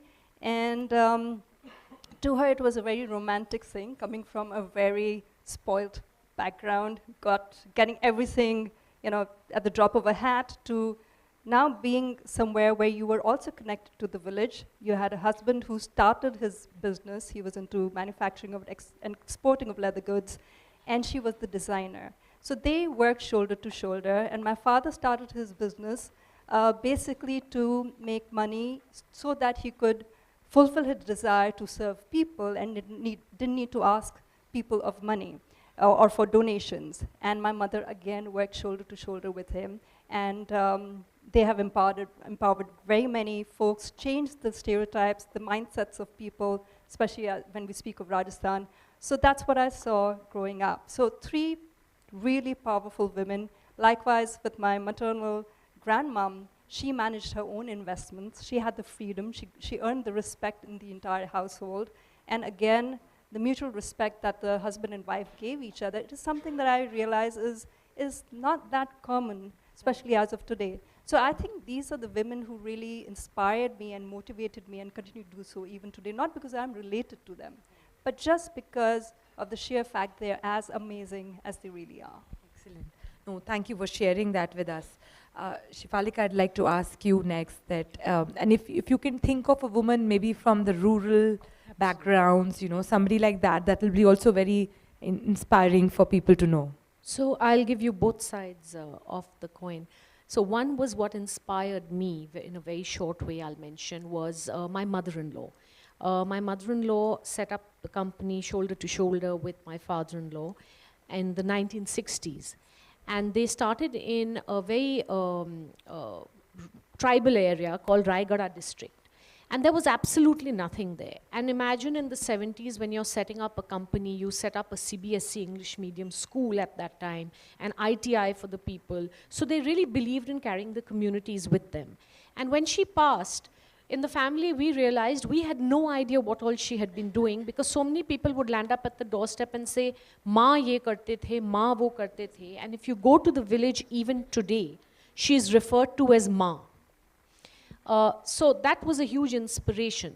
But the anecdotal story that I would like to tell with regard to the grassroots was in, one of my visits to, there was a village called the Banjiama village, complete tribal hamlet in Tangi Chodwar block, on top of a hill, completely inaccessible, no electricity, no water, 20 households. 80 people living in that village, 50-50 female-male population. The A&Ms, the ASHA workers, nobody would go there. So we decided, okay, let's try to do something here. So the need-based assessment pointed out that there was this one girl called Sashmita. And she was from a different village. She fell in love with a boy in this village and got married here. So here you have 79 completely illiterate people and this one girl who had some level of education, right? So we said, all right, let's use her and enable her to become our agent of change. So we set up a community learning center. If you have, if I may request one of your team members, I got some pictures that might make the story more exciting. Can we have the pictures, please? Yeah. So there was this girl and we trained her, and then we set up a community learning. So that's the village I'm talking about. And we can go on to the next one. And we set up this community learning center for these people. And out of the 40 women or girls, 32 or 33 joined because the rest were kids. The men did not join. Of course, they mentioned that they had to earn a livelihood. But that's not what it was. I think some part of the male ego and, the cultural, socio-cultural things, how can we learn from a woman, came into play. But let's look at the positive side of it. The glass is always half full. They did allow their women to learn. So we were very grateful for that. And once they did that, this is a picture with all these people. And there was this young girl, Tulsi. She was 12 years old when she joined the Community Learning Center. And we had everybody from 12 to 60. There was another very enthusiastic 60-year-old who joined and said, she was a bit like Neelam, ki sahas hai, kuch aaya hai, main is opportunity ko chodu kyun? So she came. And anyhow, so this went on. And Tulsi was a bright kid. So we convinced her parents to say, look, she has a lot of potential. Why don't we send her? So the nearest block office was 30 kilometers away, and the nearest village to this village was 15 kilometers away. So we said, there's an ashram school, let's send her there. Let's please move on, please. So we sent her there. She studied over there. She passed her class 10. And then she joined. So this was the lady I was telling you about, the 60-year-old. And next slide. Yeah. And then this young girl, at the age of 12, came to our community learning center, went on to passed class 10 at the ashram school and joined our skill training program for sewing machine under DDU GKY in partnership with MORD. And today, this girl is now in Kerala earning a living and sending it back to her family.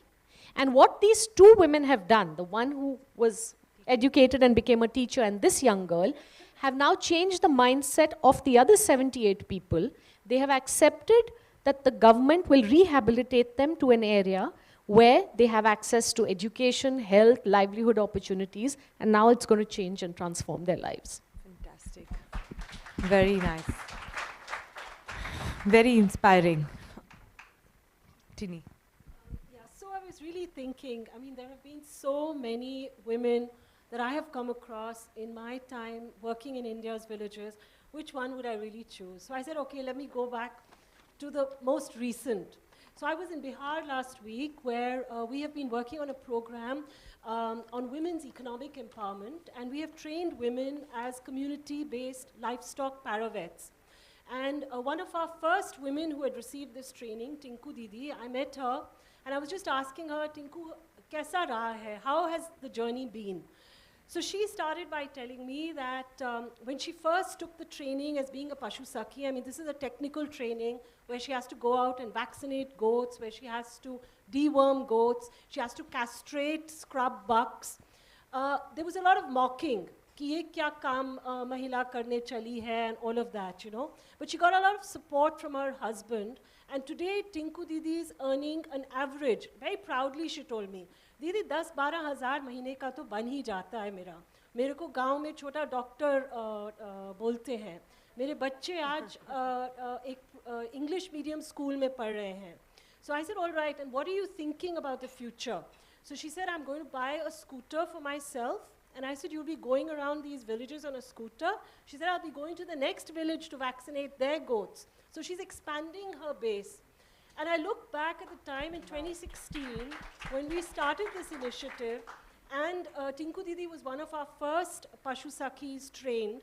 I couldn't even imagine that, you know, the women could have traversed this long journey. Again, back in Bihar, we've also trained women as nursery entrepreneurs. So they raise vegetable seedlings and they sell vegetable seedlings.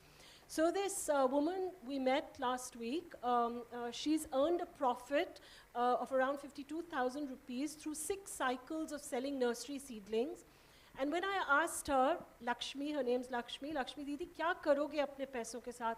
You know, I could have wept at her statement.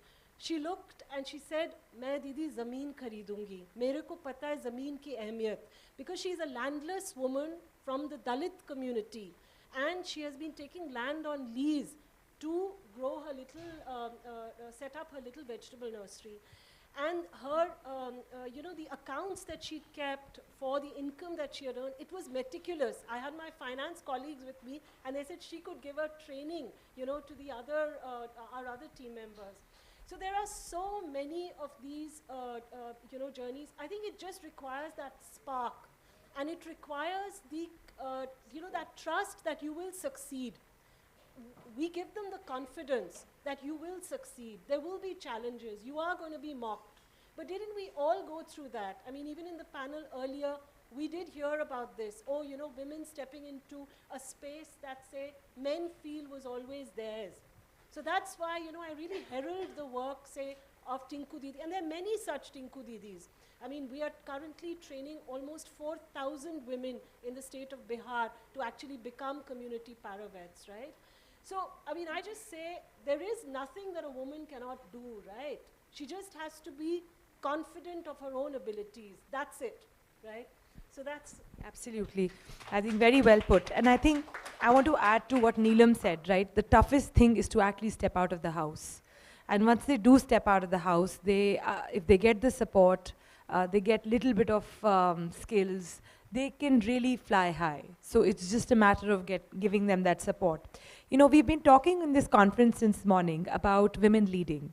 And we've talked about that some women lead like men, but they refuse to embrace their femininity.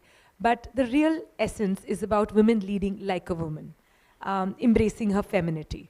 I want to ask the three of you that you all are leaders. You've run foundations, you've run a village, and you've run a CSR organization, and all of you are leaders.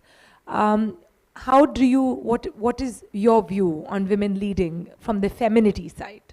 And how would you, do you feel it's made any difference?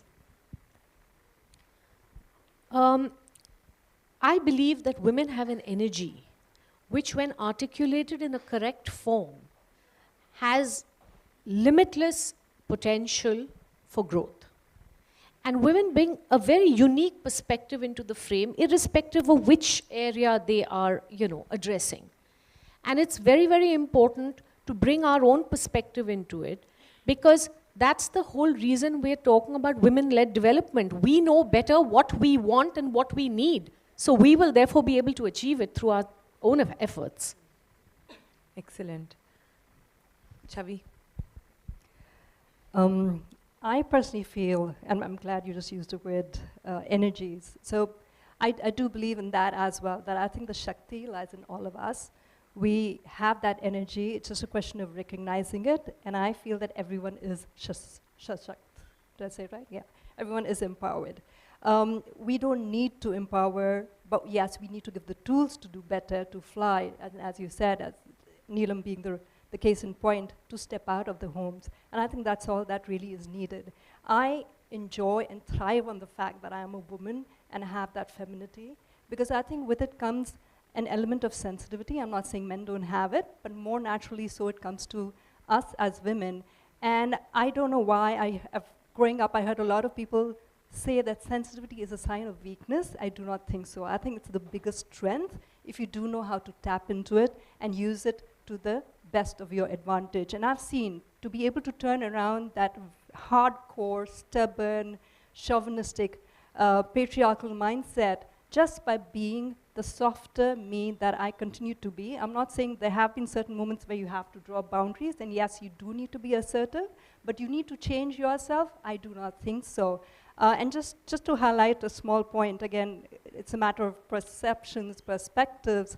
So initially, people would try and instigate me, and foul language in a village is very often the best way. They'll obstruct your path or just, stop whatever you're trying to do and wait for you to react. And I would not. I'm like, okay, fine, hurl as much of the foul language and abuses that you want to at me. I, having studied down south, and they know my Hindi is not the best, but it's pretty darn good. And I would just say, I've not grown up understanding these words. I don't know what they mean, so it's pointless. And it would leave them stumped, right? Now, at one point, I could become aggressive and react and hurl something back, but I chose not to. And I've noticed that whenever you let the other person vent, there will be the calm. And once they've let it all out, then they're also open to listening. And I think through that, seeing that I was able to do that, is where I was also able to earn a lot of respect and trust and faith, not just from the women and the youngsters, but mostly from these men who were used to doing things and seeing things be very different. So I think that is the beauty of being a woman and being able to make, and I think how I was able to change the mindset was also not by challenging the men, but making them realize that you have to understand the other perspective. You have to understand where the women or the children are coming from. So if it's child marriage, for example, what happens to the girl's body if she gets pregnant early? Or if a woman bears way too many children, what happens and why it's making her weaker? So just by sharing that, things changed. So these are just small examples, but I think we need to recognize that there's a beauty behind being the women that we are, and just embrace it and enjoy it and make the best of it. Absolutely. Can I just add something Please, to what Chef Chavi said? She reminded me of a Harvard Business School case study that I read. And the short part of it was that a group of men and women are stuck on in a desert with no vehicle, right? And the men decide that we're going to go walk towards help and find our way out of here. And the women decide, we're just going to create a shade. It's too hot. We will die if we walk in this heat, and we will wait for help to come. So it's a different perspective. And on a lighter note, Sunita, it was very sweet of you on our email when we said looking forward and we were doing our coordinations, completely embracing her her soft side saying hugs. That's right. Tini. Yeah, I won't take up much time. I think women as leaders, much more empathetic, can put themselves in the other person's shoes and look at the lens from that side. And I mean, let's face it, I mean, we are the best multitaskers, right? Absolutely. Think of the kind of multitasking we have to do on a daily, hourly basis, right? I mean, right now, phone, you know, there's some messages from home, from this. And that makes for very effective leaders. We really can balance. And I think the calmness that we bring is a plus point. The looking at things from everyone's sides, the dialogue, those are definite plus points that leaders need. You don't have to be aggressive to be a leader, right? I've never ever had to be aggressive, right? And I think one has succeeded. So women as leaders, women are leaders, right? I don't think there's two ways about it at all. So very nice. I would like to add this. You know, in the morning, I think someone made this comment that it's not about just embracing your femininity, but even not just women embracing their femininity, even men need to embrace their femininity at times to be able to lead successfully. And so I think it's not just that. My last question, I know we've run out of time, but last question. We are a room full here, and most of us are, I don't know if we'll get a chance to work in rural areas, though we at least need to appreciate and acknowledge and be aware of the issues that are in rural areas, you know, and I think working with grassroots levels. But some of us have had a chance in the past, and three of you have had immense experience of working with empowering women at the grassroots level. My question is, if there was one advice you'd give, and all of us, I think, if I go and ask each one in this room, would you like to do something to empower women at the grassroots level? My thought is each of them will say yes, but we don't know how to. So the question here is that if each of us could do something sitting here, you know, in our cities, in our homes, what would that be to kind of enable women at grassroots level? And like you said, you know, India's soul actually does lie in the villages, as Gandhiji said. But all of us can't travel to the villages, and we can't work like you all have actually worked at the grassroots levels. So if there was one advice that we could all kind of contribute or work on individually in our own spaces, what would that be? So as a G20 Empower advocate, I'd just like to say that, you know, empowerment of women is very, very important to the growth of the nation, because women once empowered actually, you know, create a positive intersectional impact on health, education, livelihood. And I was in your position 17 years ago. So, you know, if you want to do something good, just make up your mind. I heard at a conference once someone said, decide how many hours do you want to give to this first. You might be able to allocate 1 hour a week or 1 hour a day. And then you can choose your path, which is, you know, we have so many people, just because someone's in a tier 1 city doesn't mean there aren't marginalized people. There are many people from the grassroots or from marginalized homes. There are people who are working in our homes, working in our offices. You can decide to help them, whether just making them aware of the government programs there are, which can benefit them, make them aware of better health practices, that will help them, decide to educate their child, maybe specifically their girl child, and finally, mentoring them through any stage and support they want, because that is what will bring about the transformation. Fantastic idea. And I think, Shefalika, I don't know if you heard our Chancellor, he was here earlier in the day, and he actually asked all of us in the room that how many of you know the names of your staff's children? And half the room raised their hand. And how many of you help them in their education? And then 1/3 raised their hand. So I think this is a great idea, and it's reiterating that there are people in your homes. There are people who come and help you in your homes. And I think to start with, at least empowering them to ensure their children don't end up doing what they are doing. So great idea. Chavi, over to you. Well, yes, everybody can't leave everything like the three of us maybe have. I definitely have. But there are so many ways that people can still contribute. And yes, as you rightfully said, I think majority of the people sitting in this room would want to do something, but often we don't know how. I do understand that many of you sitting here are educationists, so I think that's the perfect platform. I do think engagements with the youth, there needs to be more immersion programs, not just at university level or college students, but also with high school children, because that empathy, but more than the empathy, the understanding of what India is all about, and when we're talking about building the nation, understanding that that is as much part of the process of building the nation.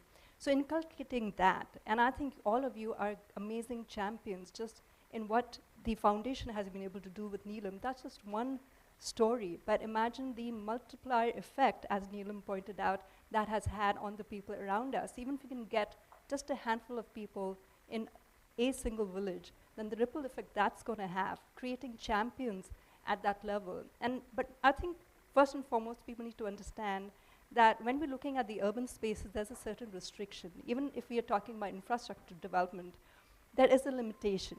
But the beauty of rural spaces, even as of today, is that it provides us a clearer canvas to work on. And I wish people would understand that. And I wish people would come forth, not just educationists like yourselves, but also those who are in the corporate sector. Because unless and until we do not understand that it is as much our responsibility as citizens of the nation, I don't think it is fair to expect things to happen just by itself. We have to make it happen. And I would beg all of you to come together as a collective force. And as of today, with digital platform becoming as savvy as it is becoming, use that. You don't have to necessarily physically go to a village, but tap into it. Can we bring the financial literacy and digital literacy that Neelam's example was highlighted earlier today? Can we bring that into every village? I don't think that calls for rocket science. Can we ensure that education, because I think education, digital literacy, financial literacy, and empowering, because I think that's the foundation towards empowerment of an individual. So what can we do to contribute towards it, along with whatever else and whoever else we can pull into making sure that rural development happens in totality, in the way we would want our country to be, and any other country for that matter, because I do believe it's one nation, and that nation is our planet, and it is our responsibility to take care of it, and we all can do so if we desire and choose to do so. Beautiful. Thank you. Yeah, I won't take up much time. We've heard a lot about the term glass ceiling, right? And there are many women that we know of who've broken the glass ceiling. But in the run-up to International Women's Day last week, a new term also emerged, sticky floors, right? Ingrid Srinath from the Center for CSEP at Ashoka University actually mentioned that in a blog post last week. All women go through sticky floors. Sticky floors means that whatever you do outside your home, the responsibility of running your home, managing it, whatever we might say in terms of empowerment, I mean, we're all very empowered, but I still know that I have to keep the list of what's running out in my kitchen in my mind as well, right? So can we also liberate women from the sticky floors that she has to do? Can we become more gender sensitive?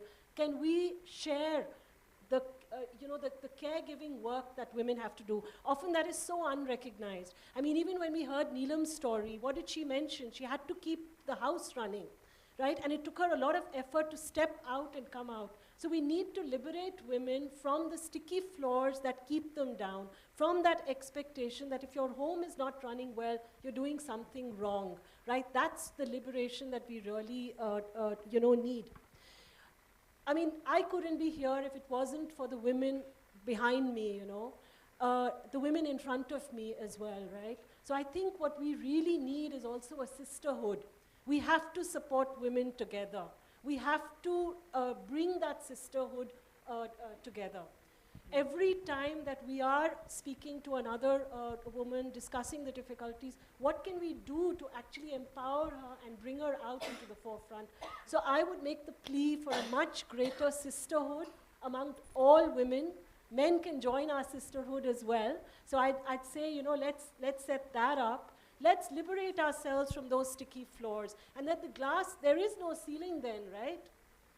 So that's Great. just a message. Thank you so much, Ginny. So with that, embracing sisterhood, digital literacy, and embracing women who are working in our homes are some of the ideas to kind of help each one of us to be able to reach out to more women or reach out to more people at the grassroots level who would be able to get benefits and be empowered to run more initiatives.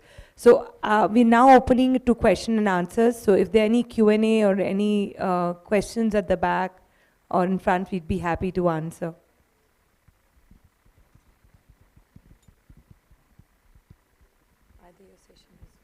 Have we scared the audience? This is to Chavi, actually. I mean, I've read a lot about you in newspapers and magazines, yeah. So you were living a life of privilege.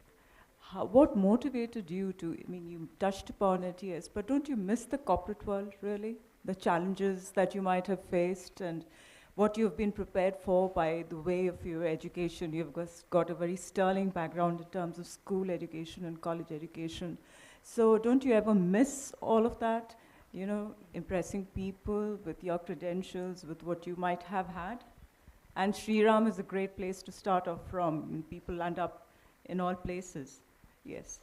And I think the school to Rishi Valley is where my roots are. But thank you for that question. What I do miss is the fat salary that I used to get. But other than that, not really. Yes, the organized sector that the corporate or the private sector can be, to coming to perhaps the most unorganized sector that one can even think of. But I think I thrive on challenges. And that's what keeps me going and keeps me motivated. So other than that, I don't think I'm really missing out on anything. And I do understand, and I'm very realistic about the fact that it is a short life. We all are going to die, and we come empty-handed, we're going to leave empty-handed. I think for me personally, the journey is about how can I make a difference, how can I pay it forward, and for me, that's the real deal. I personally don't believe in leaving a legacy because I'm like, once I'm gone, who cares who's going to be talking about me or not? So personally, that doesn't really appeal to me. But the fact that I'm a human who has the frontal lobes, which should be put to use, is what drives me. And personally, running a village is actually not very different than running an organization because you're looking into every aspect from personnel to finances to management. Every aspect comes into play. It's just that it is unorganized. It's just that finding that support system has been a huge challenge. It's not easy. But when it does come through, you realize that the smallest of intervention, which you must have heard from what Tini shared in that one example, the smallest of intervention reaps huge benefits, which people sitting where we are sitting from privileged societies, I think we take things for granted. We think that how much is one little drop going to make a difference? And if you use the analogy, when you see a drop of water falling at the same spot consistently, even if it's just one drop a day, but it has the power to mold the hardest of rocks. And I think that's what each one of us is. And therefore, I do believe that each individual has that potential to make a difference, and we come together as a collective force much more so. So that's what drives me, and that's what I'm striving to do. Thank you, Chavi. Thank you so much. In the end, I would just want to end with saying, here's to strong women. May we know them, may we be with them, may we raise them. Thank you very much. I'm pleased to be seated.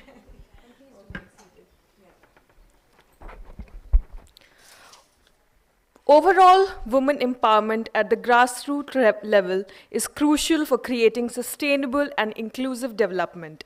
By empowering women, we can break the cycle of poverty, promote gender equality, and build stronger and more resilient communities.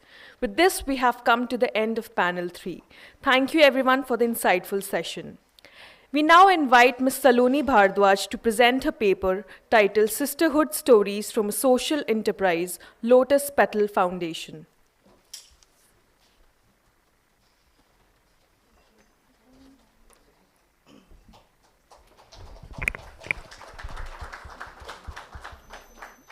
Good afternoon, everyone. And really inspired to be around these lovely trailblazers. So there is a knot that ties all women together. There is one knot that ties all of us together, no matter what socioeconomic background we're from, color, race, country, nationality, where we've been. There is just one knot. And the knot is, could we change the slide, please? Am I good enough? It meets us maybe at some point of our life, maybe stays with us forever. We may stumble on it for some time, but we do encounter it definitely in one life.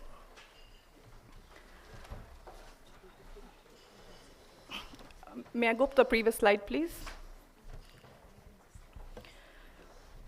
A decade ago, a volunteer visited Lotus Petal Foundation, having just returned from United States, a mother of 2 children under 2, going through a personal crisis, and probably the worst financial crisis, not because the families did not have money, but she would not have that money if she took that forbidden decision. In the context of making a new relationship with herself, with the environment that she was choosing to be in, all she wanted to do was volunteer. Being at the grassroots, being at a nonprofit and volunteering gave her peace and gave her the solace and a sense of sanity. She found Lotus Petal Foundation, and the only request being that she should remain anonymous, no one to know who she was, what she did, and where she came from. That was not very difficult. There was a lot to be done at the foundation, and there was someone who would be happy to do it. She went through the kitchen, through the toilets, teaching the women how to clean wash basins, into the classrooms with the teachers, with the children, at the security guards. In those interactions, she started to meet stories that were bigger than hers. There were women who had never been to a school. They had absolutely no money. They had no dignity. There were women who were showing up to work with bruises and scars on their body and just went about like it was just another day. There were children who showed up to school bare-chested. There were children who showed up to school without slippers. There were children who had not eaten for 16 hours before they came to their classroom.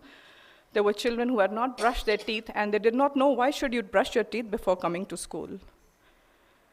There were teachers who were teaching those children with the fear of what if my alcoholic father knocked at the door to take money from me. In interacting with those stories was the mission. She found the mission of her life, where she surrendered to the cause of sisterhood, to the cause of being in solidarity to the women who needed her most at that time, attempting to give them a home, rubbing their back, holding their hand, being around them at any time of the day and night, or giving them a hug or a glare or a stare that it'll be okay. That volunteer who did not have the courage to stand up and deliver a slide in front of the dynamic founder of Lotus Petal Foundation has been invited to present a paper on grassroots leadership at the grassroots by this distinguished university. Next slide, please. One day when I was at work at the foundation, our 2 counselors came in and said that Lakshmi, her name is changed, our student has called me to be with her. I wasn't sure why in the middle of the day there was an urgency of Lakshmi wanting to see me. And as I went, this 14-year-old girl sat and wanted some time alone with me.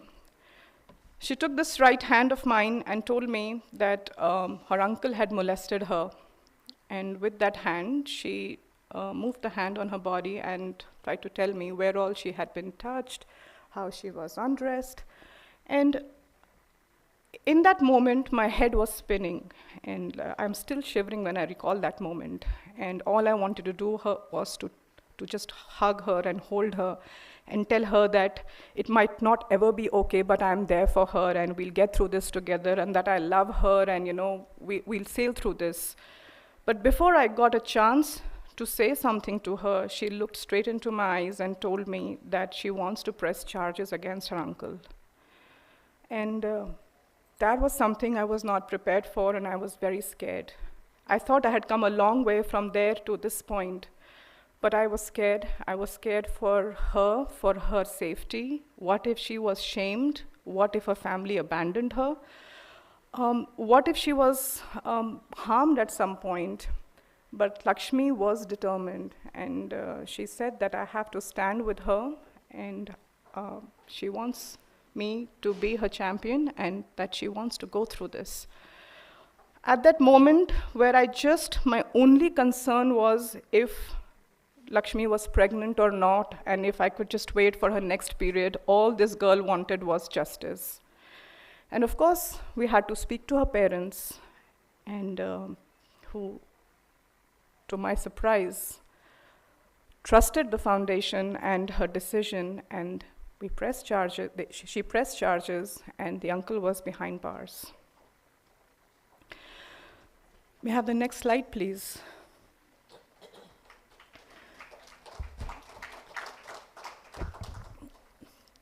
March 2020, Lotus Petal Foundation had a nonprofit that runs 2 schools and a healthcare program, had reached a substantial size and scale in the neighborhood in the slums of Silokra village in Gurgaon. And like everyone, in the 3rd week of March, our lives had changed and a lockdown was announced. And this 2 school and a healthcare non-profit had suddenly become irrelevant. All schools were shut, the kitchen was closed, the livelihood program was closed, and all we did was sit at home and watch the migrant laborers walk on those hot March afternoons. In those on a Sunday afternoon on 28th March, when people were just walking on the streets, one of our donors who lives very close to the school called me up and said that everyone in the building has raised some bags of atta, and if our school kitchen could open up and we could make some rotis, and they could give it to the police, the cops in Gurgaon, and they could be distributed to the guys who were walking. Of course, as much as at that point we felt like, what is the point of having a non-profit if you cannot serve the nation at this time? But we were also torn with personal choices of safety, and we are regular people. We did not even know how to get out of the house, how to organize a pass, and how to navigate through the world. Torn with these choices, I got a call from one of the ladies in the picture. And they lived walking distance from the kitchen in the village, in the slums of Silokra. And they said that they had got to know of the 30 kg atta that has come to the gate of the school, and that all of them would be happy to come and open the kitchen and make rotis. And all of them came, and they lived in shared homes. They had small children. They were threatened by the landlords that if any one of them got infected, their buildings would be sealed and they would be thrown out. But yet they came, and they came every single day. From these ladies, I learned what service was, what service is, what it is to love the cause over and above their own selves. They taught me how a little bit of love, care, learning, and scientific interventions in your daily routine, what it can help you get to. What started as a neighborhood community feeding program with just rotis on day 1 started to become an organized meal serving program during the first lockdown, serving almost 2,000 meals every single day to the migrant laborers who were walking in the sweltering sun of Gurgaon, or sitting and waiting for their turns in Tau Devi Lal Stadium or in bus stops before they could board the train, which the government had sanctioned only X number of people could leave the city. So the ladies were feeding the laborers, pregnant women, lactating moms, infirm patients, and the cops. After working for 24 hours, if they wanted hot puris and aloo ki sabzi, the kitchen of Lotus Petal was always open for them early in the morning for chai and nashta, and never a complaint. When these migrant laborers would reach home, they would send us pictures, videos of their experiences in the train and of being united in the family. At that crucial time, this wonderful foundation that we ran would have become completely irrelevant had it not been for these dynamic leaders who may not have gone to school even one single day, but had the power within them and came out from the shackles of not being good enough to leading the foundation. Together, they served 5 lakh meals to the migrant laborers in 2 years and kept the foundation relevant. May I have the video, please? I just wanted to share this very short video. This is the first time when they started to cook. This was the first batch of rotis that came out. That's Roshni, abandoned orphan. They are also the moms of our children. Their children study with us. Many of them have never been to school.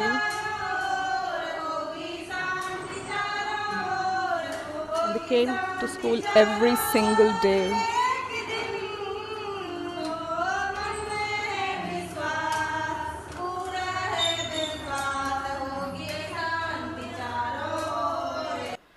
Where I come to point is that the leadership at the grassroots, it's just about finding your own purpose and about being there for them at any time of the day and night, in surrendering in complete oneness to the cause, to the people who we are chosen to serve, in helping them find their own path, is your own path, is a self-discovery of your own purpose. In each attempt that you make in pushing your own boundary, in pushing your own limitations, you achieve what you were meant to do in this life. A little bit of learning, support, love, scientific interventions to their daily routines, ways of measuring outcomes, celebrating milestones, motivates the team. And in just that spirit of sisterhood lies the victory of a leader at the grassroots. Thank you.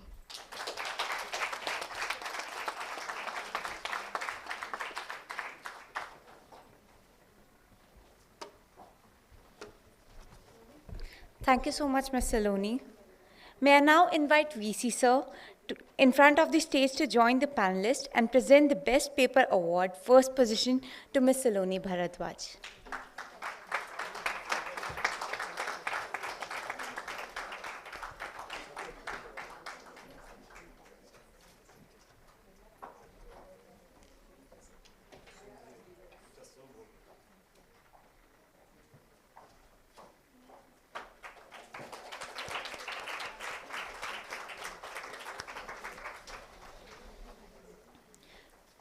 We request Professor Menon to present the panel members with a small memento as a token of our love and gratitude. Once again, a heartfelt thank you to our panelists and the moderator for such a thought-provoking session.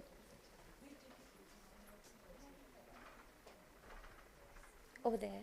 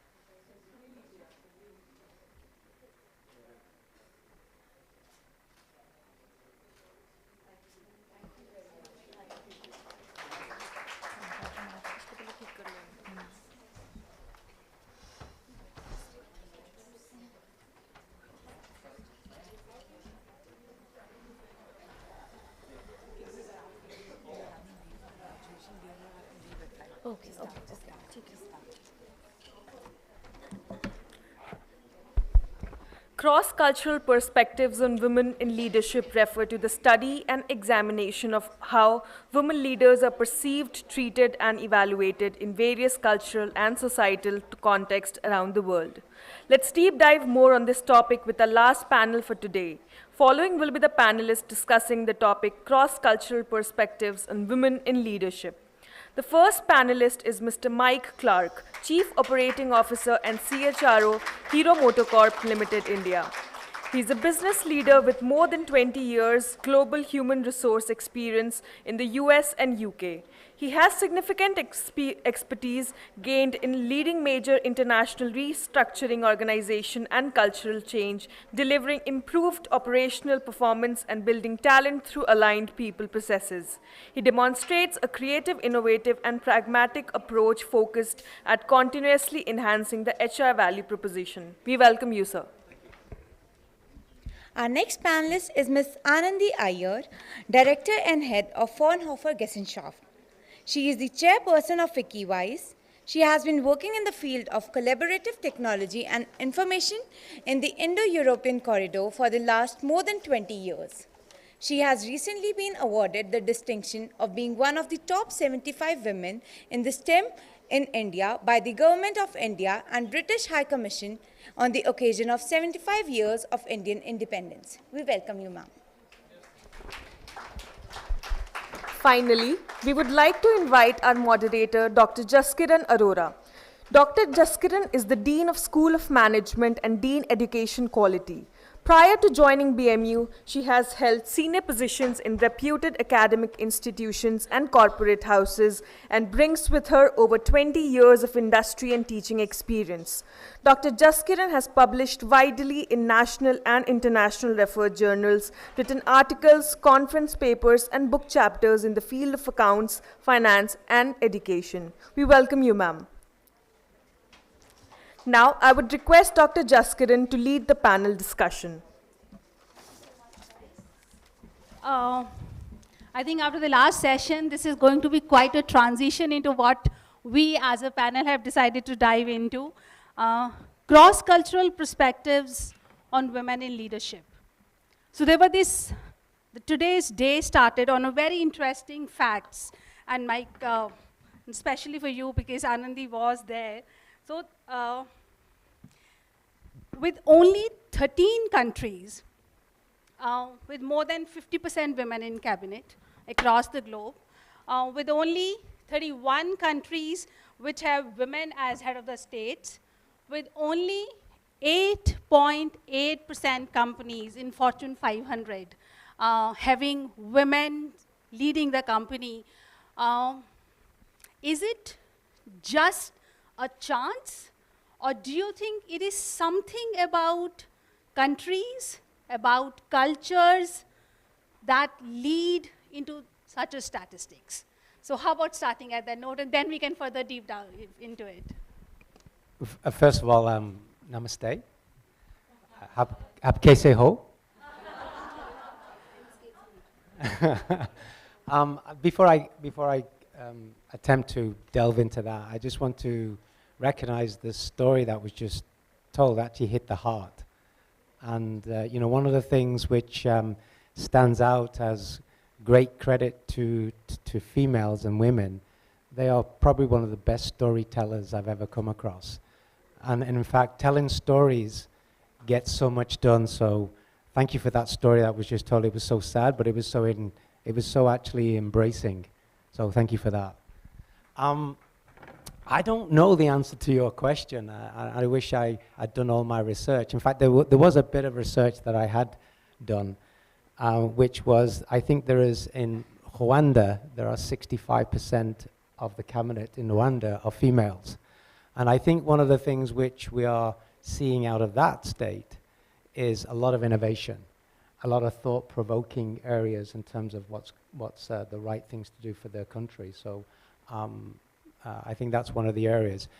The other thing which I looked at today, because I don't normally do a lot of homework, but I thought I'm going to be a minority today.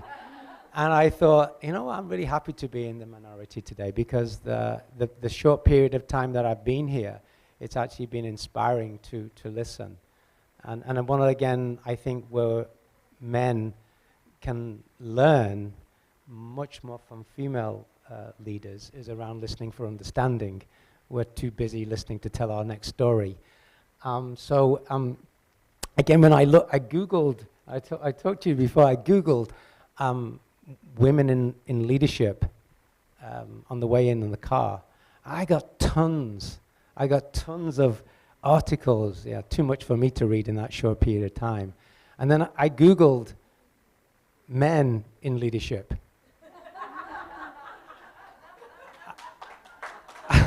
And I actually got 0. It's true. I actually got 0, and I actually got leaders. And isn't that so telling? In fact, you know, today we're at this, I will get to your question, excuse me, but I thought this was kind of interesting to kind of break the ice for me, and it's making me feel relaxed in front of all you ladies. So, but what was so telling, in fact, is that is where we are. And again, just the last piece of the, we just did our, at Hero Motorco, we did our Women in International Women's Day event, which was something that we don't think of as an event, but it is an event, but we do it all the time. And one of my male colleagues said to me, he said, why don't we have International Men's Day? And I said, well, you know, when we've got equality and equity and we've got 50% of leaders in all of our positions around the company, then we don't need to over-index. And it's really important that we over-index until we get it right. In terms of going back to the question, I think there are, you mentioned to me earlier, there are closed and there are open societies and countries. And I think my limited experience is, the real answer is there are basics in leadership. And they come in terms of judgment, honesty, integrity, and they're just natural wherever you are, whatever part of the world you come from, whatever part as a leader we're working in. And there are certain countries and societies where we have to immerse ourselves into that cultural way.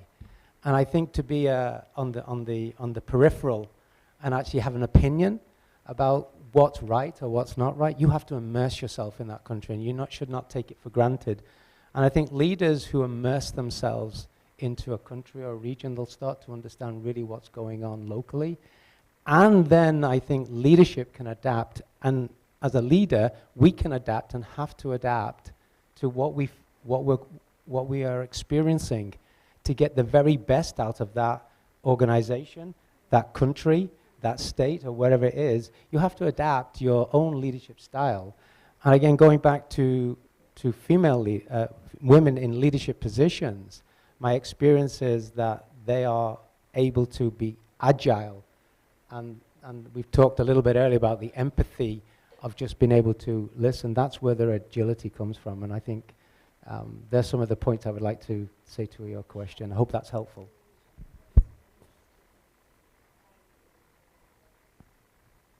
Yeah, thank you, Jessica. I think, in my view, culture has two elements of it. One, which is tradition, which has been going on for many years, and it's part of our DNA, and it's fairly set into our systems. And one part of culture is that which is evolving.